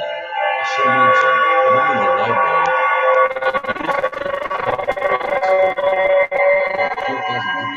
a few hundreds have stapled in random places, a few hundred passed on the random people. The rest, as he does it, is no surprise. I found trying to stifle that, you horrible mouse fuckers.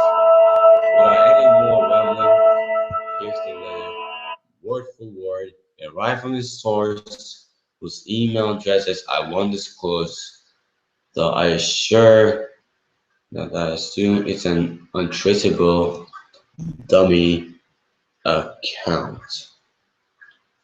Anyway, so here's what everything else is, what it's in, and yeah. So I'm trying to get like a mid break here to calm my voice down a little bit.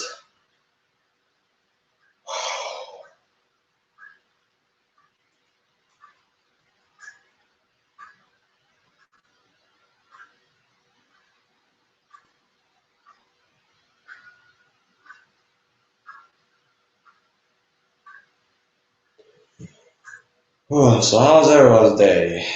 Mine's like doing great so far.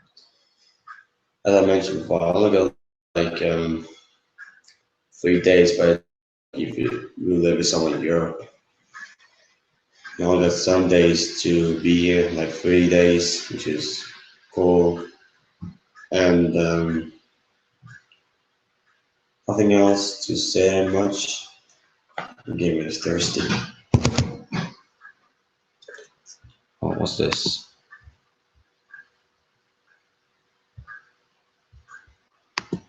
What is this?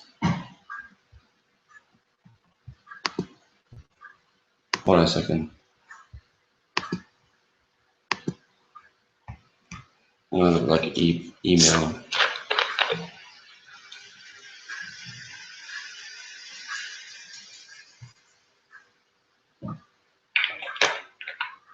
I think I should have gotten a message earlier. Shit. So about that, I've like restarted my Windows 10.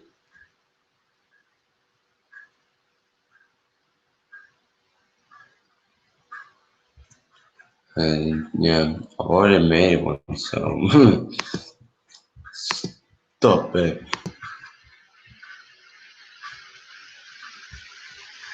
Yes, you can, hold on. Why is he going like this? Hold on.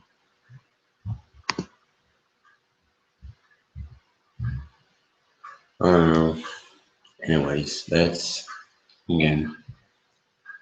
Summation of corruptus incidents for January 2015. For office use only, this message contains information that may be confidential or proprietary, protected by the attorney's client privilege. The word doctrine intends for use of the addresses named above. Any review, disclosure, distribution, copying, or use of the information by others is strictly prohibited. If you have received this message in error or without authorization, use advice to send it by immediately reply and delete the original message. All emails sent to this address will be received by the Disney corporate email sent and is subject to archiving and review by someone other than their recipient. Violation of this disclaimer as written will result in prosecution. Please refer to official guidelines in relation to known and unconfirmed incident reports. Respect regulation is and to all finance designation. No corpus incidents up to and including January 2015. Treasure Island. Extreme agitation / inappropriate activity with the vulture population. Mild to moderate agitation with inappropriate human activity. Resolve corruptus. Identify avian. Abandoned final. Business Pop Century Resort displays and mobile objects. Chronicle displacement / anachronism. Unresolved corpus. Wandering entity. Pending. Business River Micro Unresolved corpus. Clement aka C3 aka Friendly John. Abandoned final.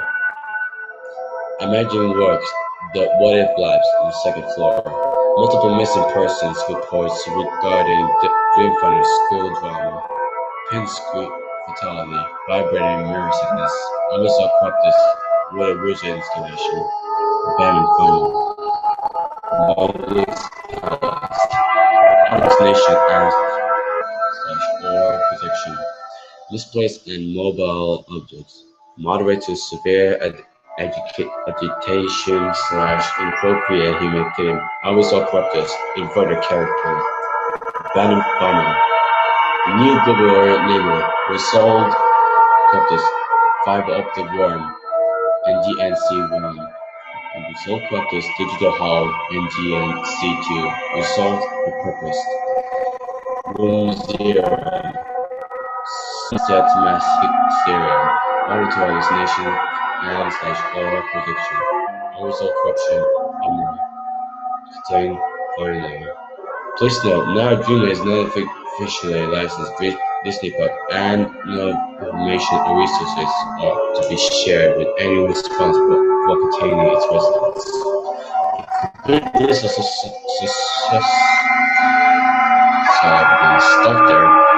A complete list of suspected corruptus incidents and reports may be available there. It took a few readings before I could get my head around this. Essentially, if the attached file was to be believed, then the events I experienced were not part of an isolated incident. The events within Room 0, the gas cuts, seem like part of a much larger problem. What is corruption?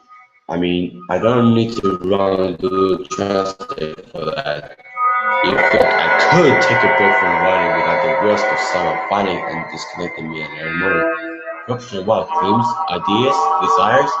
I never been religious, man, but I was dragged to Sunday school more than a few times to know about golden cows. False gods created by man, icons, graven images, characters, mascots. If you believe in the Bible at all, I'm not sure I do, especially after that made me God really angry because people worship other things. Well, sometimes, not all of them. was afraid. Maybe if enough people believe in something hard enough, there is a chance that it can be. Since we're naturally flawed beings, that means there is a very good chance such a thing will become corrupting. If you think about it, Disney's animated films have always had one overriding message. Clap your hands and believe hard enough and think that will live. When I wish upon a star, anything new our desires. I'm glad to say this has something to do with business, but I never bought that. I don't. I think they've been trying to create a golden calf, a god idol that everyone believes in, one that everyone loves. It's almost as if any dream or idea that is shared by enough human hearts and minds has a real chance of being born into the world. Creatures, if any exist beyond what I saw with my own eyes, I think their deformed have starts. Random manifestation of some dark, unquantifiable non-life that seep into our state of being, their mistakes of reality, cosmic abortions, the corrupted. Did anyone ever harbor such a negative impression of Morgus Palace? How potent was the fear of nuclear war on the day when Zero became full? If you want to find Madagascar and mystery voices, does that search bring about the very thing you look for?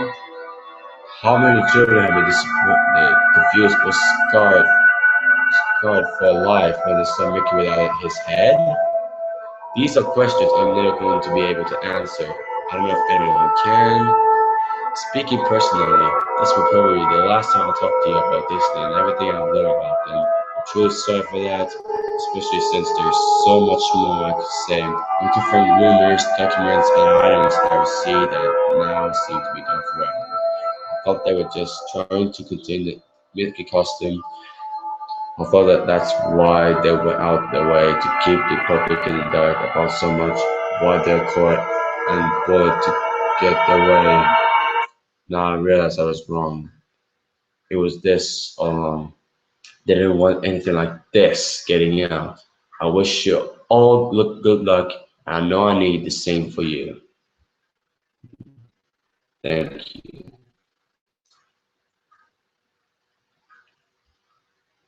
So, I've read the entire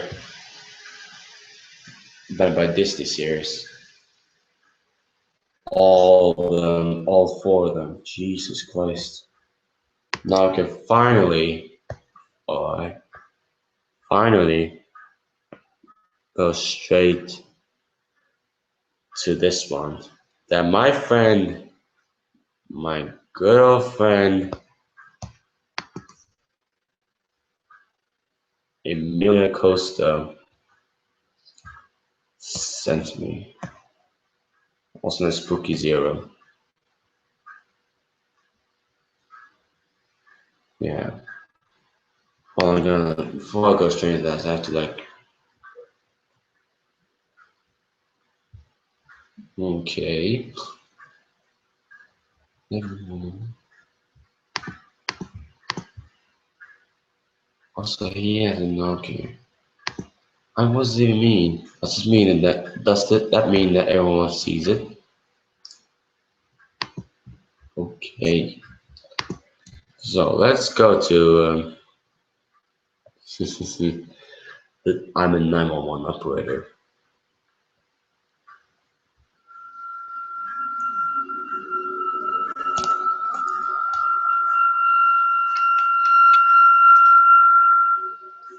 Now I want your emergency. Yeah, hi. This is going to sound kind of strange, but there's a man stumbling around in circles in front of my yard. Could you repeat that, sir? He looks sick or lost or drunk or something. I just woke up to get a glass of water and heard snow crunching around underneath my front window. So I peeked out. I'm looking at him now. He's about 10 yards away from my window. Something's not right. Where's the address, sir? 6017 Coraline Line in Panama Pass. It was a squad car your way, but that's quite a ways out. Are you in my house, sir? Yes, I'm alone. Can you confirm that all your doors and windows are stand in front of me?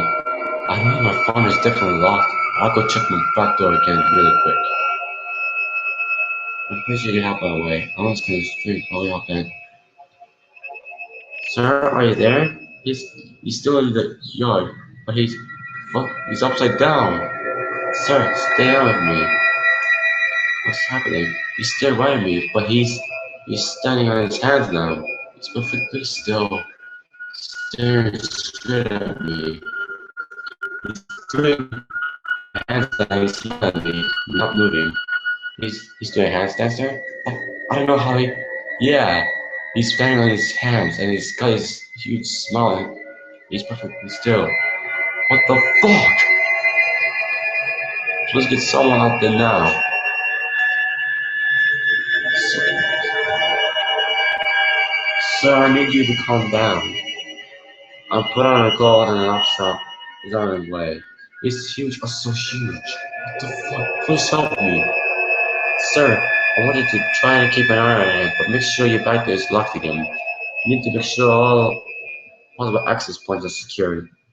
Can you talk me through and confirm that your back door is locked? Okay, I'll walk you backwards now and keep your hand on my sight. My mine is on the doorknob now. It's like I need to check the deadbolt sign. I'm going to take my eyes off. Nice one second. Alright, so help us on the way. Just stand in front of me. Everything's going my right. Sir? Sir, there. His face. It's up against the glass. So I need this big. Oh, what is happening? I look at his face. And now his face. It's pressed up against my front window. Still smiling. There's no color in his eyes. Jesus, please help me. Why won't it just fucking move? Sir, I need to go to the nearest room and lock yourself inside of it. To have a basement where I bedroom at night you can have a servant. I'm stop staring. It's going to hurt me. So I need to listen to me. Lock yourself somewhere safe until the officer arrives at the house. Can you hear me? Yes, I'm going to lock myself in the room. Oh, you're positive that you're alone in the house, sir? Correct? Yes, I'm alone in the house. Wait a minute. He's moving. Shaking his head. He's telling me no. He can hear us. He's telling me I'm not alone. Sir, are you still there? I want noises. Is everything alright? Sir? What the fuck? There's part two? Are you serious?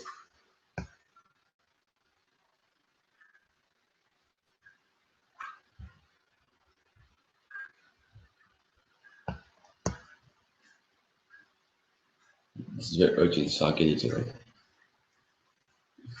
Listen to part one. What do you mean?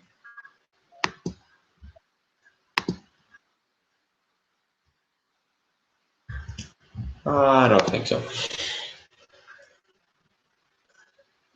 Okay, let's do this. Part two. Is there any more? No, it's just part two. Okay. This is very urgent, so I'll get right into it. I pulled some strings with my colleagues in the department, and I was able to obtain a copy of the police report that the officer filed in regards to the call 2 weeks ago. I got to be extremely careful about covering up the officer's personal information. The investigation is ongoing, and there's been some weird stuff happening. You'll see what I mean below. The police and news departments are in a frenzy trying to keep the details quiet for now, and there is a palpable feeling of uneasiness circulating around town. If our bosses find out that I'm posting this all here and I'll lose my job, so be it.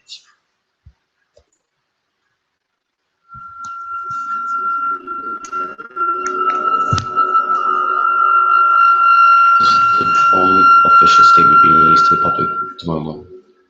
Ashland Police Department advises all homes and businesses within 5 miles of 6017 Quarry Lane plan a pass to secure all doors and windows by any extra security measures available. Effective immediately.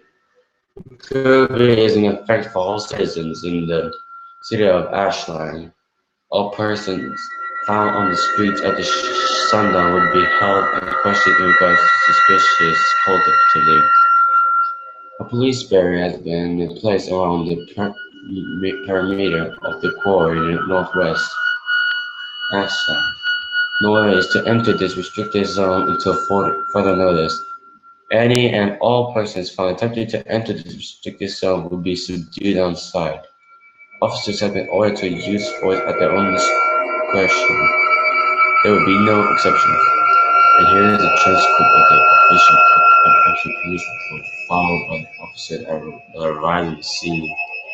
I don't know how my friend got a copy of this. Honestly, I don't want to.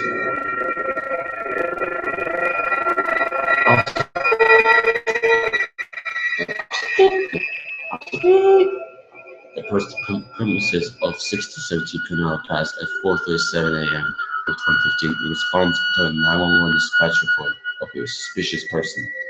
The officer immediately noted that there would be no lights on in the house, and there was no response after the officer repeatedly knocked on the door while the time himself. Officer then noticed a series of erratic footprints and handprints in the snow leading up to the home plate. Officer noted no evidence of forced entry into the home through the window. In the rear of the house, Officer noted another set of footprints originating from the edge of the quarry, approximately 20 yards from the house, and leading directly towards the back of the house. The prints were spaced extraordinarily far apart, indicating that this individual was able to cover an immense amount of ground in relatively few strides. The officer then noted a series of marks, presumed to be hand footprints, leading directly up to the aluminium siding of the house and ending immediately on the attic window on the first and top floor. The officer noted that the attic window appeared to have been broken into from the inside.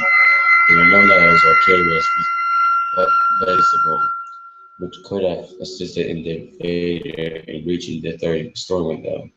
The sergeant and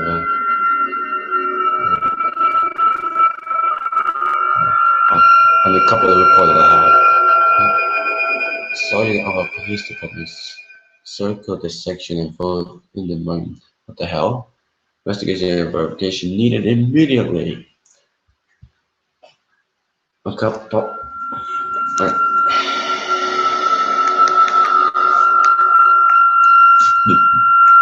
Upon completion of the officer's survey and his ability to enter the house without a lawful warrant, Officer began driving away in his squad car at approximately 4:43 a.m. as he was calling the station to report his findings.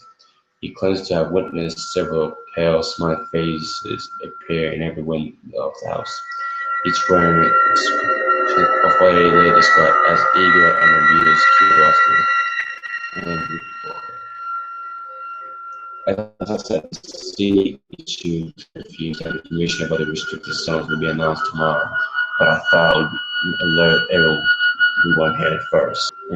As far as I know, the exact details of the report are being held in confidentiality because, as you can see, there are some unsettling things surrounding this entire incident. As I was uploading all this information, another co-worker friend of mine from the emergency dispatch staff called me to inform me that the officer that I was called to the scene was not missing. You will definitely hear about that tomorrow if you live anywhere near the area. Police units from nearby counties are being brought in to assist with the search. I said this as a dispatcher. Please take these coordinates seriously and report any suspicious finding to the authorities. According to my friend, the officer's wife was the last person to have seen him. Apparently, as he was leaving the home, he muttered something about wanting to check out that house again.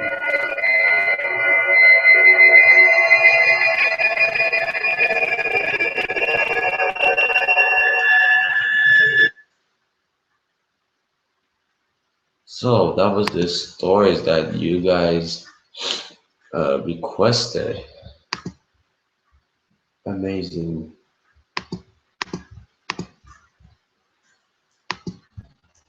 So I'm just gonna read like 2 or 3 morning gamers creepypasta. there are probably some that are.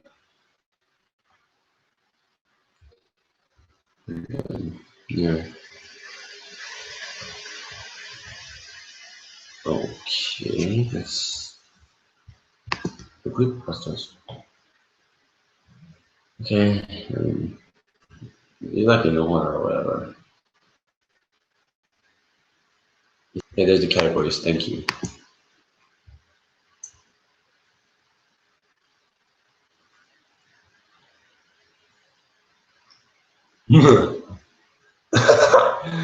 Okay.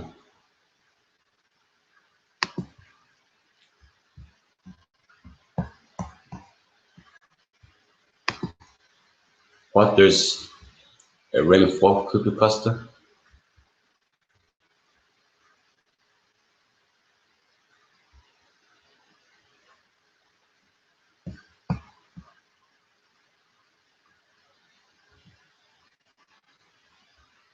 Oh, wow.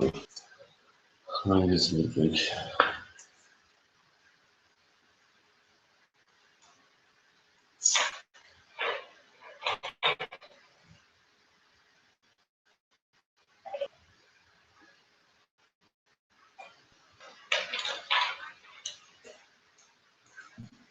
Yeah, there's some stuff that, some creepypastas or whatever that I can watch. And stop scrolling, please. Thank you.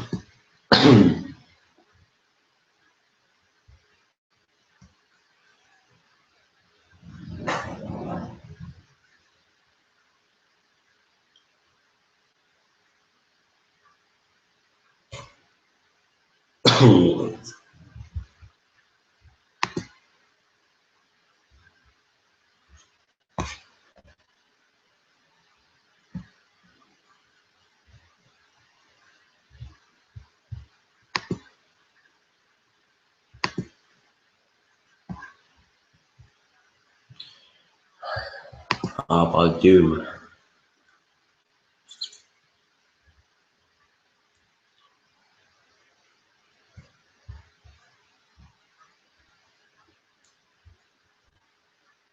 It's 1, 2, 3, 4.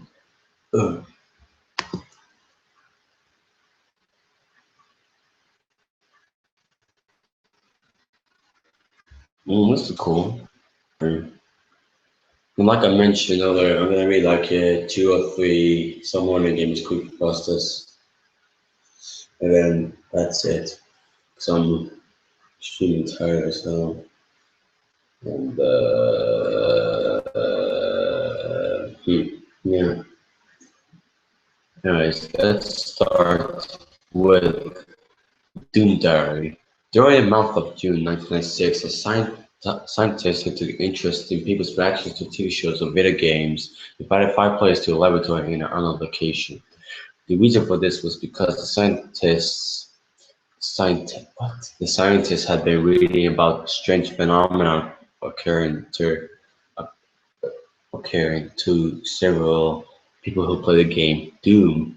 Apparently, some of this phenomena involved the player hearing strange noises from various areas in or around his house, or various objects being tossed or moved around the home. Scientists have become interested in this phenomenon and have performed this experiment. The scientists also recorded a journal over the 1 month period. The journal contains all the events that occurred in this experiment.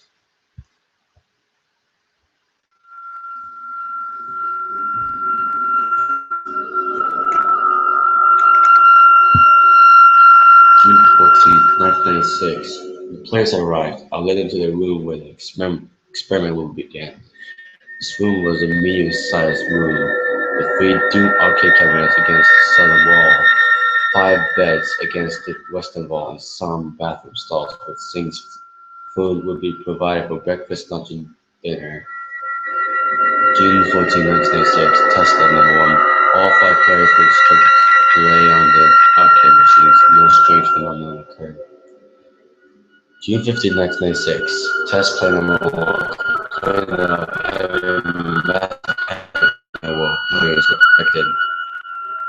June 18, 1996, all the players reported hearing strange noises in the night. Most of them reported demonic laughter coming from the arcade machine. Player 1 has the unusual behavior for the past 3 days. He refuses to speak to his scientists, so he rather rewrites his messages on a notepad. Most of my assistants think he has become autistic. June 18, 1996, night flight number 1. At exactly 12 midnight, a recorder was set up in the chamber. Security cameras were also installed. The footage showed Player 1 rolling about in the bed. A shadowy figure was seen in the corner of the room. At exactly 2:26 a.m., Player 2 got out of the bed, then began to let out a blood-curdling scream. He began smashing into the walls and threw books onto the floor. He smashed a glass window in the east portion of the room, picked up a glass shard and stabbed himself with it. June 23rd, 1996, 9 o'clock number 2. The morning after her recorded audio, security footage showed an arcade machine had acted on its own. Right after Player 1 had the vote to see why it had turned on, he began playing the game again. The demonic voice was heard in the chamber. Recording sounded like, "You're trapped in hell now." Player 1 then began screaming so loudly. The nearest guard ran into the room and had to drag Player 1 out of the room. Strange enough, the rest of the players slept soundly. Personal entry. June 27th. Without thinking, players were killed. Both the Orbit and Alchemy Machine continued to stage 2 more players. And about the event of June 23rd, 1986, she got reported that there was a picture of Player 1's family on the screen, all decapitated. This is very strange and frustrating. June 28, 1996, test log number 3, final log. This is the report of the final test log before the players had to leave. A lot of demonic activity has been reported. Player 1 had been drawing pentagrams on his notepad and disturbing pictures, just as the staff men were being mauled by some sort of beast. Player 1 hasn't been acting normally so far. I strongly recommend that he would see a psychiatrist. Player 2 has been normal ever since night log number 1. We let the players out of the chamber, then thanked them for their contribution to the experiment. June 29, 1996, private log. A lot of the staff had complained about hearing strange noises in the nighttime. An janitor came to me asking if he could work the issue. He told me that he hears voices in the bathroom. Once he even felt that someone was watching him. This could just be a paranoia from the experiment, which I can't really consider normal or not after the put into this. July 1st, 1996, evacuation log. The entire laboratory is on lockdown. Apparently a demonic creature of unknown nature somehow entered the lab and is killing off all the staff. Approximately 16 laboratory workers are dead, and nobody knows where the whereabouts are. The government official took the lab and went to the creature is removed. The creature is somewhat red with black eyes, and its claws is running about the laboratory as a fight is. It's only a matter of time before the rest of the text will begin. The rest of this text has been blurred out by all the blood spilling page. The entire laboratory is now destroyed due to explosive material to cover up its event. No one knows the whereabouts of this creature, or if it is still alive. Most of the bodies found at the laboratory were recently mauled. One body had both torsos separately legs, organs sticking out. Other bodies found with decapitated damage of the torso. The survivors were successfully taken away by a government official. 36-year-old male reported this. I really don't know what happened. I saw my sisters being torn up by a British beast. Then I heard this scientist guy is doing a test with the demonic game. It doesn't surprise me to say that I feel like it's still following.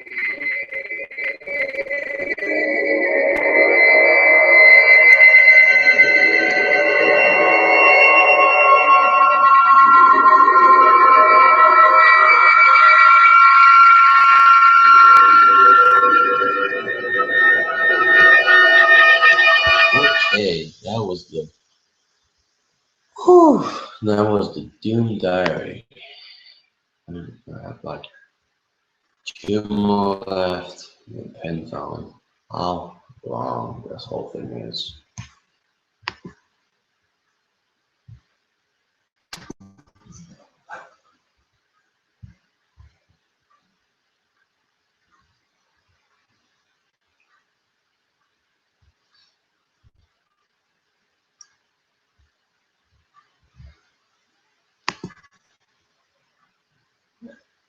I'll just want to say video game for now.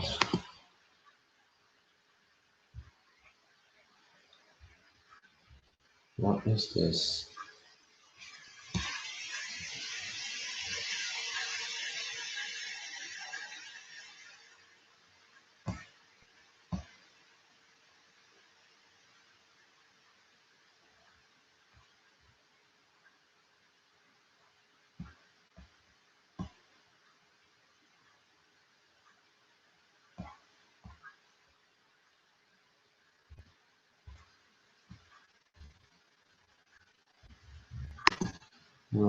No.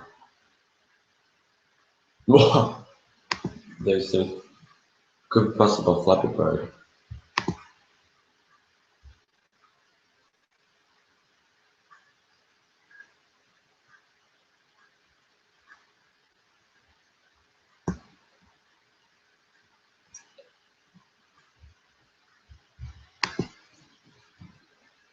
Jesus Christ.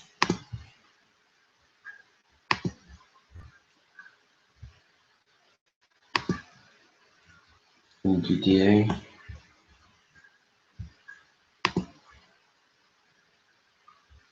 Okay. One character in 90 pages about Super Mario. But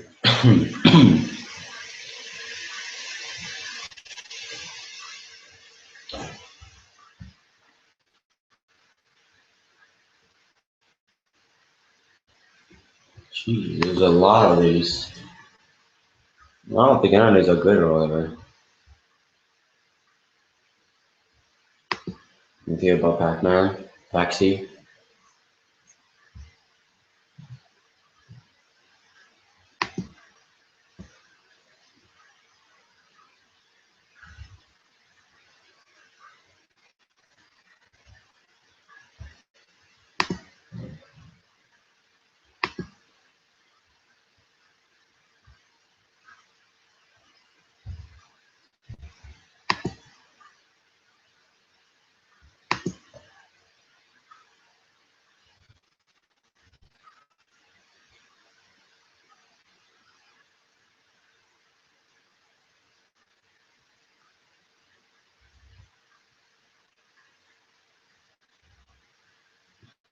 Okay, let's just. This is my first creepypasta and my second creepypasta to read before it goes to the final. If I cannot find anything good, I'll stop.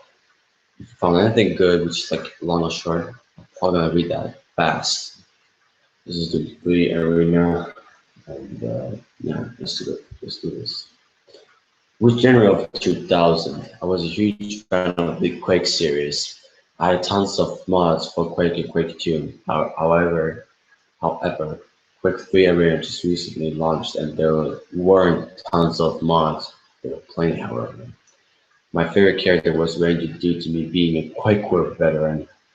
Okay, I probably am the most out of all of them. However, due to lack of a story and all the experience I had with the game, I was trying to find a server on Mac. It was kind of a cool feature at the time before they had to type it in the IP of the server to an address book. I saw one particular server called Doom 3 Arena. Sorry. I was curious because it seemed like a Doom mod for Q3A. It was almost full of 15 out of 16 players out of 16 player slots. He had rather low ping of about 10 minutes. I had a team online just to play a quick 2 online as well. I joined the server. What I saw was pretty damn cool. I had the classic Doom HUD and weapons.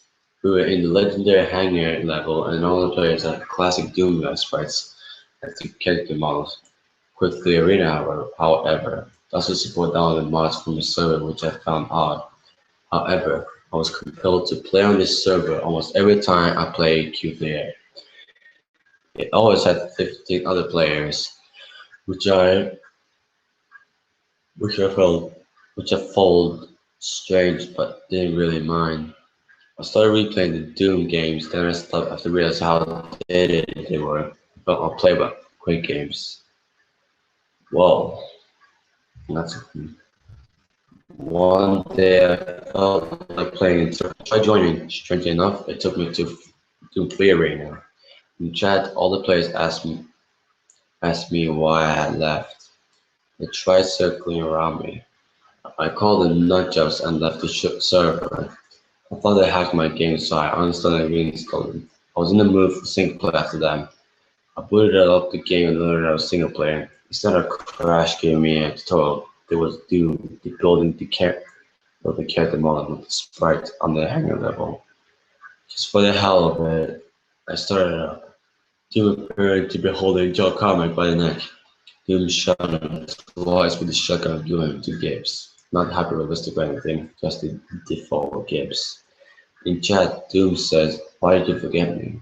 I leave the game and try to go to the desktop, then my hard drive crashes. Years from now, I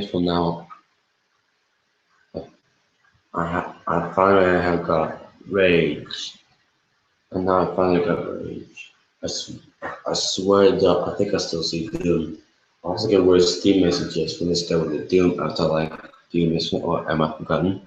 Also my wallpaper recently changed to a sprite of Doom gets hit without me knowing. Maybe maybe he maybe just a hacker. He put just made he didn't put maybe as a whole word, just maybe.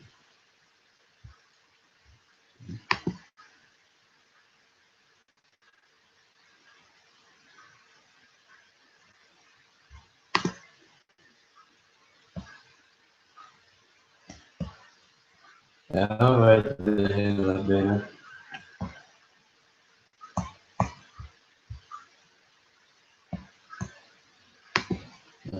no, I think I did, yeah, I think I did. Never mind.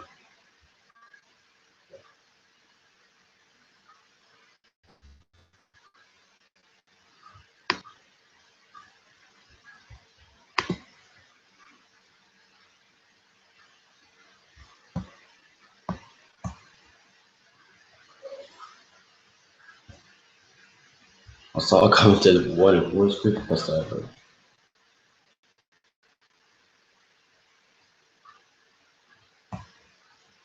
Okay.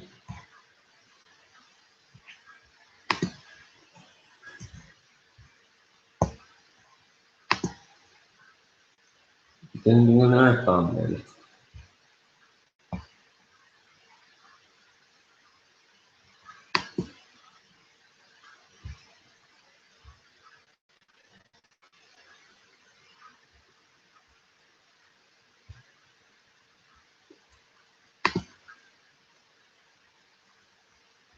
Nah, I think we just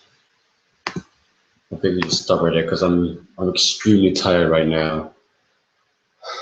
Oh my god. And, yeah,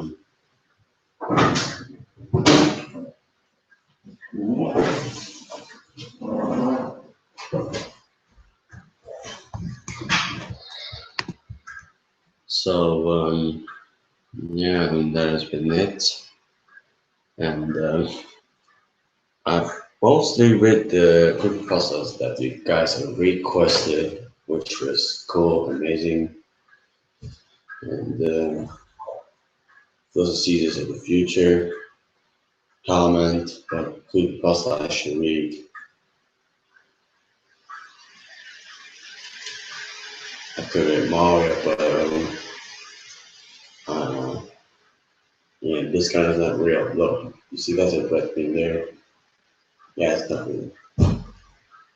So I think like that I should read Mario, or if I should read Finish Godzilla again, but I don't know. So anything good, I don't know. So Suicide Mouse, or if I should play it. But anyway, that's been it. Hope you enjoyed this. And yeah, and I'll make another live stream, hopefully. I don't know. Like, comment on the hit subscribe for more videos once a month. And also thank you guys for 440 subscribers. I think I've said it already, and I'll say it again. And thank you guys for watching, and I'll close to you tomorrow. Right, tomorrow is gonna be like a special video. It's just Dino D-Day. Yeah, it's just Dino D-Day. You probably know what it is by watching the video tomorrow, so stay tuned for that, and I'll see you in the next video, which is Dino D-Day. And probably a new stream, which will be somewhere this year, somewhere this month, or next, or probably somewhere in the future this year. I don't know. Peace.